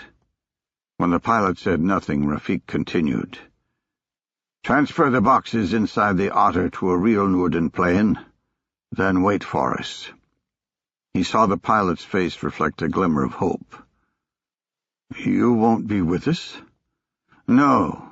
2 Norden employees flying a Norden plane won't cause a commotion. But us on board will raise questions with customs that might create trouble." "You mean 3? 3 Norden employees will be flying?" "I mean 3 unless you keep questioning me. We'll fly out of Cairo and meet you in Prague. Do you understand what you need to do?" "Yes." Rafiq took the knife from Camille and held it up, the blood and bits of flesh still clinging to it. "You had better be at the airport in Prague when we arrive. You make me hunt you down, and I'll cut off your head only after I've worked my way up from the bottom." Chapter 26. I computed the time change between Cairo and D.C. and decided I'd waited long enough. Kurt would be in the office by now, and I wasn't getting anything at the convention center. I'd cased Norden's booth for close to 3 hours and gleaned nothing. Maybe nothing was going on. Maybe Norden was doing whatever he was doing all by himself. The booth itself, in fact the whole convention, was moving slow, like Vegas at 9 in the morning. It stood to reason since the terrorist strike had killed Norden and 17 other participants. I pulled up our VPN on the company website. Once I was secure, I instant messaged my secretary in the rear, really just someone who was pulling radio watch in the Taskforce headquarters. When he came on, I asked him to find Kurt, then put on the headset and waited. It had taken a little doing, but Kurt had finally agreed to send over some more operators.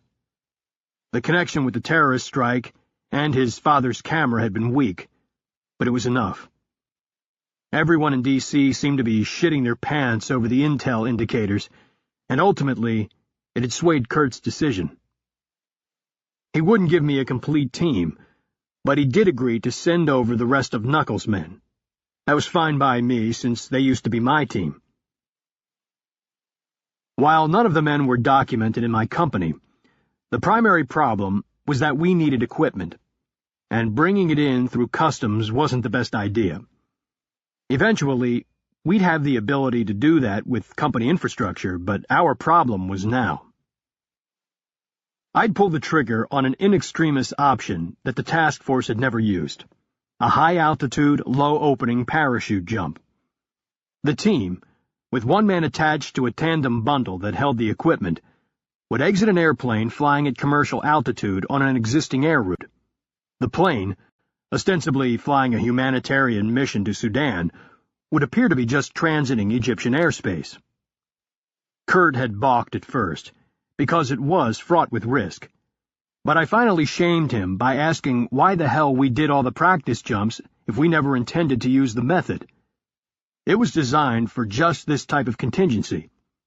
He'd agreed, provided I gave him an update prior to the team launching from Europe on the final leg of the flight, which was why I was calling now.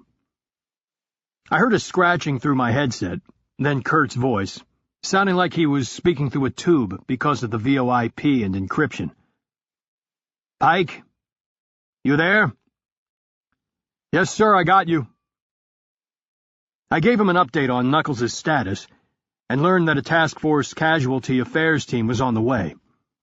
From this point on, it would be out of my hands. More employees of my company, including now a doctor, would arrive tomorrow to deal with both the recovery of Bull's remains and the treatment of Knuckles. Taskforce capability never ceased to amaze me. Neither did the organization's desire to do whatever it took to take care of its own. Kurt shifted to the mission.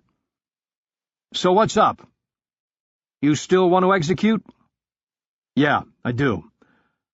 I don't have a lot to go on, but finding a thread first may be too late to get a team here. I need to be able to react as soon as I find it. Do you have anything at all?" "Norden's folks are going to the Khan al-Khalili market tomorrow. 3 females. It's probably nothing, but I can't follow all 3 by myself. The market's a tourist trap nuthouse." Kurt paused, then said, "You know, if we weren't all pissing in our pants here in D.C. over the indicators of a strike, I'd cancel this. The infill alone's dangerous enough." "Sir, I got it. But we both know there's a link to something here. Did you get the film?" "Yeah, we developed it. Only 17 of the 36 frames were exposed. All of them pretty much shot by the heat and humidity in Cambodia. We managed to get an image out of 6. And nothing right now, just a bunch of shadows and light. A couple have a man in them, but nothing identifiable. We're digitally working them." "Okay, I know it sounds nuts, but those pictures mean something. We'll keep working at it. How's Jennifer doing?" "Fine. She's doing the recce for the drop zone right now. I'll have the coordinates by this afternoon before the team launches from Europe. And she's going home after that." I realized I couldn't keep stalling about what had happened to the Chinese man. I hadn't told Kurt how I'd made the connection between the camera and the strike, but I knew I had to. I wasn't looking forward to it. I knew what he'd think. Get it over with. "Actually, sir, she's not fine. She's coming home tomorrow after the jump." "Why? Was it Bull's death?" "No. It's something I did. I killed a guy."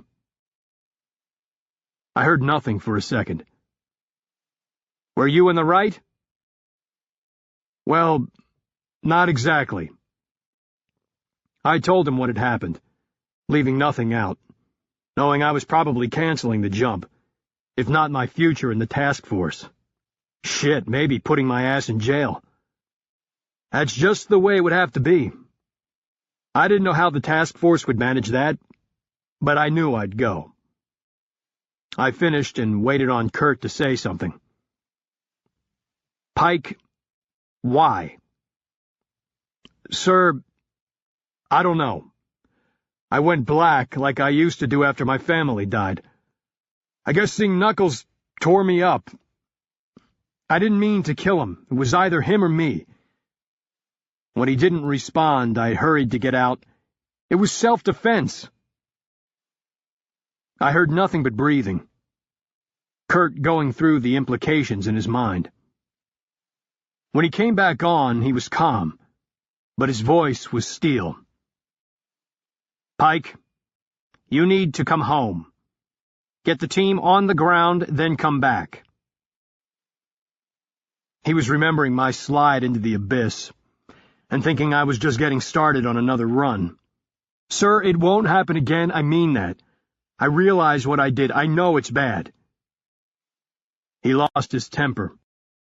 I could hear it even through the Mickey Mouse sound of the VoIP. Bad? You make it sound like you pissed on the rug. You fucking beat a detainee, then killed him. Jesus Christ, if we were sanctioned by the government, you'd be arrested. I would arrest you. Sir, I told you it was self-defense, and he had something to do with Shut the fuck up and let me finish. We can't afford cowboys, you know that. We're doing enough illegal shit as it is. We do not lose control.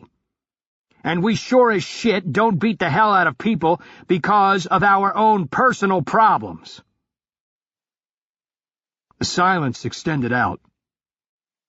I said nothing, knowing he was right. I'd broken the sacrosanct rule. Because the Taskforce sent men out with the authority to make decisions with national implications, they had to be implicitly trusted to do the right thing. To do what was morally and ethically just, always. Even when no one was looking. Especially when no one was looking. We operated outside the law, and we were our own police. Kurt took that very, very seriously. Trust was the cornerstone of our existence, and I might have lost his. Kurt finally said, Okay, get the team on the ground. I'd pull you right now, but we're in a full-court press. Something bad's coming, and I need everyone on it. We'll talk about your future after this is over. You're lucky that fucker killed a busload of people. I sagged with relief. You got it, sir. I'll do what I can.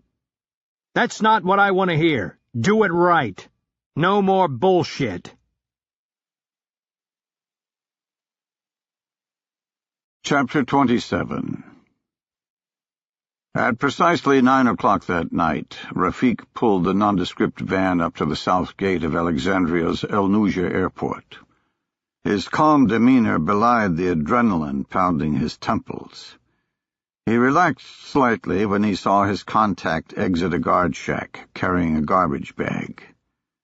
Within 5 minutes, he and Camille's men were dressed just like the contact, as Egyptian soldiers, complete with AK-47s. The 2 pilots and loadmaster were cowering in the back, dressed in Noorden's travel agency uniforms. They entered the airport and waited, checking and rechecking their weapons. Rafi said, "There'll be another vehicle somewhere. They'll go to the plane to unload. We need to beat them to the rear of the aircraft." They saw the lights of the runway spring to life, bathing the ground in a soft glow. The Arabs tensed, scanning the sky for the aircraft. Camille saw it first, a blinking dot getting closer and closer. When it began its final approach, Rafiq told the contact to drive. They paralleled the runway, watching the plane touch down, the twin propellers reversing with a roar. Behind the driver, Camille said, "There's the other vehicle."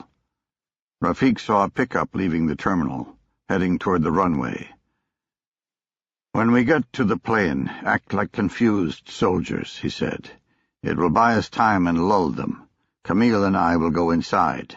The rest of you deal with the truck." The driver turned onto the runway and reached the back of the plane as the rear door was lowering. The Arabs exited, Rafiq in the lead. A Caucasian man poked his head out, warily looking at the van. Rafik said, "What is this? You have emergency?" The man said, "No, we're meeting that vehicle." He pointed to the approaching pickup. Rafik walked up the short stairway, forcing the man to back up. Camille followed while the others stayed on the tarmac. "Meeting someone? This airport is closed. Where's the pilot?" "Hey, talk to Mansour. Captain Mansour? He's your boss, right?" The man had backed up to the cockpit, where the pilots were running through checklists, not realizing something was wrong. He got their attention. Both the pilot and co-pilot turned and faced backward. Rafik now had 3 heads in a neat row. Perfect. The pilot said, "Hey, come on, you want more fucking money or what? A deal's a deal." Without a word, Rafik raised his AK and pulled the trigger, splitting the man's head open. He heard Camille fire twice on his left as he shifted his aim to the co-pilot. The man raised his hands in front of his face, as if that would stop the high-velocity round from tearing through his brain. Rafik squeezed twice, and saw the man's head snap back like it was yanked on a string. All 3 men were dead, the pilots lolling in their seats as if they had fallen asleep, and the loadmaster crumpled on the deck. Rafik lowered his weapon and smiled at Camille. Before he could say anything, they heard gunfire erupt at the rear of the plane, the rattling sound of AK-47s on full automatic, competing with the lower popping from pistols. Rafik and Camille threw themselves onto the deck of the aircraft and began snaking their way to the rear. In the distance, Rafik heard the Egyptian soldiers on guard began firing in every direction, with rounds puncturing the thin skin on the aircraft. "They'll ruin the plane. Quit shooting!" he screamed. "Stop firing!" He knew as long as his men kept pulling the trigger, the Egyptians would respond. Someone from outside shouted, "The truck will get away!" Camille said, "If that truck reaches the terminal, they might be able to convince the guards to attack. It's their money the Egyptians took.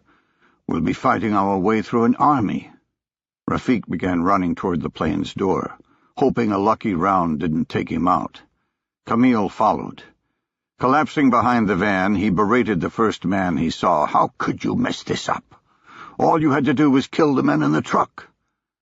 "They suspected something. They fired first." Rafik looked around the corner of the van and saw the pickup 50 meters away, the nose facing the front of the plane. He could see the legs of 2 men underneath the chassis, near the rear wheel. As he considered his options, one popped up and began shooting. Rafik's men returned fire, followed by the distant flashes of the soldiers on the perimeter. Rounds began sprinkling around them, most striking the biggest target available, the airframe. Every bullet that ripped through the skin caused Rafik to cringe. "Stop pulling the trigger! Now!" Underneath the truck, he saw one man move to the cab. He'd have to crawl across the seat, but once he was behind the wheel, they'd be gone. Rafik rolled underneath the belly of the plane, stood up, and raced toward the cockpit, the airframe shielding him from the truck's view. Circling the nose, he saw the man had reached the steering wheel. The truck sprang to life, the headlights blinding him for a second. He heard the tires squeal, and he ran out, blocking the path of the pickup with his body. He raised the weapon as the vehicle bore down, stitching the front of the windshield with multiple rounds. The truck picked up speed right at him. He refused to move, raking the AK left and right until the magazine emptied, the bolt slamming home with a clunk. He threw the weapon at the windshield, the vehicle so close it clanged off the driver's side mirror. The vehicle veered to the left, missing him by 2 feet. After 30 meters, it veered back to the right, now going 50 miles an hour. It slashed across the tarmac and slammed into a ditch, the nose crumpling inward with a shriek of twisted metal. Rafik took a deep breath. The night became still. The only sound, the hissing of the radiator of the truck. He walked back to the rear of the aircraft, The men were looking at him in awe. "Get the Indonesians in their paint. Clean up that truck." He walked to the driver's side door of the van. The contact was cowering in the well by the pedals. He pulled him up by the hair. "Go talk to the security perimeter. Tell them a story. Whatever, I don't care. As long as you tell them that the transfer was successful and we appreciate their help. Hand me my bag." The man did as he asked. Rafiq pulled out a thick wad of American dollars. "Give this to whoever is the best choice. Come back when you're done." As the van pulled away, he turned to the Indonesians. "Get to work on the numbers." As all three began to move, he grabbed the loadmaster. "Not you." The loadmaster whimpered, making Rafiq want to gut him right there. The pilot, who was his partner, began to panic. "What are you doing? You said we'd all fly." "No, I said you'd all be fine. And you will."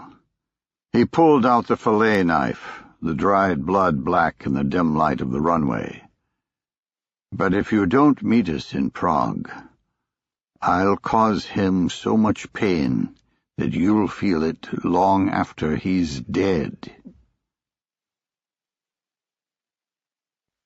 Han had just settled into his suite, toying with the idea of getting a late-night massage at the spa, when the contact phone began to ring. "Hello? I'm assuming that now this is the 24-hour call." Han pulled the phone away from his ear, the shouting coming from it incoherent. Congressman Ellis sounded like he was hyperventilating, babbling about the American they'd tried to kill and the equipment transfer. Han could barely make out what he was saying. He cut Ellis off. "Stop. Start over. What has happened to the shipment?" "It's gone. Someone stole it. I'm not lying. It had to be that Nephilim guy. I told you to do something about him."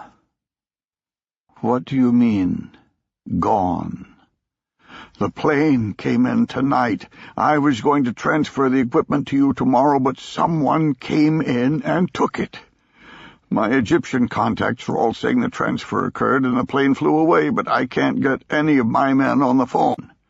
Neither the men who were bringing the equipment to Cairo or the flight crew. They've disappeared. And so has the cargo." Han considered for a second. Ellis could be lying, but he didn't think the man was capable of such acting. The voice on the other end of the phone was on the verge of breaking. "How do you know it was the American?" "I don't, damn it, but who the fuck else would it be? You need to get it back. Get it back and kill Nephilim before he can talk. And the woman, too." The man Han had tasked to follow the American hadn't reported in a couple of days, but that in itself wasn't unusual. He'd been told to report only if something suspicious happened, and it appeared that the American cared about nothing but his friend in the hospital. "Are you sure the plane's gone?" "Yes, the Egyptians told me the plane flew away. Why would they lie?" "So why aren't you sure the transfer happened? Maybe your men just have phone trouble." No, this was too important. I had 3 numbers. They were instructed to call immediately. I've heard nothing and had to call my Egyptian contact to get the information I'm giving you. Something's wrong, and that American is at the heart of it." Han's voice became brittle. "Before you call me in a panic, find out the facts. All of them. I'll find the American. You confirm the loss of the equipment. For your sake, you'd better hope it's just a mistake." Han hung up the phone and called the team leader he'd brought from China. "Have you heard from Juan?" "No, but the last report was nothing except back and forth to the hospital. I told him to quit bothering me with useless information. Find him, and get the American man and woman that survived the bomb. The mission's changed. Don't kill them. Bring them to me." "You want both?" "No, I only need one. If you can get both, fine. But don't work too hard at it." Chapter 28. I saw Jennifer finally pull off the rutted dirt road we'd been traveling down for what seemed like days, or nights as it were. She flashed her brakes twice to let me know this was it, and shut off the truck. I pulled in beside her and killed the engine. If things went according to plan, we had about 45 minutes before the team jumped. Plenty of time to get the drop zone established. We'd rented a couple of Toyota Hilux pickup trucks, ubiquitous in the desert, and we traveled south on Highway 2, then cut east before Benny Swaif on Highway 54. Jennifer had found a deserted spot about 3.5 hours away from Cairo, which was harder than it sounds. She kept bumping into Bedouins, forcing her deeper and deeper into the eastern desert. She'd done her usual perfectionist job, bringing me the grid references for the DZ along with digital photos, which I relayed to the Taskforce. She treated me with detached professionalism, like a receptionist at a dentist office. I wanted to talk to her, to connect again, but didn't know how. For her part, she seemed to be forcing the facade. But then again, maybe I was protecting what I wanted to see. Jennifer said, "Well, does this work?" "Yeah, of course. As long as we don't get company." "That's what took me so long. There's nothing for miles around here. We're good." I smiled at her, getting a nod in return. Without a word, she turned and began to dig into a bag. Jesus, melt the glacier a little. She pulled out what looked like a small calculator and a pen light. "You want a rope?" "Yeah, hook up the radio." She disassembled the antenna to her truck until she could get at the cable leading to the radio. She stripped the insulation until bare wire showed. Opening the battery box to the calculator, she pulled out 2 alligator clips and snapped them into the wire. She powered up the device, getting a series of 1s across the screen. "We're secure." I dialed the radio to 88.9, hearing soft static. We couldn't talk to the bird, but he could now talk to us. He'd transmit on a standard FM frequency, which would come in encrypted, but would be decrypted by the device Jennifer had just attached and come out through the stereo speakers just like a DJ. We spent the next 30 minutes in uncomfortable silence. I was on the verge of doing a perimeter recce just to get away, when the radio crackled to life. Prometheus, this is Stork. Do you copy?" I turned on the pen light. Nothing visible happened, but I knew an infrared beam was now stabbing into the night, looking like a spotlight at a car dealer's to the men flying with night vision goggles. I began to do slow loops in the sky, like I was working a lasso. "Roger, Prometheus. Got your rope. Stand by." Retro saw the jumpmaster touch his wrist where a watch would be and hold up 2 hands, fingers spread. 10 minutes. He felt the adrenaline start to rise. There was always a chance the jump would be called off, but the call told him it was a go. He saw the jumpmaster key his radio and his earpiece crackle to life.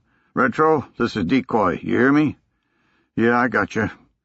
Help the loadmaster with Buckshot's bundle. We're closer than I thought." "Roger." To his front was a 6-foot by 3-foot tube full of the team's equipment. Another man on the team, Buckshot, would strap himself to it and ride it out into the night tandem, parachuting with the entire team's gear. He saw Buckshot begin working the myriad of clips and buckles on the bundle, and he knew he was grinning under his oxygen mask, the whites of his eyes stark against his ebony skin. Crazy fucker. Strapping himself to a death ride. Buckshot was one of those guys who loved jumping, and did it on the weekends just for kicks. Retro was not. He despised it, even when it was just a Hollywood jump, with no equipment on a crystal-clear day, especially when it was in the dead of night at 26,000 feet, with another man strapped to a torpedo, into a blind drop zone. At least you're not jumping equipment. With the exception of a Glock 30 and a pancake holster on his hip, all other team gear was in the tandem bundle. Ammunition, long guns, beacons, and whatever other special equipment they thought they'd need, which Buckshot would ride. In Retro's mind, there was a reason Halo parachute infiltrations were classified as a life support activity by the military. Because people fucking die doing this shit. He cinched down his leg straps and did a final check of his parachute harness, touching his ripcord and cutaway pillow while mentally going through what he could do if his main parachute failed. The jumpmaster decoy cleared the loadmaster to open the ramp. Retro watched it lower, each inch escalating the sense of dread, his breath now coming in rapid pants, his goggles beginning to fog. Soon. Going soon. Buckshot tapped his arm and motioned to the small drogue parachute container on the enormous pack he wore, something that was necessary to keep him above the bundle as he hurtled to Earth. Retro secured it, waiting on the inevitable follow-on commands that would cause them to leave the safety of the aircraft. He looked out the ramp and could barely make out the distinction between the earth and the sky. The night was huge, a black pool waiting to swallow him. He saw the stars blinking, the frigid air from the altitude mixing with the sweat of his fear. He calmed himself down like he always did by remembering he didn't have to worry about the part where he jumped off the ramp. The 2 minutes of free fall are painless. It's the sudden stop at the end that hurts. Kneeling at the juncture of the ramp and the aircraft frame, Decoy stuck his head into the wind, making sure the pilots weren't 2 grid squares off. He stood up and gave the 2-minute warning. Retro saw the jump light go green, and barely noticed the loadmaster unhooking his oxygen tube from the floor-mounted console, allowing him to breathe straight from the bottle on his harness. He inched forward with his hand on the drogue as Buckshot pushed the bundle toward the open chasm. Decoy looked off the ramp again, making sure they were in the correct location for the release. He pulled back into the aircraft and extended his arm, his hand giving a thumbs up. He bounced the hand off the floor and stood. Retro's adrenaline skyrocketed. Here we go, here we go. Buckshot checked to make sure Retro still had control of the drogue chute. He locked eyes, nodded, then pushed the bundle to the end of the ramp, inches from the abyss. Decoy looked off the ramp for the last time, then faced into the plane. He extended his arm and pointed into the night, like death ordering them into the grave. Retro watched Buckshot push the bundle off the ramp like a NASCAR crew pushing a car out of a pit row, the line from the drogue chute snaking out of the pack on his back. He disappeared into space, pulling the drogue chute from Retro's hands. Retro took 2 quick steps and followed suit, diving headfirst into the black sky. The sub-zero temperature immediately turned the fog in his goggles to ice. The wind punched him, attempting to flip him on his back, and within seconds he was traveling at 120 miles an hour. The feeling finally relaxed him, as it always did. He located the chem lights of the bundle, with Buckshot attached, then the chem light of the Jumpmaster decoy, both farther away than he wanted. He tucked his arms into his side and began to dive, his speed increasing until he was overtaking their fall. Before he slammed into them, he spread out and arched his back, now falling flat and stable next to Decoy, the bundle below them and to the left. 90 seconds later, he checked his altimeter and broke away, the adrenaline firing back up. Moment of truth. He waved off and looked for his ripcord, a feeble light coming from the half-inch baby chem light he'd taped to it, a relic from a jump when his ripcord had floated free from its pocket, forcing him to find it while he hurtled to Earth. the slim piece of metal whipping around in the darkness. This time it was right where it was supposed to be. He hooked his thumb and jerked, then looked over his shoulder, feeling the pilot chute pull out the main. He felt the satisfying yank in his groin as he decelerated to a sane speed. He looked up and saw a perfect rectangle against the night sky.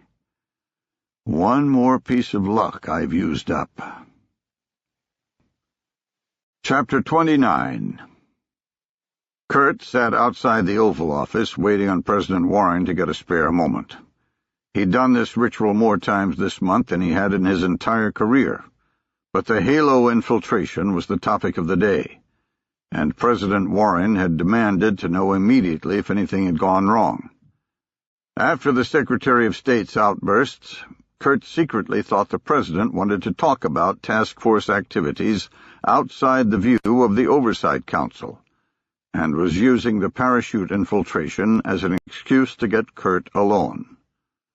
Not a good sign. The Council itself had been created by Kurt and the President to keep Project Prometheus from turning into an American Gestapo. The Taskforce was a powerful organization that operated completely outside of U.S. law. Both men knew that having it answer to a single man was asking for abuse, so they had created the Oversight Council, bringing in trusted advisors who were both for and against its use, thereby guaranteeing a balanced approach. Now Kurt worried that the President might be short-circuiting the very safety valve they had created. He absently flipped through the pictures he'd been given just before he left his office. 6 frames from his father's camera, digitally restored by the best in the business. 2 were of his father's team just prior to launch, which, while grainy, had come out fairly well. 1 was of an open-bay porch-type structure with the shadows of several men inside, looking like vague ghosts. 3 were of a man standing at the front of the porch. He appeared Caucasian, but that was the extent of what could be made out.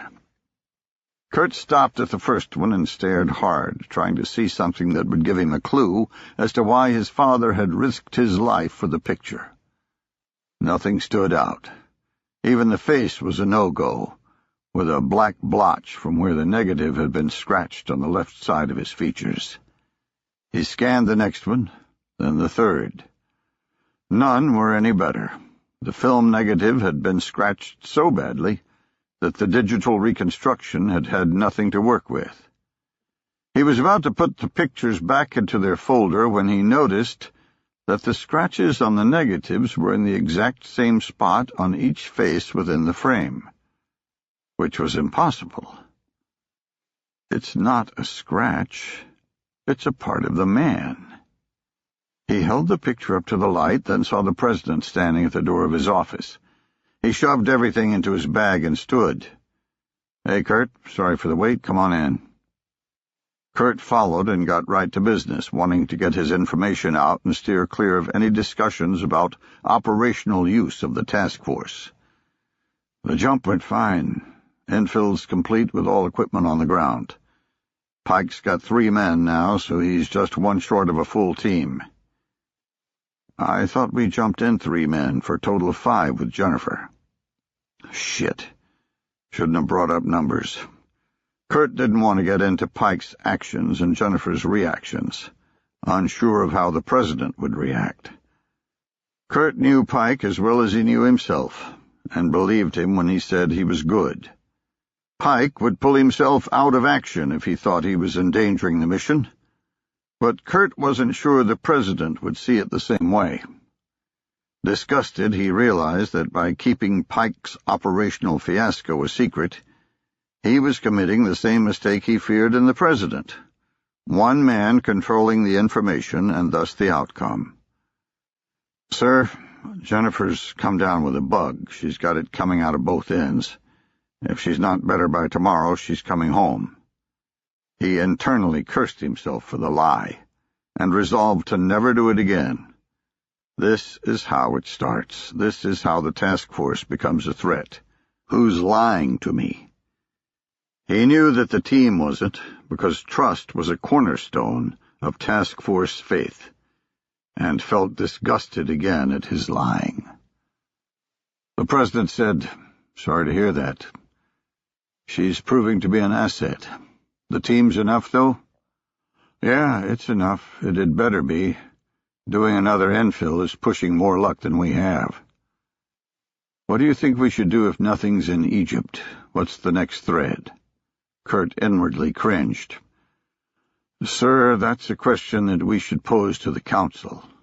The president leaned back, staring hard at Kurt. "We both know something's coming. I'm not sure the council does. They're all worried about the focus on my re-election, and I won't tolerate American deaths because of that." "Sir, I know, but we need to trust what we created. The checks and balances were right then, and they're right now, even with the imminent threat, especially with the imminent threat. We need to stand by what we promised. Please." The president sat for a second, then nodded and changed the subject. "Anything come out of those pictures?" Kurt breathed an inward sigh of relief. "Not really." He tossed the folder on the president's desk. "Those are the only ones that came out, and they're not that big of a help. If there was a connection to the terrorist hit in Alexandria, it died with my father." The president flipped through the photos once, then went back. Eventually, he laid out the three of the Caucasian men staring intently. "Jesus Christ." Kurt said, "What?" "This guy's got something on his face. A birthmark." The president looked up at him, his complexion a little pale. "I think I know who this is."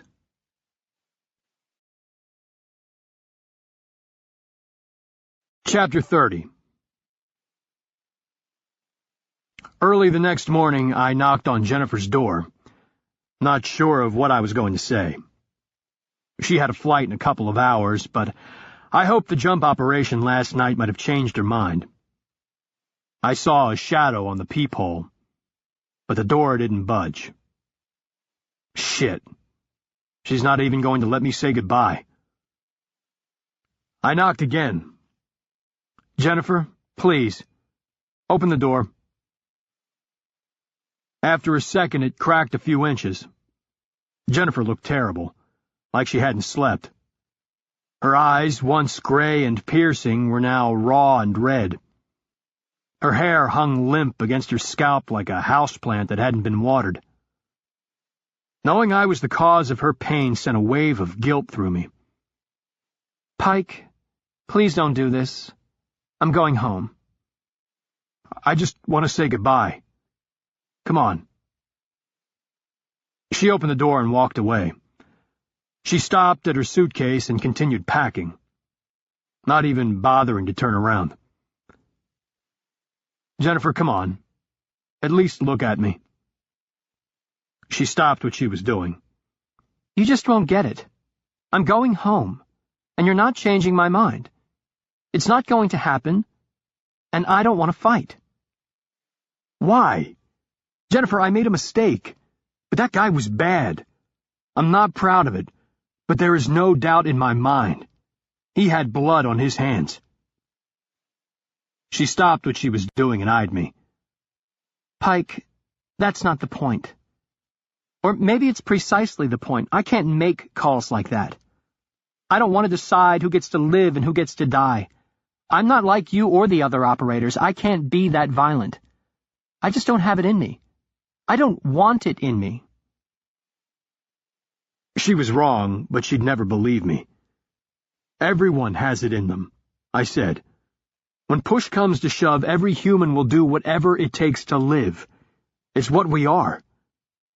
You read about people who died on their knees, and it's because they'd convinced themselves that the worst wouldn't happen. Given the chance to do it over, you bet your ass they'd fight with anything they had and kill whoever it took. I don't believe that." She started softly crying. "I'm sorry, Pike.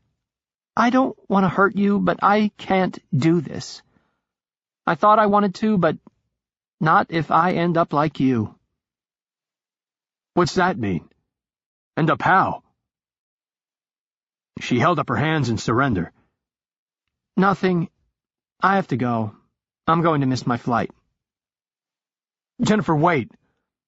I'll quit the task force. I won't do this anymore. We can go back to Charleston together, after this is over." The words surprised me as much as her. She said nothing for a moment, the silence hanging in the air. Then she crushed me. "Pike, that's not what I want. I'm sorry."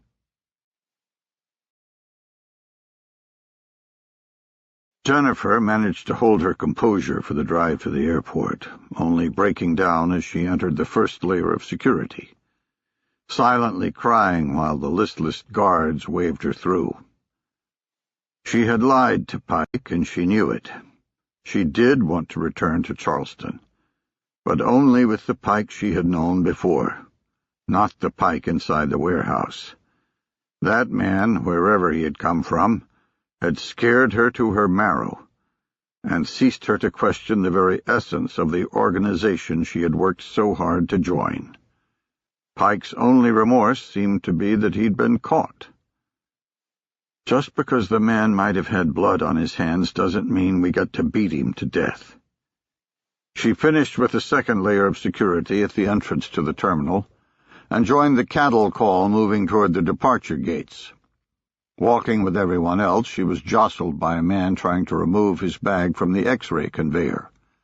He politely said, "Excuse me," and she noticed he was Asian and appeared nervous. He turned and ran to catch up to an Arab who was impatiently waiting. An Arab she recognized. The man from the tombs. She watched them link up with 3 other Arabs and walk briskly deeper into the airport. She grabbed her bag and followed. She shadowed them for close to 10 minutes until they finally stopped and sat at a gate. She looked to the counter and saw a flight on Czech Airlines headed to Prague. She pulled out her phone and dialed Pike. He answered after 3 rings, his voice clearly happy. "Hey, glad you called. Listen, I can't talk now. We're at the market. I'm busy." She remembered that the team was going to track the remaining tourist trip to the Khan el-Khalili tourist market, in the hopes of finding a thread to pull. She was certain she was looking at the thread. "Pike, I'm at the airport, and I've got eyes on the man from the tombs." "You're tracking the wrong—" He cut her off. "Jennifer, call me back. Don't go anywhere. I gotta go." He hung up. He must have his hands full. She looked at the men again, then looked at her ticket. "Okay, you can always fly tomorrow." She spent a few moments memorizing their faces, then left the airport and flagged a cab. "Khan Khalili Market, please."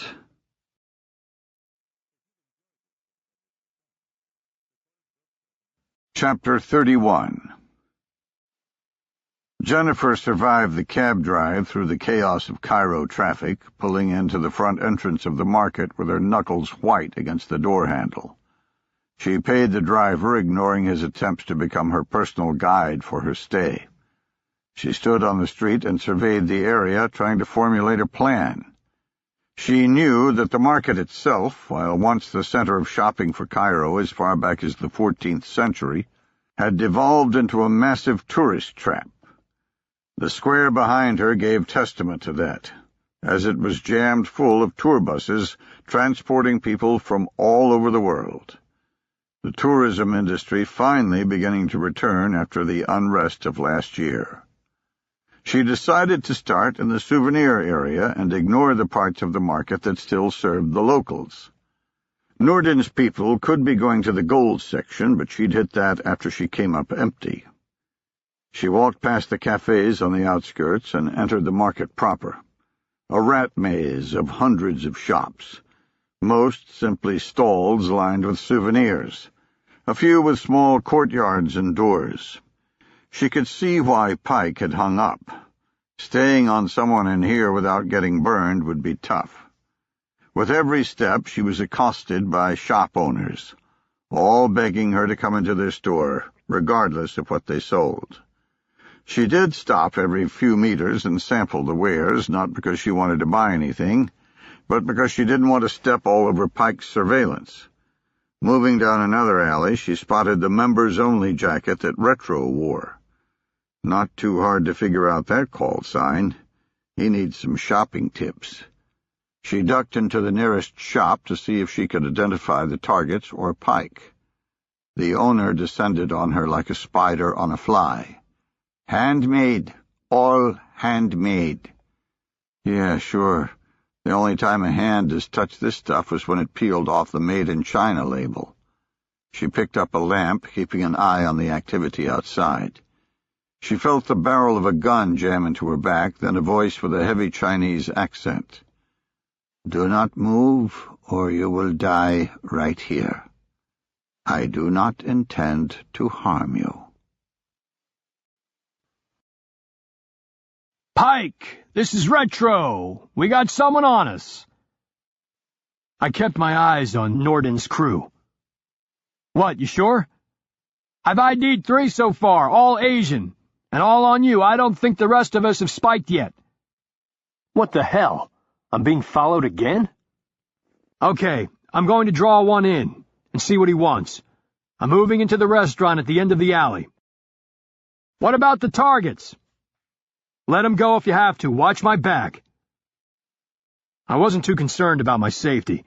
In fact, I felt blessed to have a second chance to find out what the hell was going on. Second chance to locate Bull's killer. Norden's crew took a back seat to that. I knew only one man would penetrate into the restaurant to keep eyes on me. He'd try to be inconspicuous and wouldn't expect an assault. I'd get the tail alone and pump him for information without killing him.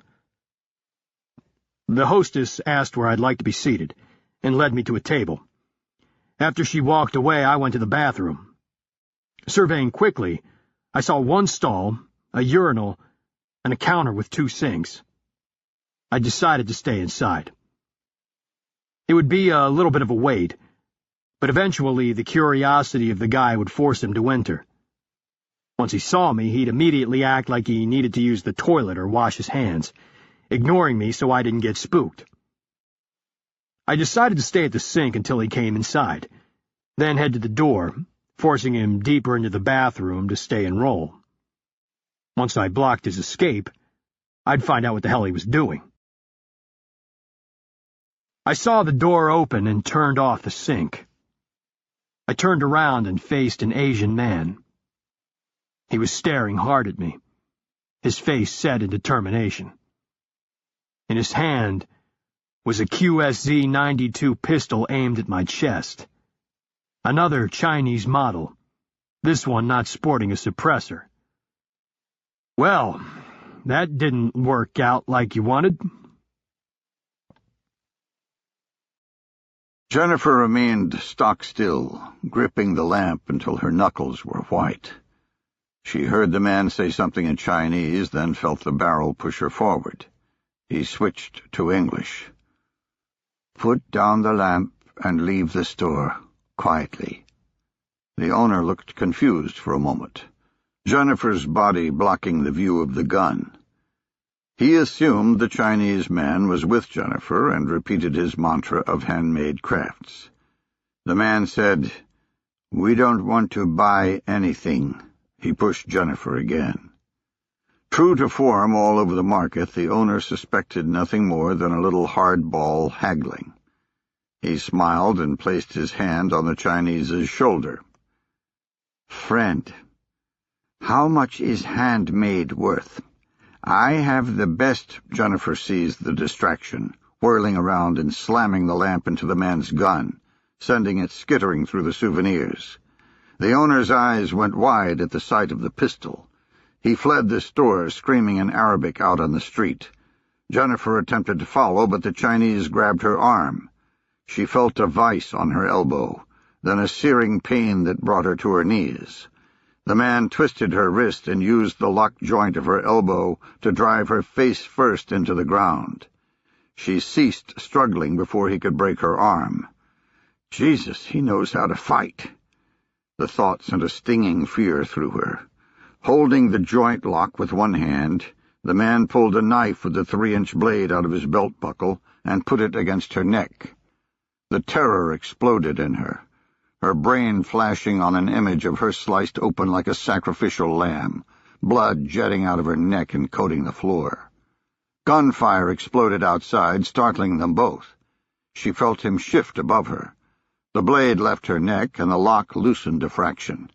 Seizing the moment, she rolled to the right, relieving the strain and freeing her joints. Flipping onto her back, she scissored her calves around the legs of the man. Before he could react, she torqued them as hard as she could, rotating onto her face again and bringing him to the ground. She leapt up and raced to the back of the store, looking for an exit. There was none. She whirled around and faced the man, warily watching his knife hand. He slashed a long, looping strike, attempting to rip her from the pelvis up. Having nothing else, she blocked it with her left arm, feeling the knife slice into the meat of her forearm. She lashed out in a snap kick and connected with his thigh, forcing him back. She turned and grabbed another lamp, this one shaped like a lotus flower with heavy brass leaves. The blood running from her arm sent her into a feral state. She rotated with all of her might, connecting with his head and driving one of the leaves into his eye socket. The man shrieked, a high-pitched wail like a child, and fell to his knees.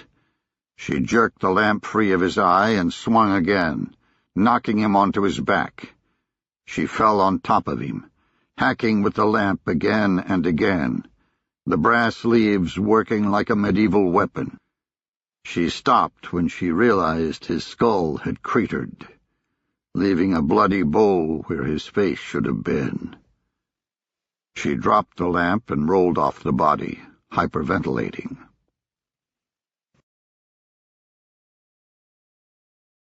Chapter 32. The Chinese man kicked the bathroom door closed, looking like he was about to pull the trigger. I raised my hands and said, "Whoa, whoa, easy, don't shoot." He said, "I won't if you come quietly. You do anything else, and I will kill you. We only need one. You are just extra baggage." His words hammered home. They got Jennifer, and you fucking hung up on her when she called for help. The man saw my reaction and said, "There's a team outside. You can't get through us all. You fight, you die." Before he could say anything else, the sounds of multiple weapons exploded on the street outside. The man jerked his head to the door, and I struck him just above his Adam's apple with my fist, crushing his larynx. I ripped the gun out of his hand as he fell to the floor, holding his throat and gasping for air. Leaning over him, I pulled his head up by the hair. "Oops, looks like you're not the only one with a team." I slammed his head into the floor and left the bathroom. The dining room was full of people cowering and screaming, all intent on getting away from the gunfire. I waded through them, batting panic-stricken tourists aside until I reached the street. Ducking behind a concrete picnic table, I could see muzzle flashes down at the end of the alley. At least 4, maybe more. People were screaming and diving in all directions to get away from the gunfire, with 2 bodies leaking blood onto the alley. I couldn't tell if they were alive or dead. I sought out where I'd left the team and saw Retro across the alley, pistol raised and looking for a target. I keyed my radio. "Retro, take your guys and flank them. Hit them while they're still focused on the alley. I'm going back into the restaurant to find a rear exit. You hit them from the left flank, and I'll hit them from the rear." Retro caught my eye across the alley, keying his radio.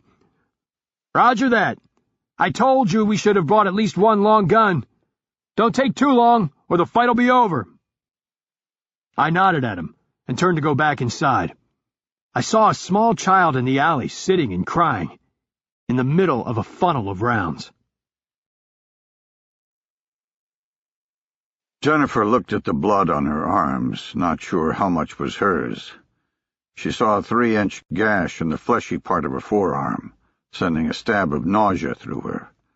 It looked like a piece of steak from the butcher, her meat licking blood much slower than she expected.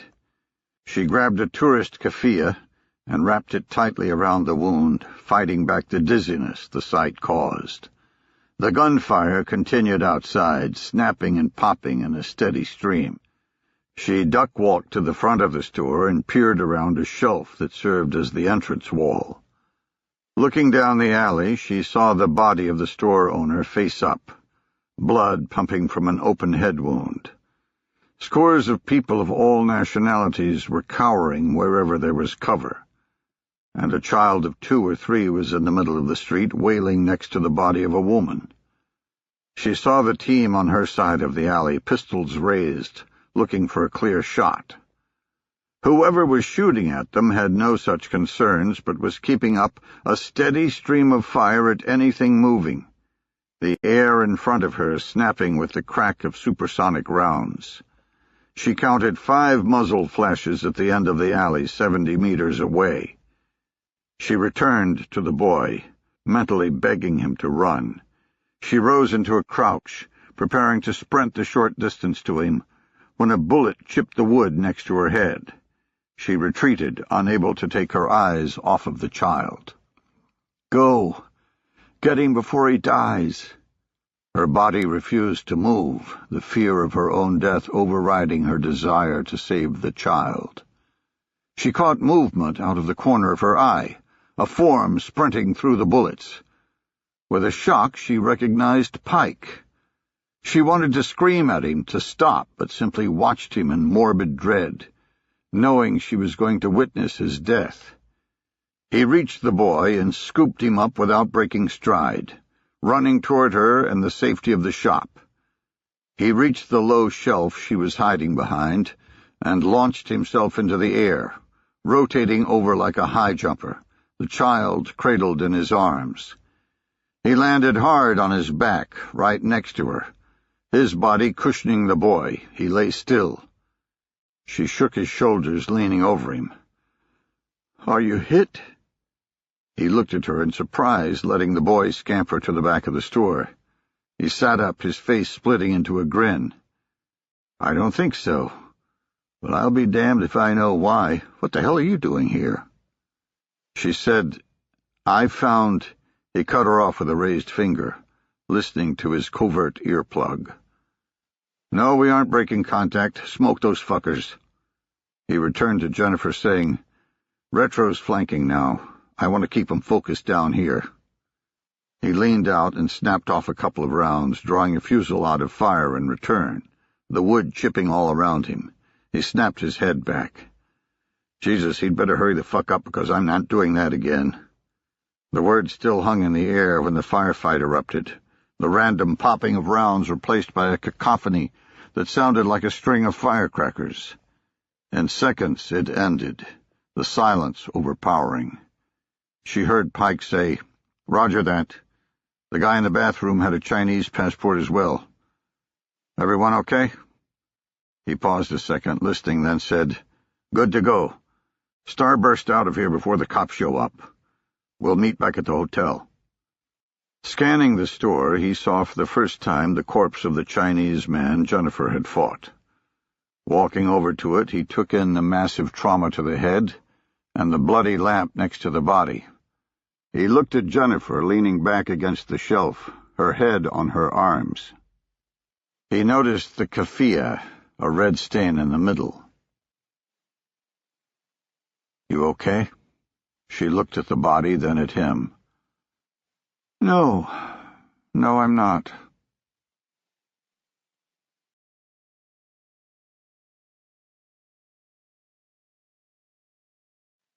Chapter 33. Keyshawn Jackson leaned up on an elbow, barely able to pick out the slumbering form next to him in the feeble light of dawn. A glance at his cheap Casio caused a spark of concern. It was past 6. "Roommate will be home soon. This was a mistake." The relationship was the one rule he had broken, the one time he had slipped in his 5 years of iron discipline. After he had left prison, he had followed the proscriptions of the Muslim chaplain to the letter, both religious and operational. As the years went by, he had maintained that rigid obedience. Then he had met Beth.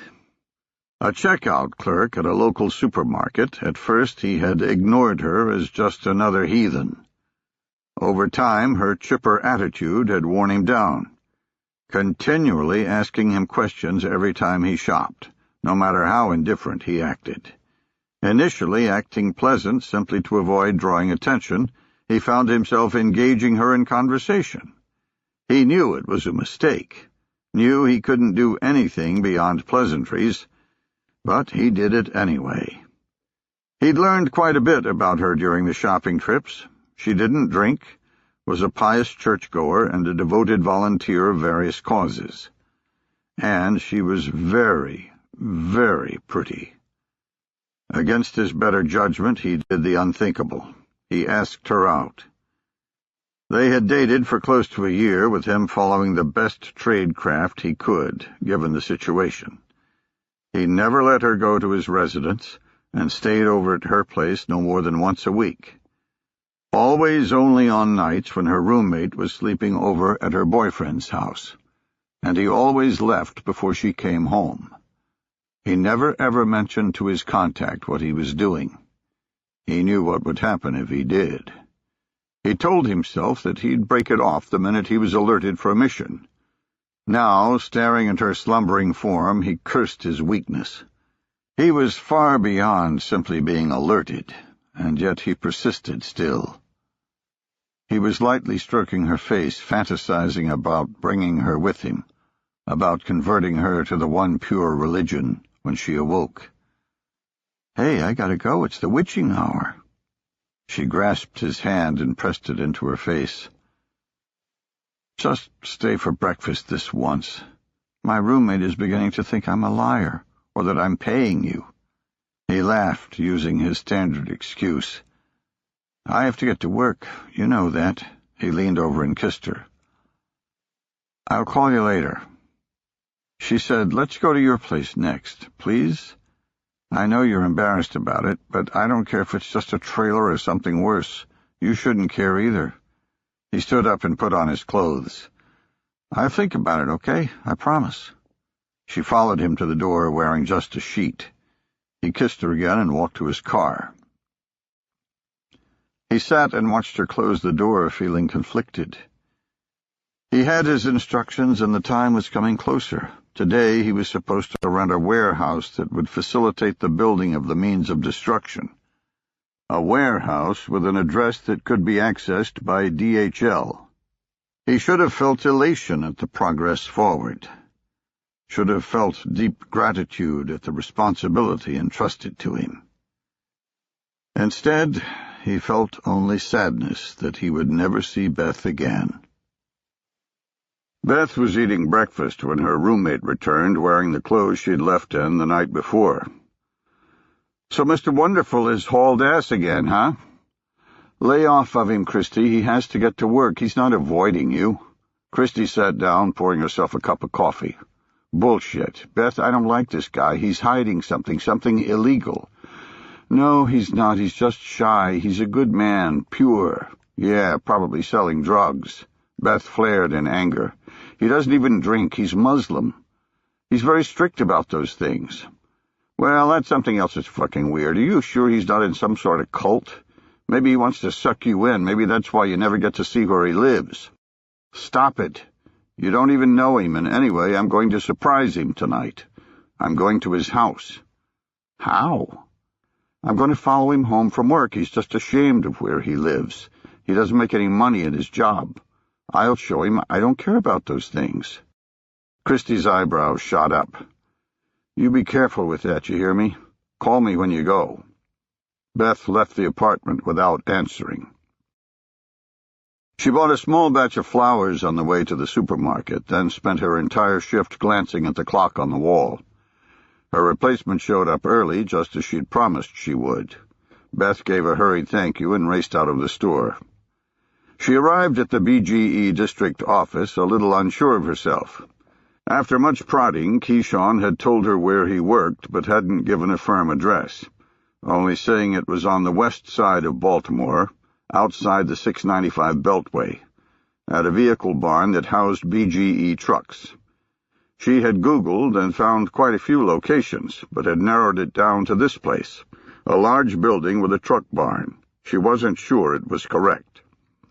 She circled the parking lot, growing more and more leery until she spotted Keyshawn's beat-up Honda Civic. She smiled.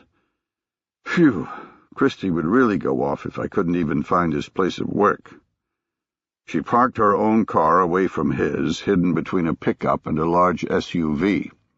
Her dash clock told her she had only about 10 minutes before his shift was up. She watched every truck that returned, finally seeing Keyshawn driving one through the chain-link gate. 15 minutes later, she was following him south down the Beltway, staying discreetly 4 cars back. He drove into southeast Baltimore toward the port and the industrial area, driving past tow yards and scrap metal recycling facilities. She hoped he didn't live anywhere near here. Eventually, he pulled into a large prefabricated storage facility, with a sign out front proclaiming self-storage units, individual office space, and small warehouses for rent. What's he doing here? She drove by, did a U-turn, and parked in the next building over. She saw Keyshawn in the front office talking to what looked like a manager. Eventually, they disappeared through a back door, then reappeared at the front of a small, stand-alone building with a roll-up door. They both disappeared inside. 5 minutes later, they returned, with Keyshawn shaking the man's hand. She watched him writing on some paperwork, then shaking his hand again before heading to his car. What in the world is that all about? She followed him back the way they had come, eventually traveling past the exit to the BGE office and continuing north.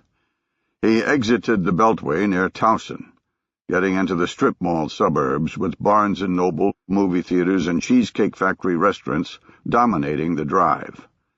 After a few minutes, he pulled into an apartment complex, fairly new, with a now leasing sign out front. The cars in the parking lot were all late model, with a smattering of relatively expensive foreign ones. It didn't look like a place to be ashamed of. She stayed well away from him, pulling into the first spot she could find and watching. He parked, then went to the second floor. When she was sure he was inside and settled, she grabbed the flowers and went up, feeling anxious at her little treachery.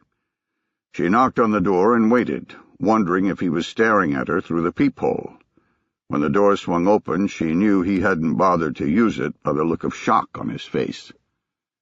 "Hey, honey, surprise." He stood still for a minute, his face flashing first anger, then sadness. "What are you doing here? How'd you find me?" She handed him the flowers. "I followed you home. I know you don't want me to see where you live, but it's not bad at all. What are you afraid of?" He said nothing. She knew something was wrong, but put it down to her little detective work. She tried to lighten the mood. "Can I come in, or is the inside a real ghetto?" He stood back from the door. "I wish you hadn't done this. I would have come for you when the time was right." She kissed him on the cheek, saying, "I know how you are. The time will never be right unless I make it so." Inside was a studio apartment with very little furniture. Just a small table with 2 chairs and a futon on the floor, not even a TV. "Wow, you live Spartan. No wonder you like coming to my place." "Yeah, that's what I mean. I can't afford any furniture. I was going to show you the place after I got some. I just rented this a few months ago." She put her arms around his neck. "You should know me well enough by now. I don't care about that stuff." She pantomimed, sniffing him. "Wow, you stink. Let's go clean you up." He said nothing for a moment, seeming to think it over. Then he smiled and relaxed. "Well, as long as you're here."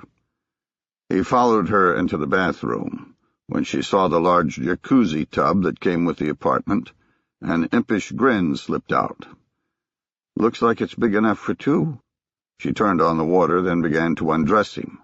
While the water filled, she said, "Hey, what's up at the storage place? What are you doing there?" The happiness fled his face, replaced with the sadness she'd seen at the door. "It's nothing, just something a friend wanted me to check on."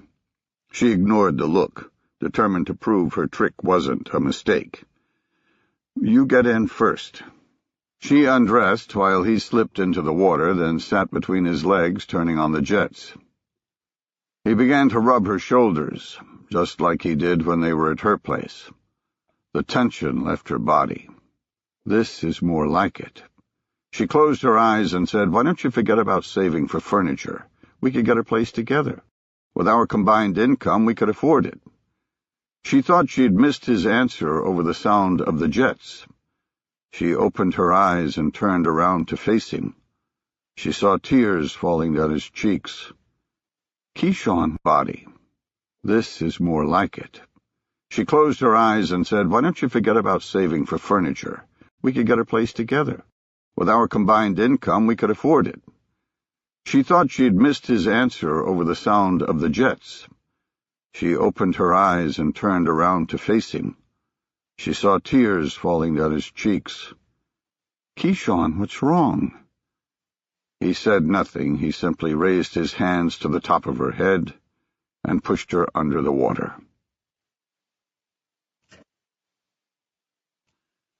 Chapter 34.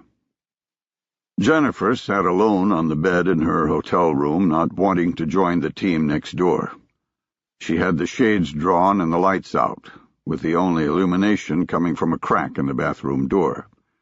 She could hear the men through the connecting door laughing and joking. "I thought we were breaking contact when I saw you running away from the fight like a spotted ape." "I wasn't running, jackass. I was doing my duty, protecting civilian lives." "Yeah, sure. The kid was in front of you, and I've seen you shoot. I figured he was in danger." She tuned them out, remembering the child. "I should have done something. I was closer." Upon their return to the hotel, the first thing the team had done was a hot wash, examining all aspects of the gunfight to see what they could have done differently or better. It had been brutally critical, with Pike bearing the brunt. The team had hammered him for saving the child, saying he had put them all at risk by forcing them to assault with one less man. The conversation had shamed Jennifer, making her wonder if anyone had seen her paralysis of fear. The memory alone caused her to tremble. Why didn't I go? She heard the door open and saw Pike in the feeble light. "Hey," he said, "you okay?" "Yeah, just tired." "Adrenaline will do that. How's your arm?" She flexed her hand, saying, "Good. Buckshot did a great job. The stitches itch, but that's about it." "Well, he's had enough practice. He used to be an 18 Delta in 5th Group." Remembering she had no military experience, he added, "A medic, a Special Forces medic." She nodded and said nothing. Pike came inside and closed the door. "You sure you're okay?" "Yes." She waited a beat, then said, "Why did you save that child?" He leaned against the door, looking confused. I don't know. It just seemed like the right thing to do." "Right thing to do. But there was no way you should have lived. You had to have known that. Why?" He became embarrassed at the attention. "Look, I was too stupid to realize that. Trust me, I wouldn't do it again." She stood up, searching his face for deception. "Really? You wouldn't?" Pike glanced away for a moment, then returned her gaze. "No, not really. I'd do it again. The kid was going to die because someone was trying to kill me. I was the cause. I couldn't let that happen. But the team, yeah, well, they have a point, but it's the score that counts. They did fine without me, like I knew they would." She looked down at the floor. "I should have run to him. I was closer. I could have protected him, and you could have gone with the team. But I was afraid. Got that shit out. You can't second-guess what you did." You had just finished a fight for your life. The destroyed visage of the Chinese sprang into her mind. The split skull, the flying bone and brain matter as she struck him again and again. She felt a wave of nausea and sat down again, putting her head into her hands. Pike sat down next to her and rubbed her back, talking softly to her. She lifted her head and said, "I feel dirty, like I've crossed a line and I can never go back." He spoke gently. "I know, it's not easy, especially with what you were forced to do. You'll have dreams, bad ones." His words brought a measure of calm to her, his empathy soothing in the darkness. She reached out and squeezed his hand, wondering if she would ever figure him out. This was the Pike she was drawn to, a man who risked certain death for an unknown child. But somewhere inside him was the monster from the warehouse, the Pike she didn't know. She flashed again to the body in the souvenir shop. "What about the Jennifer you don't know?" "Do you get dreams? I mean, still?" "Yeah, I do. I think it's the body's way of dealing with the stress. Eventually they'll go away and get replaced by good dreams. It just takes time. I used to get them pretty bad right after an action, but within about 3 to 6 months they'd be replaced by dreams of my family. I guarantee I'll dream about that kid," and he caught himself and said nothing for a moment, then finished his thought. "And that guy in the warehouse." She was surprised by the admission, thinking he was different, stronger or harder, a machine. She changed the subject to get away from the talk of death. "Do you still dream about your family?" "I used to every night, like clockwork. Not so much anymore since Guatemala and Bosnia. Since I ran into you, really." She was surprised again and showed it on her face.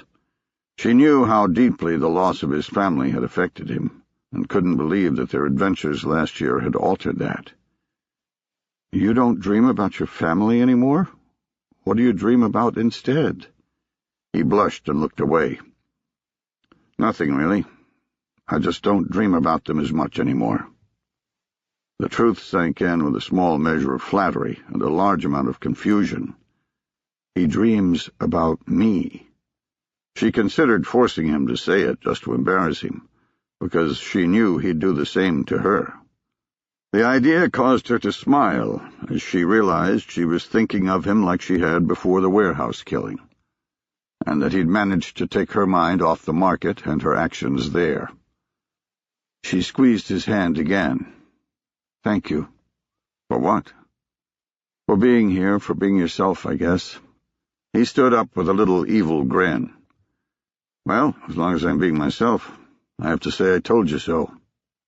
"Huh? What do you mean?" "When push came to shove, you didn't go out on your knees begging for your life. You may not like it, but you're a meat eater."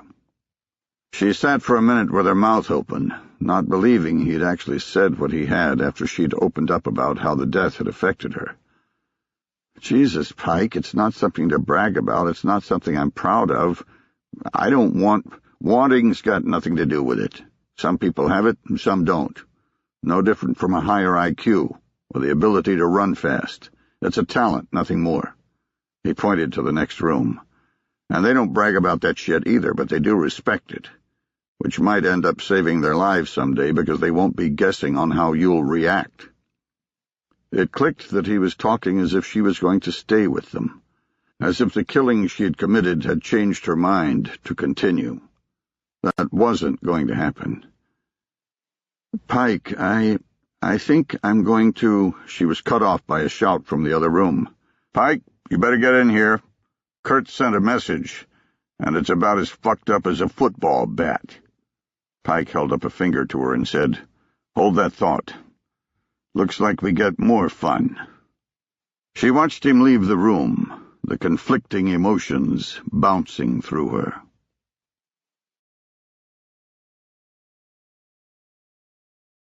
Chapter 35.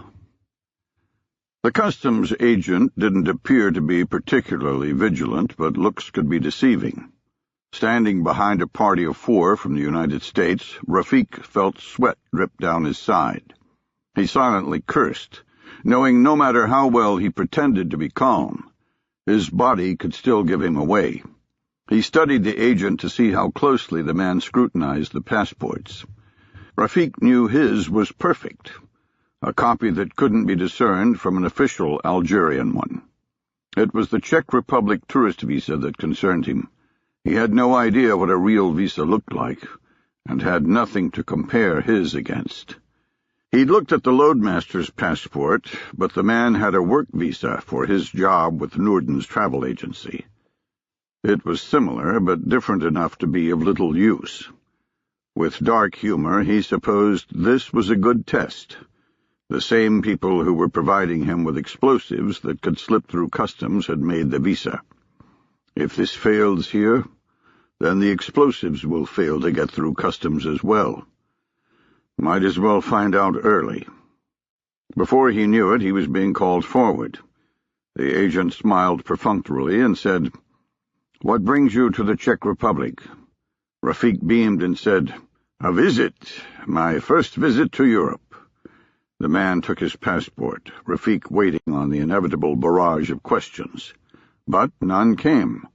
Before he knew it, he was through and headed to the baggage claim, the stamping and swiping happening so quickly he didn't have time to realize he was holding his breath. He stopped on the far side to watch the loadmaster. Because 4 Arabs with tourist visas and 1 Indonesian with a work visa traveling together would cause questions, they had placed the loadmaster in between them. He was the next in line, and if he was going to sound an alarm, it would be to the customs official. Rafiq watched him lean into the window, apparently talking. Rafiq gauged the distance to the baggage claim door, calculating his chances of getting out.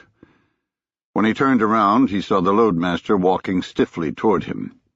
He kept the relief from showing on his face, but the incident drove home how much this operation depended on luck. How many single points of failure littered his operational plan. All it will take is 1 link to fail, and I have so many more links to build. He knew it was a single link, a courier, that had killed Osama bin Laden, a single thread that had unraveled, leaving the Sheik to face the barrels of the great Satan's commandos. He buried his doubt, saying, "Good. You get to live another day." The loadmaster said nothing, simply stopping and staring at the other passengers. "Go get your bags, call the pilot, and tell him to meet us at the plane. Wait for us outside." Before he could leave, Rafiq touched his arm. "Please don't cause unnecessary bloodshed. Wait for us." The loadmaster jerked his arm away as if he'd brushed a stove, then walked through the baggage claim door. By the time Rafiq and the others had collected their bags and processed through customs, the loadmaster had made contact. "He'll meet us at the plane in 15 minutes. It'll take that long to get there." "Where is it? At another airport?" "No, it's technically at this airport, but all private and general aviation aircraft go to Terminal 3, which is separated from the main airport by the tarmac itself. It's about a mile away, but we'll have to drive out of the airport and down the highway to get there." Rafiq hailed a cab, having a little trouble explaining to the driver that they wanted to go from Terminal 2 to Terminal 3. Finally convincing the man that he wasn't misunderstanding Rafiq's English, they pulled out of the airport. Reaching the exit for Prague, the driver made one last attempt to ensure he wasn't making a mistake, pointing at the sign showing the city to the left. Rafiq pointed to the exit on the right, reading Terminal 3. The driver shrugged and followed directions. Winding down a graffiti-painted 4-lane road, Terminal 3 came into view, consisting of several 3-story buildings, some modern, others resembling relics from the Cold War. It appeared more like an office park than an airport. As they hit a roundabout, Rafik saw the pilot waiting on the sidewalk and pointed him out to the driver. The pilot smiled nervously as they approached. When he saw his partner, his face lit up with real joy. He helped them with their bags, saying, "The plane's here. No trouble. We had no trouble." Rafik said, "Where is it?" The pilot led them into the building, winding down hallways until they could see the tarmac on the other side through the windows. He showed his badge to a man at a desk and exited the building again, turning left toward the general aviation section. Rafik saw the stolen DHC-6 Twin Otter on a pad next to another cargo plane, a Casa 212, both with the same tail numbers. "You didn't repaint the tail?" Rafik said. "Idiot. What if someone sees the two numbers?" The pilot looked like he had sucked a pickled egg. "Wait, I can't paint the thing right here. That would only highlight the number. It needs to be brought into scheduled maintenance inside a hangar." He paused, waiting to see what Rafik would do. When no violence or threats erupted, he continued, "I'll do it this week. I have it scheduled." "That may be a problem." "Why?" Rafik glanced at Camille and said, "You're going to Montreal, Canada, with some cargo I need." The pilot paled. "I can't do that. I... Rafik faced him and bared his teeth. "Shut up. You will do it. File the flight plan." The pilot stuttered, his mouth working but no words coming out. Eventually he said, "When?" Rafik looked at Camille. "It depends. We have a call to make. Show me the cargo." Walking up the staircase of the Twin Otter, the pilot popped the clasps on two Pelican cases, both 4 feet by 4 feet. Rafik opened the lid of the first one. Inside, seated into foam receptacles, were what appeared to be simple metal discs. He pulled one out. 8 inches in diameter, it was slightly curved, and would have looked exactly like a lid off of a soup pot, except it was much thicker. Opening the other Pelican case, he pulled out a plastic container. This too was 8 inches in diameter and about 8 inches deep, looking like a soup pot made for the lid he held in his other hand. He lined up the holes on the outside of the lid with the holes on the edge of the pot, the curved side down. The match was perfect, as he knew it would be. He smiled. Such a simple-looking thing, with so much destructive power. Camille said, "The great Satan's own technology will be their downfall. It's a shame that they spend so much time and money creating these weapons, only to have them used against themselves." Rafik laughed. "Not a great deal of shame. Not at all." Rafik placed the pieces back into the cases. Turning to the pilot, he said, "I need to find an air express service, one that will go to the United States. Both DHL and FedEx fly right to this terminal. They have an office downstairs, but I don't know if they'll take a shipment from here. You might have to take it downtown first." "That's stupid. Go figure out how to schedule this cargo for shipment.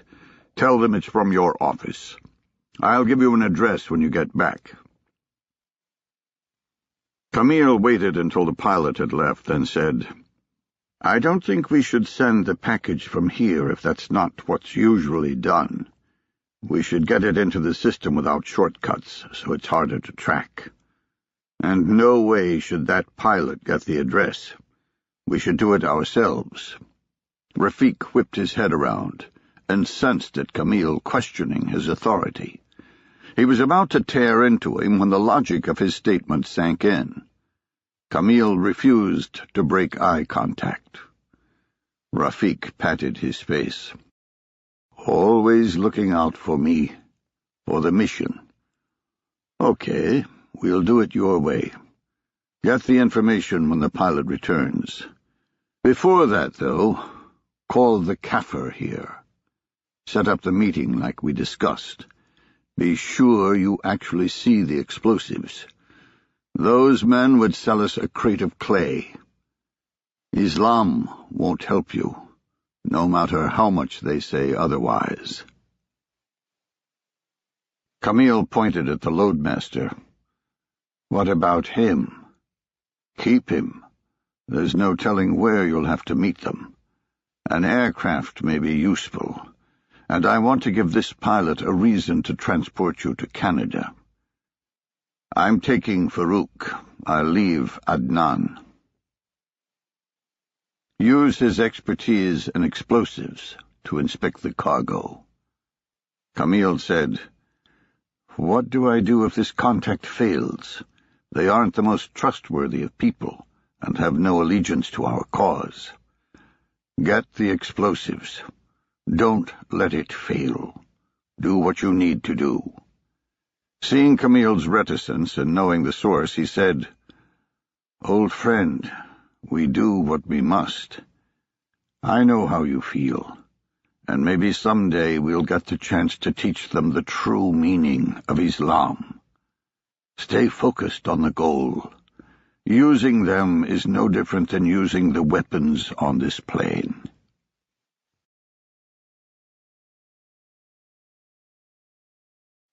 Chapter 36. The Marine Staff Sergeant on duty at Post 1 kept eyeballing Retro and me, like he thought we were going to steal the ashtray in the lobby. We'd done nothing wrong, and told him we were simply meeting someone, but he clearly thought we were suspicious. I decided to wait outside. Better for him not to remember who we met. Motioning to Retro, I walked out into the courtyard. "Man," Retro said, "you'd think that guy'd lay off a little with all the security around this place." He had a point. The U.S. Embassy in Cairo had pretty much taken over the neighborhood, with all the streets blocked off and guarded by Egyptian police.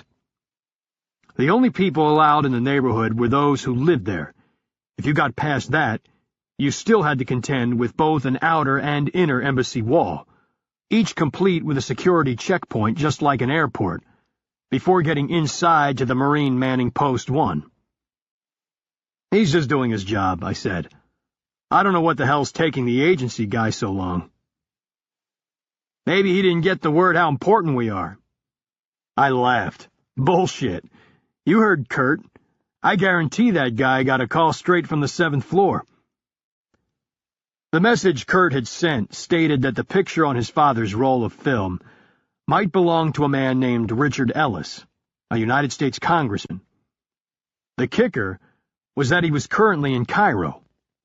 I'd immediately called Kurt through the VPN and put him on conference, wanting to confirm the information and what I was supposed to do. At the end of the call, the consensus was to simply confront him, to shake the tree and see what came out. We both thought something was awry, and decided to let him tell us what it was. The problem was precisely that he was a United States Congressman, and would have to be handled carefully. If we were wrong about the picture, we needed to leave the Congressman without any impression that he was being investigated. To that end, we'd come to talk to the CIA and get a little help with the interrogation. Mixing the task force with CIA personnel was risky, and the reason we didn't want to sign in with Post 1. But apparently the president himself was involved. That sort of overcame any bitching we had. No doubt he put out some tough love, which is why I thought the director of the CIA, a member of the Oversight Council, would be calling from his 7th floor office at headquarters. I saw a middle-aged man exit the door next to Post 1 and head our way. "You guys here to meet someone from the State Department?"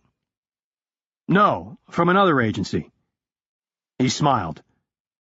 "We going to dance all day?" "Depends on who called you." "How about the president? That good enough?" I was a little startled. "The president called you?" "Nah, but he might as well have. Big shitstorm, apparently."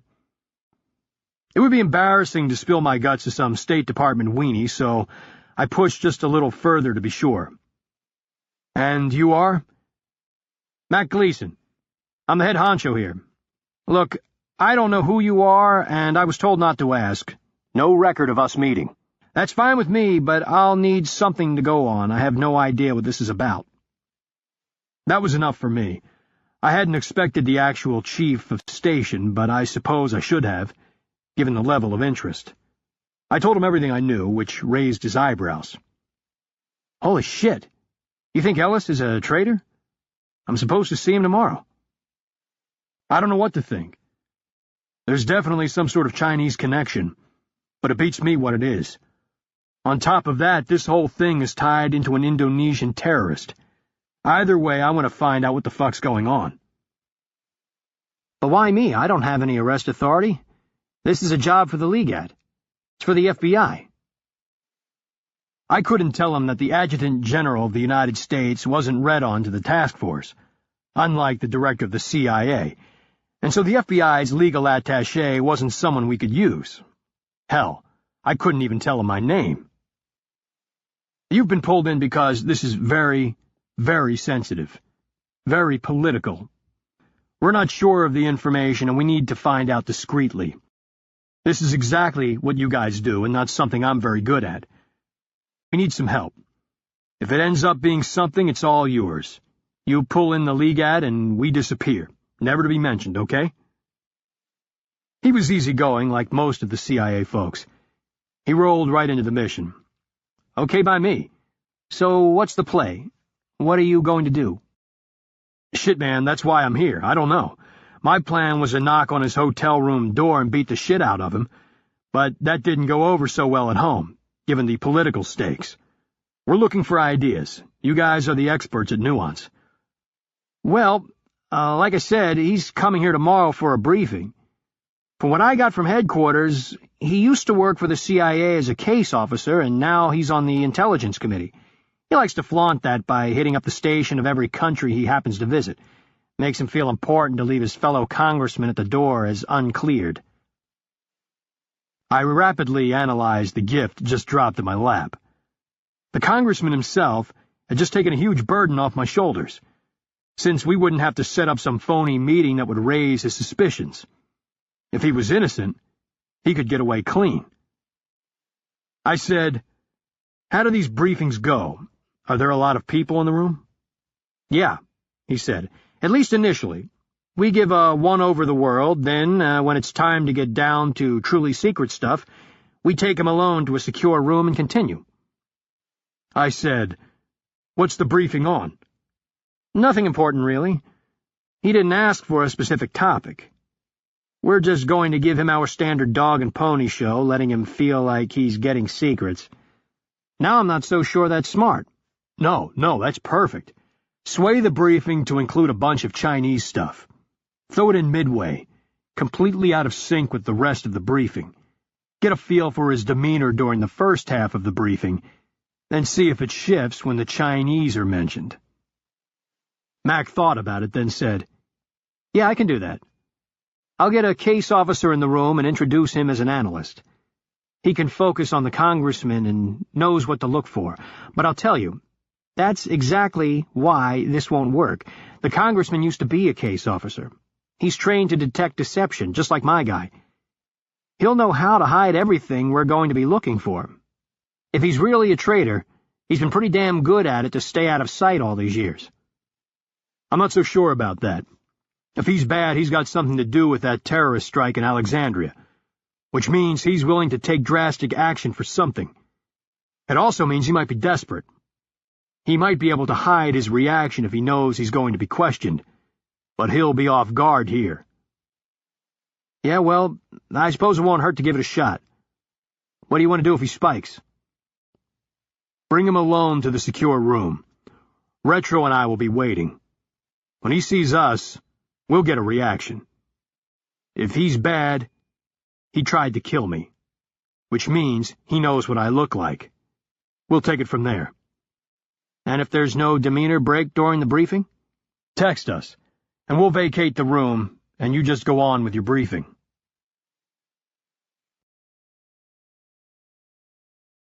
Chapter 37. Congressman Ellis was enjoying his time in the embassy, forgetting for a moment the stress of the transfer.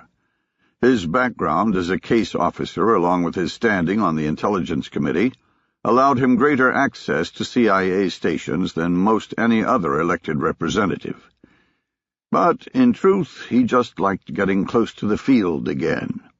He enjoyed the back and forth with the chief Substation, even though he knew the briefings were all sterile and made for public consumption. It allowed him to feel like he was on the inside. Still a case officer like Mac, the one doing the briefing. Very few other representatives could make that claim, and he enjoyed the notoriety. As Mac continued with the political situation, Ellis threw a few softball questions his way, probing his opinion of the still-struggling government after the fall of Mubarak. Mac gave him a softball answer, and Ellis ratcheted it up a little bit, having done his homework. He enjoyed watching Mac's reaction, realizing he wasn't dealing with an idiot.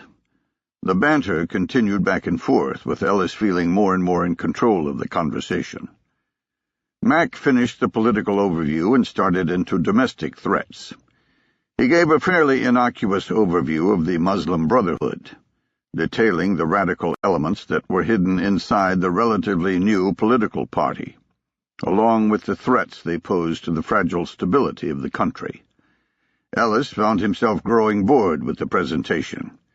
Everything being briefed was something that could be found on the Internet within 3 minutes. Mac flipped the slide to a picture of carnage, a bus strike in the north. Ellis recognized the photo and felt his pulse quicken a tad. What's his take on this? He snorted, saying, "These guys need to get a handle on their own domestic problems, or they're going to lose the tourism industry forever." "We're not sure this is domestic," Mac said. "There's some indication of foreign influence." Ellis heard the words, feeling a trickle of adrenaline. "Are you talking Al-Qaeda?" "No, China or Indonesia." The words sliced into his brain, his involuntary reflexes draining his face. He controlled his response immediately, reverting to training long since gone. Get stable, get control, find out what they know. You are not the enemy. He said, "That's the craziest thing I've ever heard. Why would the Chinese do that?" Solemn as a priest, Mac responded, "I'm not at liberty to say why in this room. I'll fill you in later in the confidential briefing. But it's not a simple terrorist strike." Ellis nodded, feeling the heat in his face. Jesus Christ. They know something is screwy with that attack. They know. The brief continued, with Ellis throwing out useless questions to appear as if he was still engaged. He appeared outwardly calm, at least as calm as he could project, but inside his stomach was churning as he dissected what possible connections could be made to him. None, as far as he could tell, and the fact that he had been briefed at all on the station's suspicions indicated he was not in the crosshairs. He calmed down, thinking he needed to make a call. Now. It took the congressman a pregnant second to realize the briefing had ended. He focused on the chief of station and found everyone in the room looking at him expectantly. "Shit. Get control." Mac said, "Ready for the good stuff?" "I need to make a phone call before we continue." "I'm sorry, sir, but no cell phones are allowed in CIA spaces." He smiled. "Technology's changed since you work the streets. If you wish, you can return to Post 1 for the call. We'll wait." Congressman Ellis debated, then said, "No, that's all right. Let's continue. I'd like to hear about the Chinese." Ellis failed to see the man at the back of the briefing hit the send button on his cell phone. I felt my cell phone vibrate and looked at the message on the screen. "Showtime, we're a go." Retro and I positioned ourselves on the left side of the door, so we wouldn't be seen until the Congressman had already penetrated into the room, allowing Mac to close the door behind him. The Congressman thought he was coming to a secure facility to discuss classified material, but in reality, we were simply in an office down the hall from the conference room, on the other side of the courtyard of the embassy. Since he'd never been to the Cairo embassy, I had no fears that Ellis would realize he wasn't headed to the CIA office space, and it kept us from having to go through Marine Post 1. It also allowed us to keep our cell phones. I really hoped that Mac had called it correctly and that Ellis was bad. Once he came through that door, we'd be seen, and have to be explained. It was a dangerous game, and I was unsure what I would do if he had no reaction to our presence. It was a make-or-break line I would have to cross. I felt like Tom Cruise about to accuse Jack Nicholson of conducting a code red. I needn't have worried. The door opened, and Congressman Ellis strode in, wiping his forehead with a handkerchief. He saw me and stopped short. He heard Mac close the door and whirled around. "What's the meaning of this? Who are these men?" Not the reaction of an innocent man. I decided to go the Tom Cruise route. "Sit down, Congressman. We just have a few questions." He regained his composure. "I'm not here to answer questions. I'm here to ask them. Let's get this briefing going." I stood up and advanced toward him. I said, "Sit the fuck down, and you will answer our questions." He did as I asked, but remained defiant. "Do you realize I'm a United States Congressman? I have no idea what government agency you work for, but wherever it is, I'm going to find out and have your ass." "That's going to be a problem," I said, "because I don't work for the government, so save your threats." I saw a flicker of fear for the first time. He went through his pockets rapidly, then remembered. "That's right," I said. "No cell phones allowed in here. It's just you and me." "I'm an American citizen. Just because we're in Egypt doesn't mean you can sit here and accuse me of some bullshit charge." I heard him say accuse, and knew he was guilty. I lost all compunction about being polite. He had something to do with the death of Bull and the wounding of Knuckles, and would now pay the price. Retro came to the same conclusion I had. He moved behind Ellis. Speaking quietly, the venom dripping out, he said, "We can do whatever the fuck we want. Right now, I want you to look at a picture. Make no mistake, your life is over. The only question now is how it will end. You fuck with me, and it will be a world of pain before the lights go out." I saw real terror begin to grow in his eyes, tinged with desperation. I jumped up and strode over to Mac. "What the hell is going on here? I want my cell phone, and your supervisor's number. I'm a United States Congressman. Do you know what that means?" Mac stood by the door, mute. Ellis turned to me. "I'm through here. I'm leaving. You try to stop me, and I'll have the Marines here lock you up forever." His face was a sickly green, with a fine mist of sweat on his brow, as if he were in the rainforest instead of the desert. His breath was coming in shallow pants, his eyes flicking from me to Retro. He made a move to the door, and I threw the photo from Kurt's father on the table. He caught the movement and looked down. "Tell me about this." The quality was absolutely horrible, with a vague figure standing on the edge of a lanai somewhere on the earth. To me it meant nothing at all. To the Congressman, it meant everything.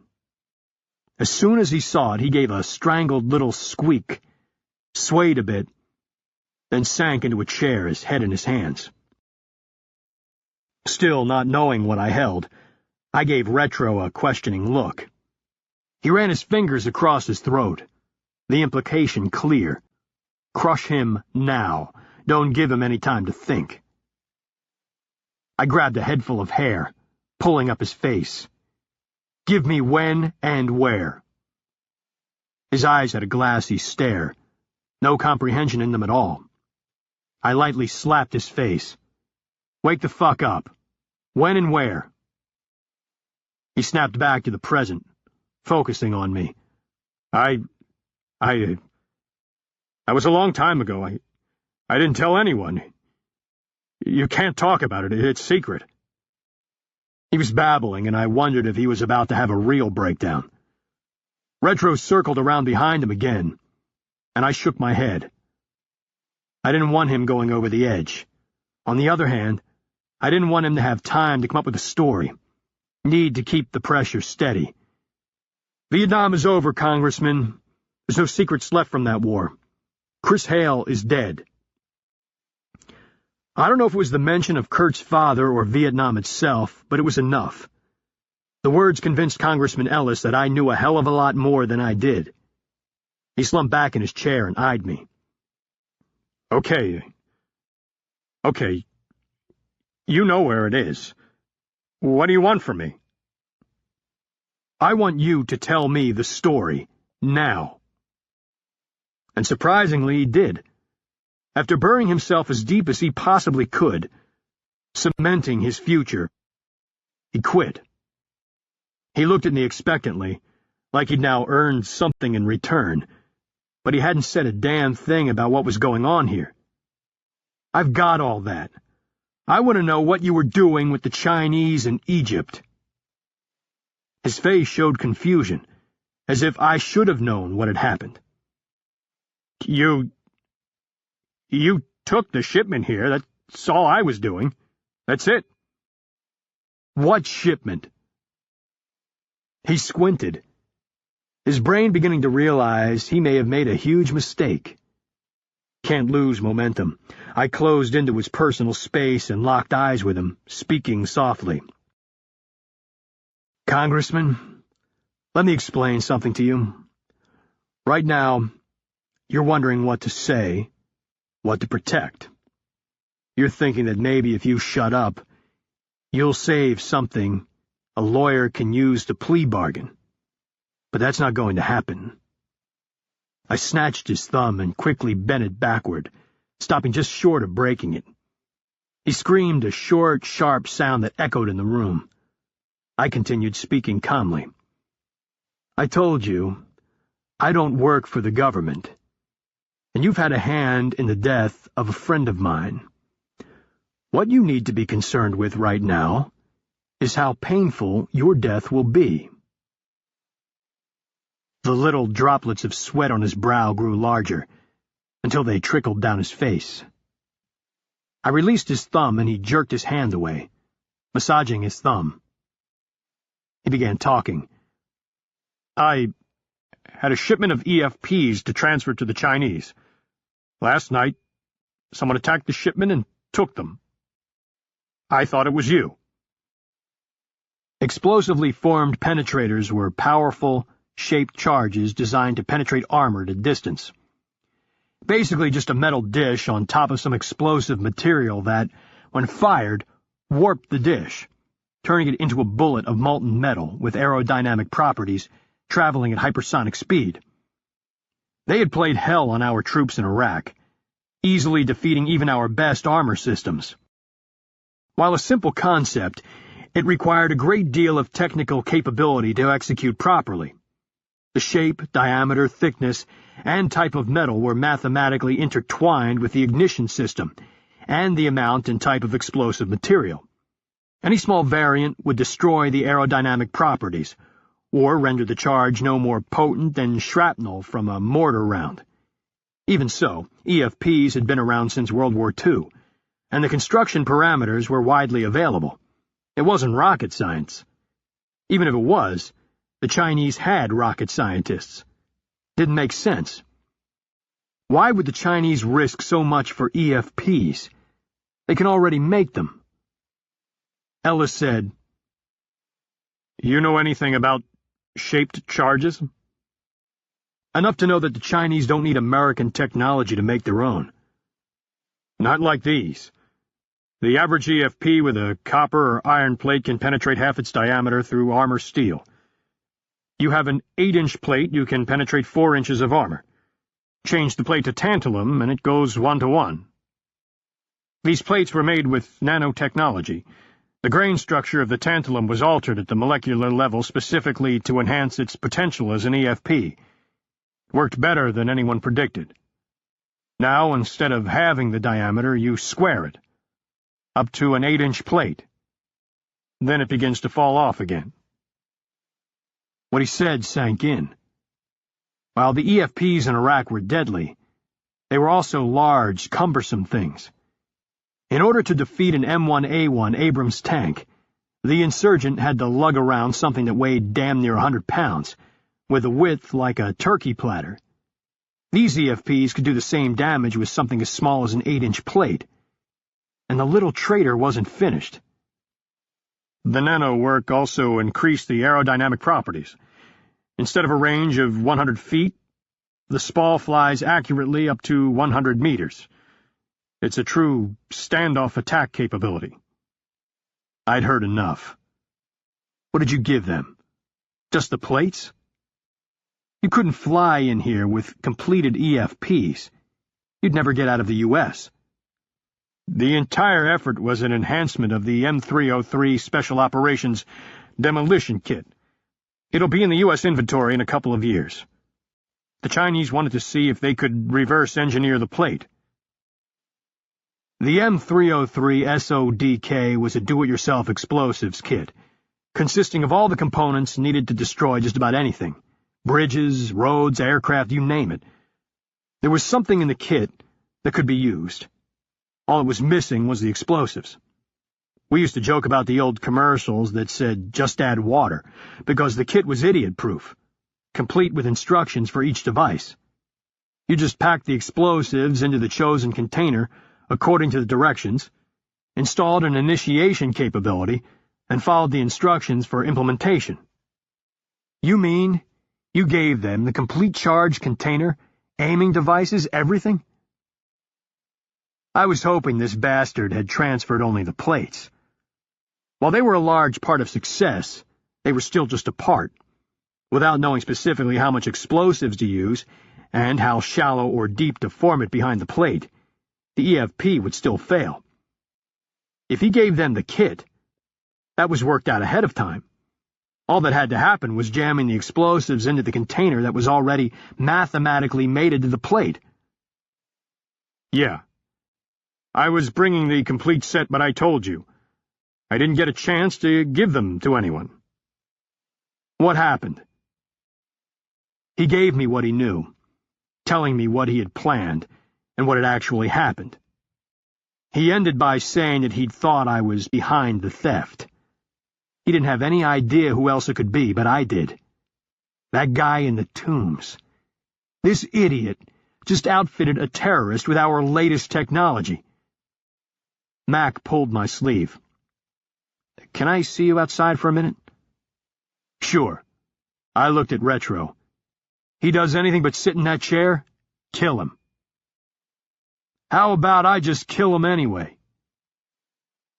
I saw the Congressman scooting back as I left the room. Once the door shut, Mac said, "What do you want to do with this guy?" "I told you, it's your call." "Well, I was thinking of turning him. Get him to go back to the Chinese and say he was wrong, that the airplane was delayed or some other bullshit. Then pass them faulty plates. Worst case, they figure it out and end up with nothing. Best case, they reverse engineer the faulty plates and fill their armories with crap." And that's why he was the chief of the station. My imagination ended with beating the man to a bloody pulp. His allowed him to see an angle in this disaster that could prove to be as big a positive as the loss of the plates were a negative. Can you do that? I mean, get something that'll pass the muster that quick? Won't know until I try, but it's worth a shot. What about the dead Chinese? We killed a few at the market because that asshole fingered us, and their boss may still want some payback. That was you? Jesus, you've got the entire agency spinning their wheels trying to figure out what the hell happened. He turned away, thinking for a moment, then said, I'll come up with a story and feed it to them. I can make that work. Are you on board? Yeah. But the minute this guy quits being an asset, he gets burned. When we re-entered the room, I half expected to find Retro branding the guy's face with the coffee pot. Instead, the Congressman was sitting where we'd left him, looking sorry for himself. Mac took the lead and explained what he wanted to do.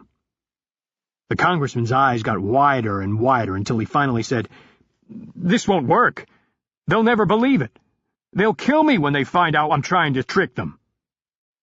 I said, "Looks like you're dead either way then.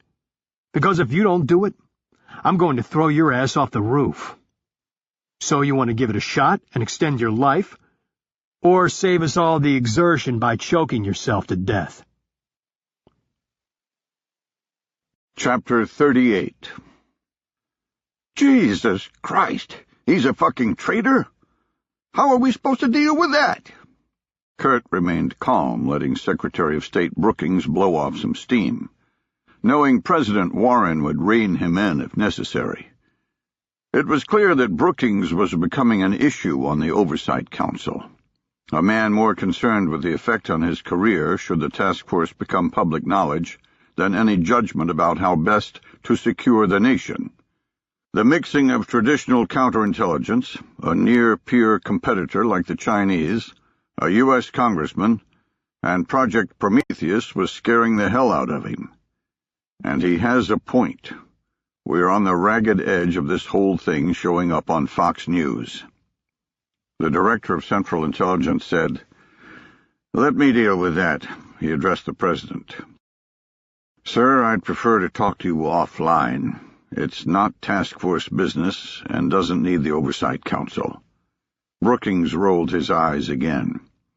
"The old sources and methods excuse?" The DCI said, "Actually, yes. There's a reason that rule was put in place. Usually because pompous asses like yourself caused the death of someone." The President raised his hand. "Enough. Ordinarily, I'd agree, but since everyone here now knows the Congressman's status, let's hash out what we're going to do about it. I don't want a bunch of guessing the next time he's on TV." The DCI grimaced, but relented. He relayed the plan with the faulty EFPs and the fact that the CIA would wring out of him anything and everything he had ever done against the United States. President Warren asked, "And after that, are we going to arrest him or what?" "No, sir.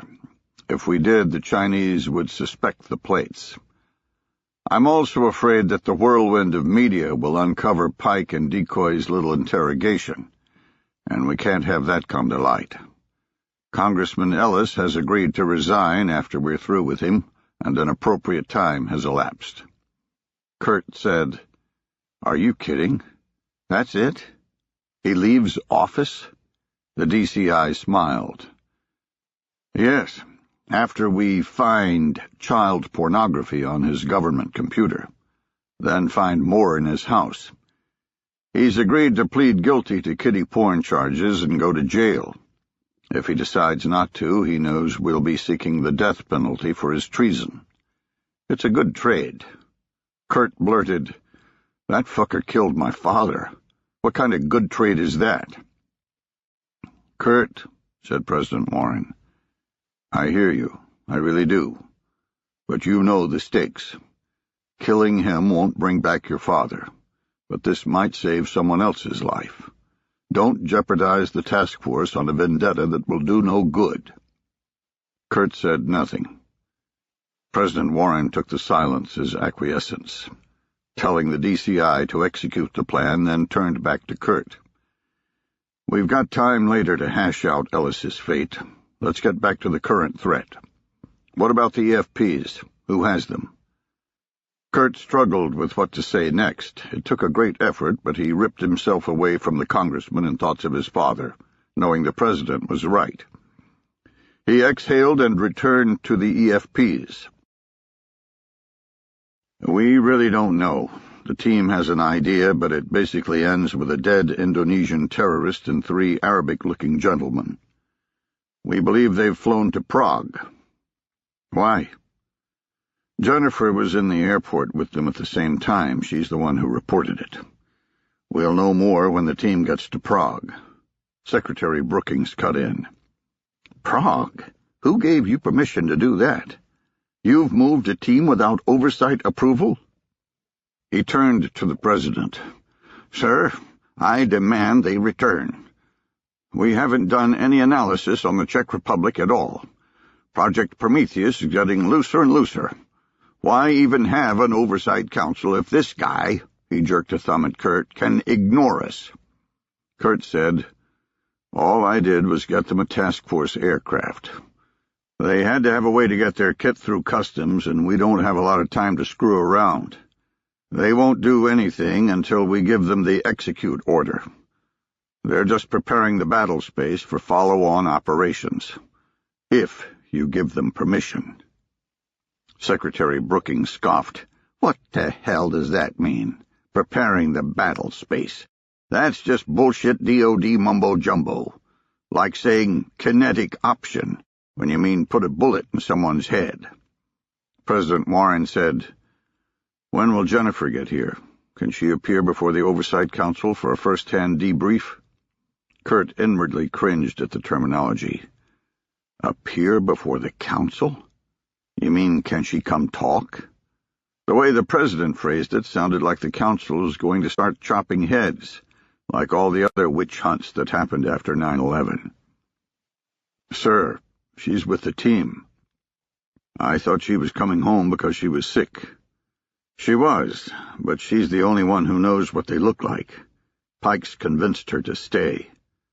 President Warren took that in and said, Okay, what's the team going to do when they get to Prague? Pull the thread on Noorden's Prague office if you give permission. It's all we've got. The director of the CIA spoke. Sir, I say let them investigate further. What we know for a fact is that a plane load of highly sophisticated demolitions is now out of U.S. hands. From the evidence, I think Pike's onto something. Let him go. Brookings chimed in. Why? They've got no evidence at all. Just a random sighting in an airport. Even the suspected terrorist we were originally tracking is dead. Let's say they do have the EFPs, and I'm not saying I think they do. What's the big deal? It's not like they're running around with a nuclear weapon. We need to use conventional assets. The threat's not worth the risk. Mark my words, this is going to end up on the front page of the Post. The DCI leaned across the table until he was inches from Brookings' face. Shut the fuck up. There's an attack on the way, and you know it. The intel is incontrovertible. If these guys have a way to stop it, let them go. Quit worrying about your own sorry ass. President Warren broke in. Stop it. We're all under the gun here, but there's no reason to start acting like this is our first dance. Kurt watched the DCI lean back in his chair, his face a mask of calm. The subtle admonishment had accomplished the president's goal. Even with the stakes, nobody wanted to be remembered as the guy who couldn't handle the pressure, least of all the Director of Central Intelligence. The DCI said, It may not be nuclear, but trust me, it's bad. President Warren said, What do you mean? Remember the covert action we did in Sudan a couple of years ago? The one where the rebels managed to destroy a Chinese oil refinery? Yes. What's that got to do with this? My operative used one of these EFPs to get it done, while it was still in testing. It was chosen because of its standoff capabilities. We didn't really look at its destructive power, but it ended up being significant. It ripped through the entire refinery. I thought you just took out a critical component and the rebels did the rest. We targeted a critical component. The EFP took out the refinery. Trust me, these things are deadly. If the terrorists are creative, we're looking at damage that rivals a WMD. Jesus Christ. Why wasn't I told about this? Well, you were briefed on the damage and the impact. We don't usually brief you on the tactical details. It wasn't kept from you intentionally. We did report the results to DARPA for further development. The President closed his eyes, letting the statement sink in, and said, I want all intelligence related to the AFPs in the system. Yesterday. I don't care how you do it. Wash it of Taskforce fingerprints, but get it out there. FBI, ATF, local law enforcement, everyone.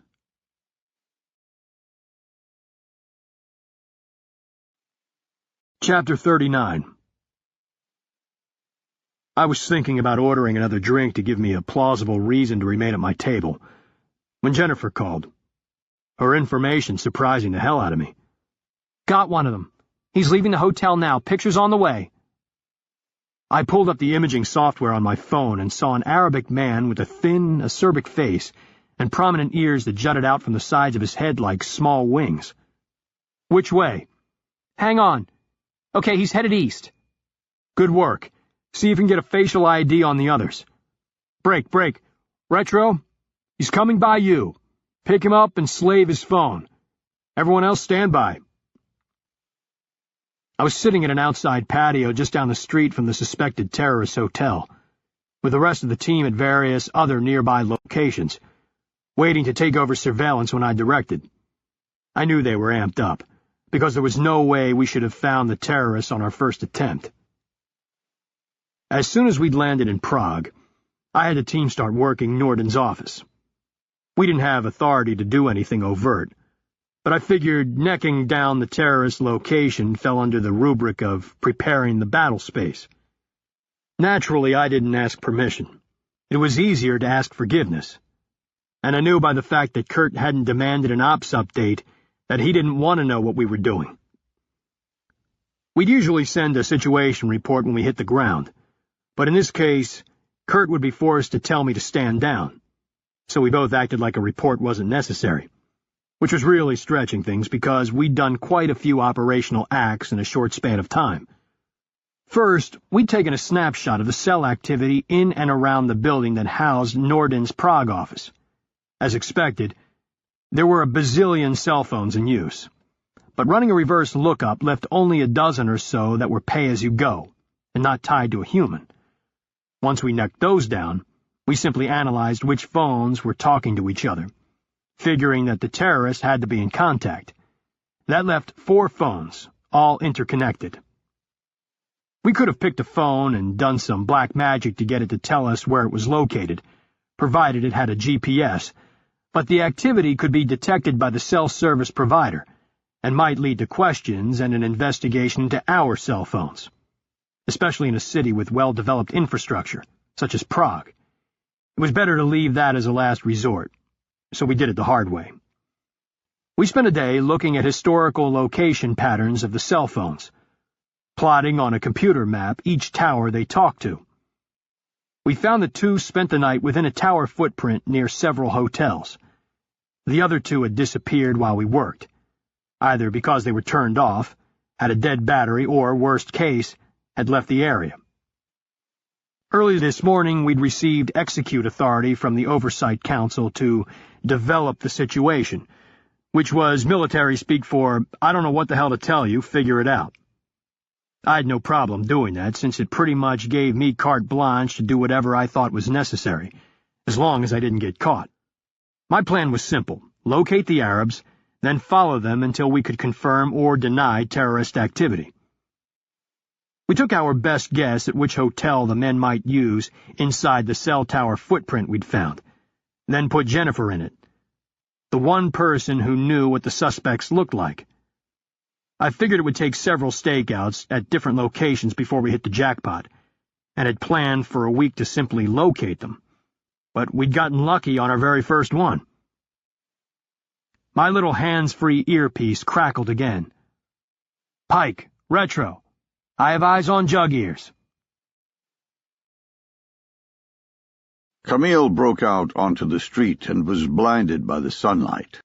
He waited a bit, letting his eyes adjust from the gloom of the cheap hotel they'd found.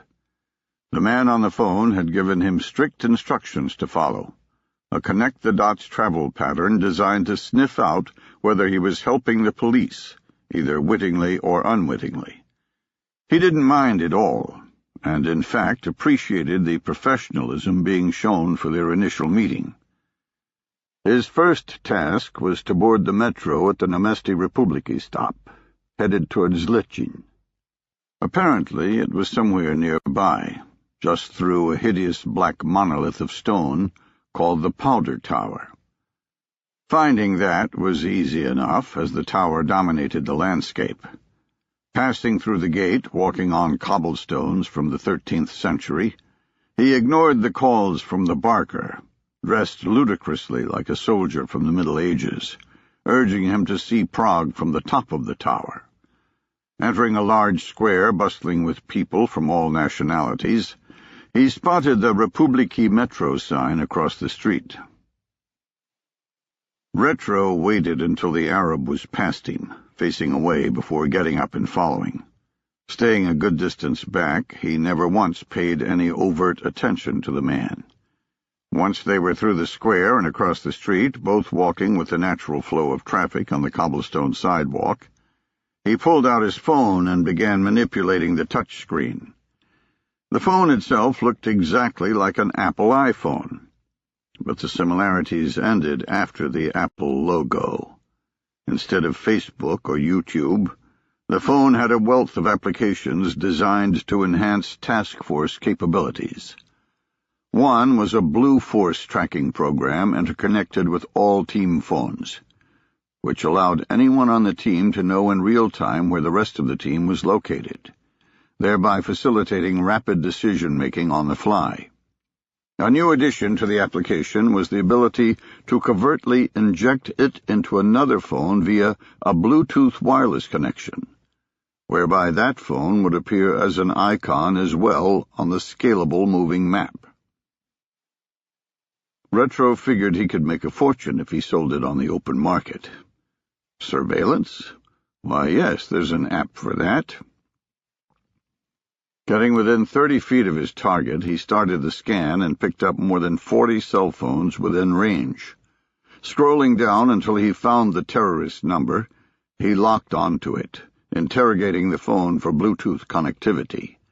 In short order, it registered, and he hit the key sequence to inject the application. His target reached a corner and turned right, causing him to lose visual contact. He quickened his pace, but not so much that he'd stand out. Reaching the corner, he rapidly searched the area, knowing that if the target phone got too far away, it would break the Bluetooth connection and thus the download. He caught a glimpse of his quarry getting on an escalator to the metro. He waited a beat, then followed. He entered a well-lit tunnel on possibly the longest escalator he had ever seen. It stretched so far out in front of him it gave him vertigo. 10 steps below him he saw the Arab. Worried about losing the cell signal underground, he gave a verbal update. Jug Ears is headed down to the metro. Republiki stop. I might lose coverage down here, but I'll be able to complete the download while we ride together. Pike came back. Roger all. I'll leapfrog to the next station headed south. Buckshot, you take the station to the north. Retro heard Buckshot acknowledge, then noticed a man standing at the bottom of the escalator, at what still seemed like a football field away. The metro itself was deserted, with nobody coming up on the opposite escalator, and only him and the target going down. The man was looking at them both. Shit. Perfect location to see if he's being followed. He's being washed.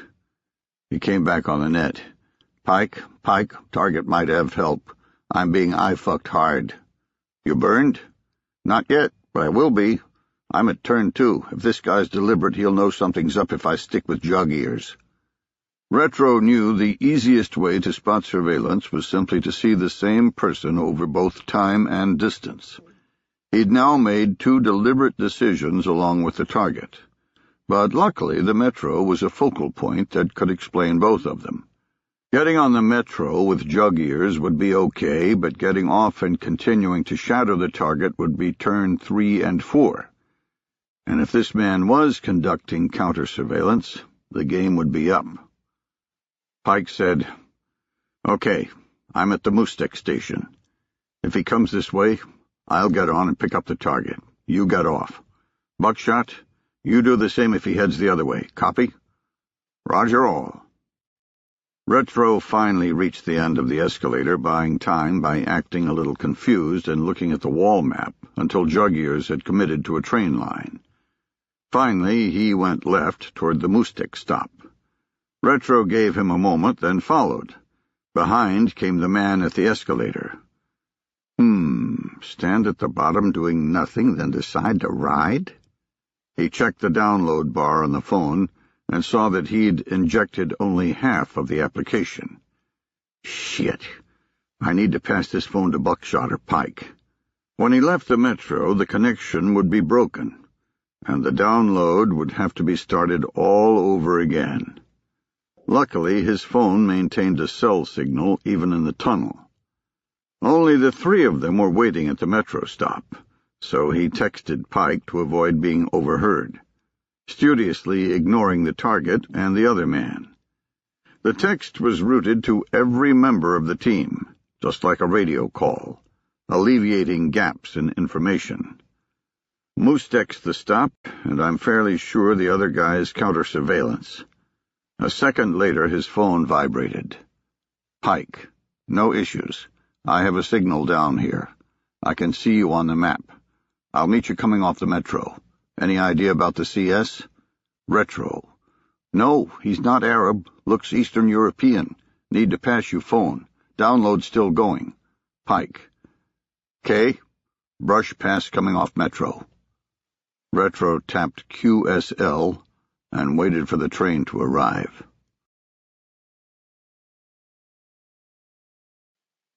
Chapter 40. I received the QSL, which was old-fashioned radio shorthand for message delivered and understood, used originally during Morse code days, then later during data burst transmissions from Cold War radios. Now in use again for texting. Talk about old school. Screw all that LOL shit.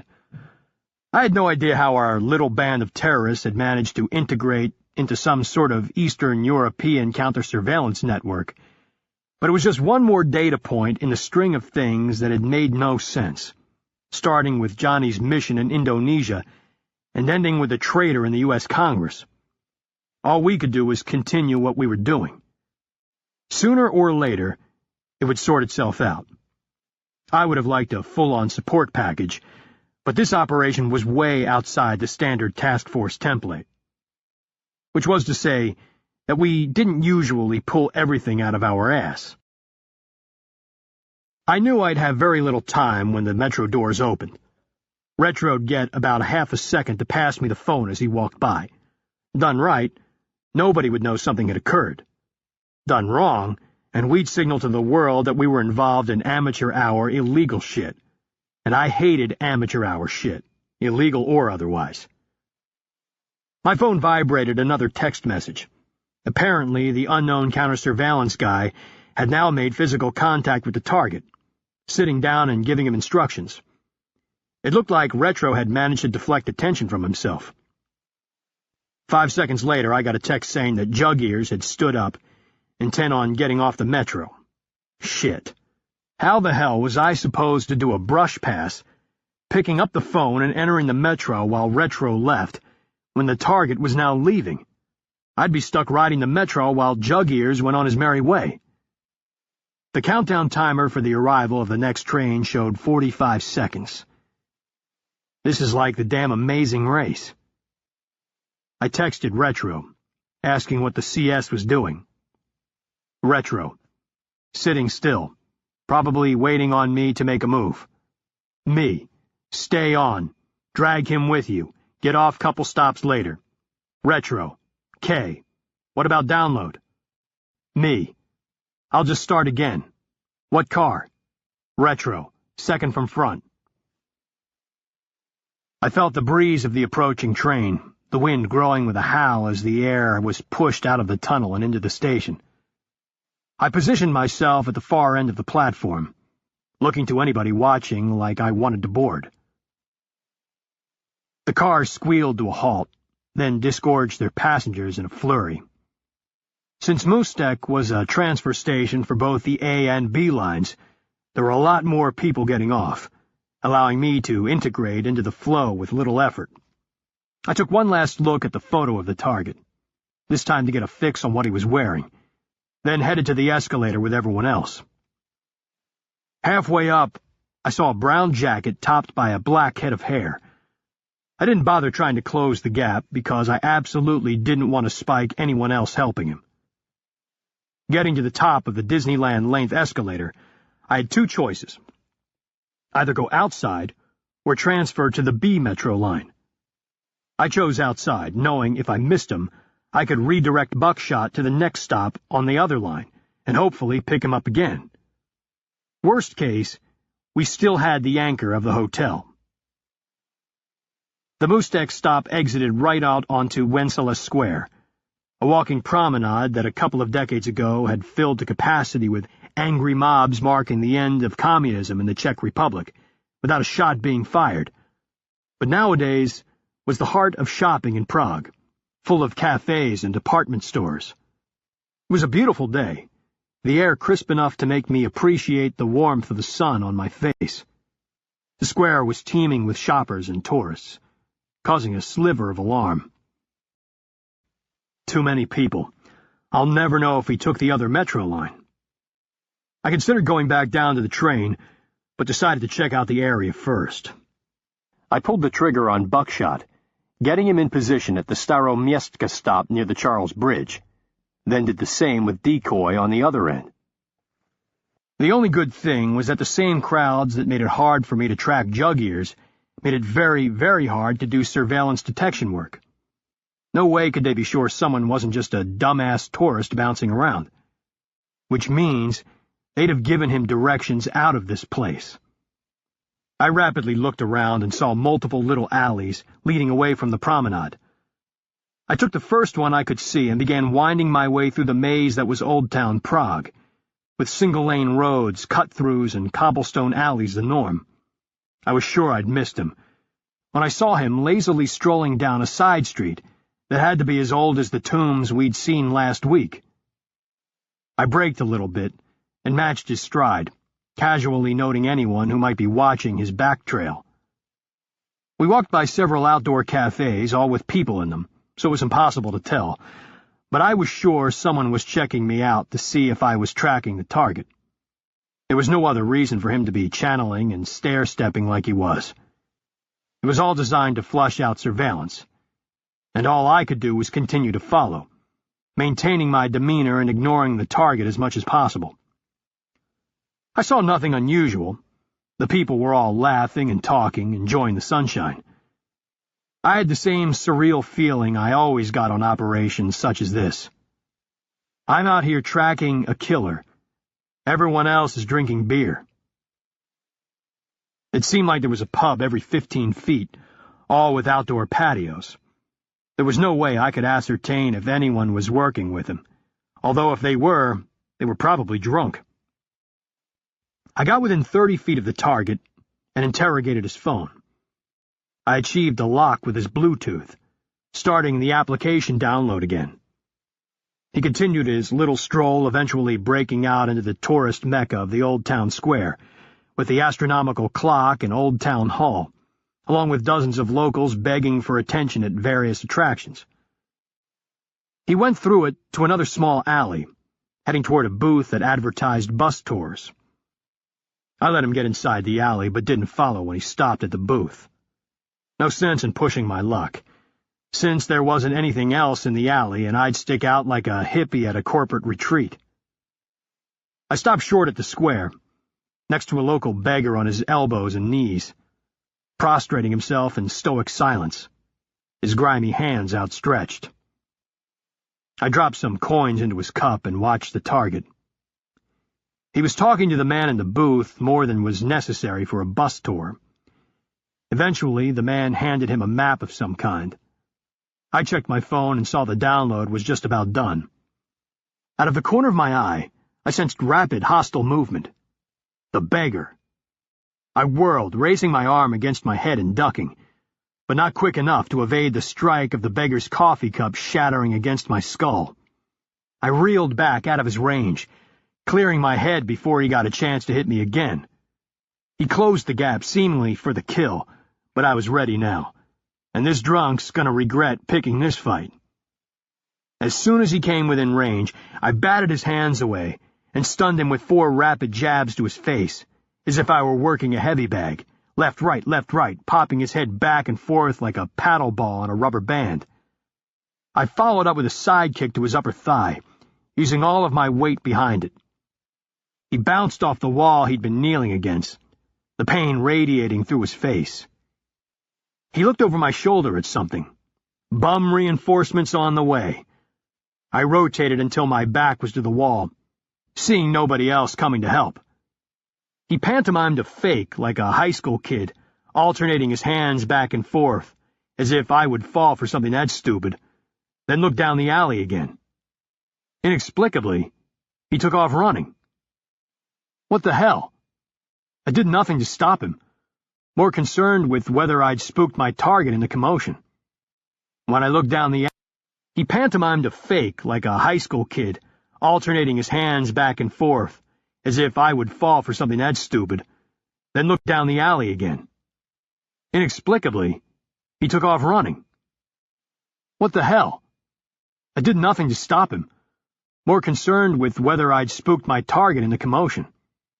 When I looked down the alley, he was gone, and it dawned on me how stupid I'd been. I glanced at my phone. At least the download completed, you jackass. All elements, this is Pike. Target has active counter-surveillance now. I was just given a diversion while he slipped out. The phone's loaded, but I'm burned. Pick him up, but stay very, very loose. I passed the code to unlock the target on our Blue Force application, then waited to see who'd get to him first. Minutes later, my headset sprang to life. Pike, buckshot. He's headed across the Charles Bridge. I've got him on the map and can see him walking away. Use the map to maintain situational awareness. If you lose him visually, let him go until you can reacquire without getting burned. All other elements vector in. He's stopped and receiving a call. Okay, now he's dialing someone else. I was sure he was getting the next instructions, but with the application it wouldn't matter now. Run around all you want, asshole. Jennifer came on. Pike, other targets are leaving the hotel. Oh boy, here we go. Get a photo and launch it to us. Already done, but they've got their bags, they're leaving for good. Motherfucker. We were now losing our anchor spot, leaving us with jug ears for a thread. A single point of failure that I didn't like, but I didn't want to spook the other targets. Let them go, don't burn yourself. We've still got jug ears. They'll link up again. 3 minutes later, Buckshot came back on. He's getting into one of those open-air tourist cars on the other side of the bridge. He's being taken somewhere. Fine, let him go. Regroup back. Pike, the driver just took his phone. He threw it in the street. They're driving away. Our single point of failure just snapped. Break, Jennifer. Interrogate the other target's phone. Get on them. I knew it was too late, but figured it was worth a shot. She came back sounding like it was her fault. They're gone. I've lost them. I felt like punching the wall next to me. Not only had we lost our targets, and maybe our only chance to recover the EFPs, but now they knew we were tracking them, and they'd thrown away the cell phone, so we couldn't even use the high-risk technical capability we had to track the Arab. I was hard-pressed to imagine how it could get any worse, and I had nobody to blame but myself. I wished I'd really taken it to that fake bum. Meet his ass again, and I'm gonna rip him apart.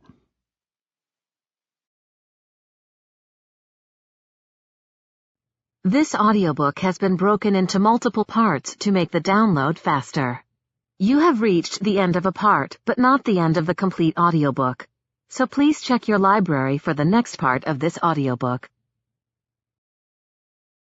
Audible hopes you have enjoyed this program. This is Audible. All Necessary Force by Brad Taylor. Chapter 41.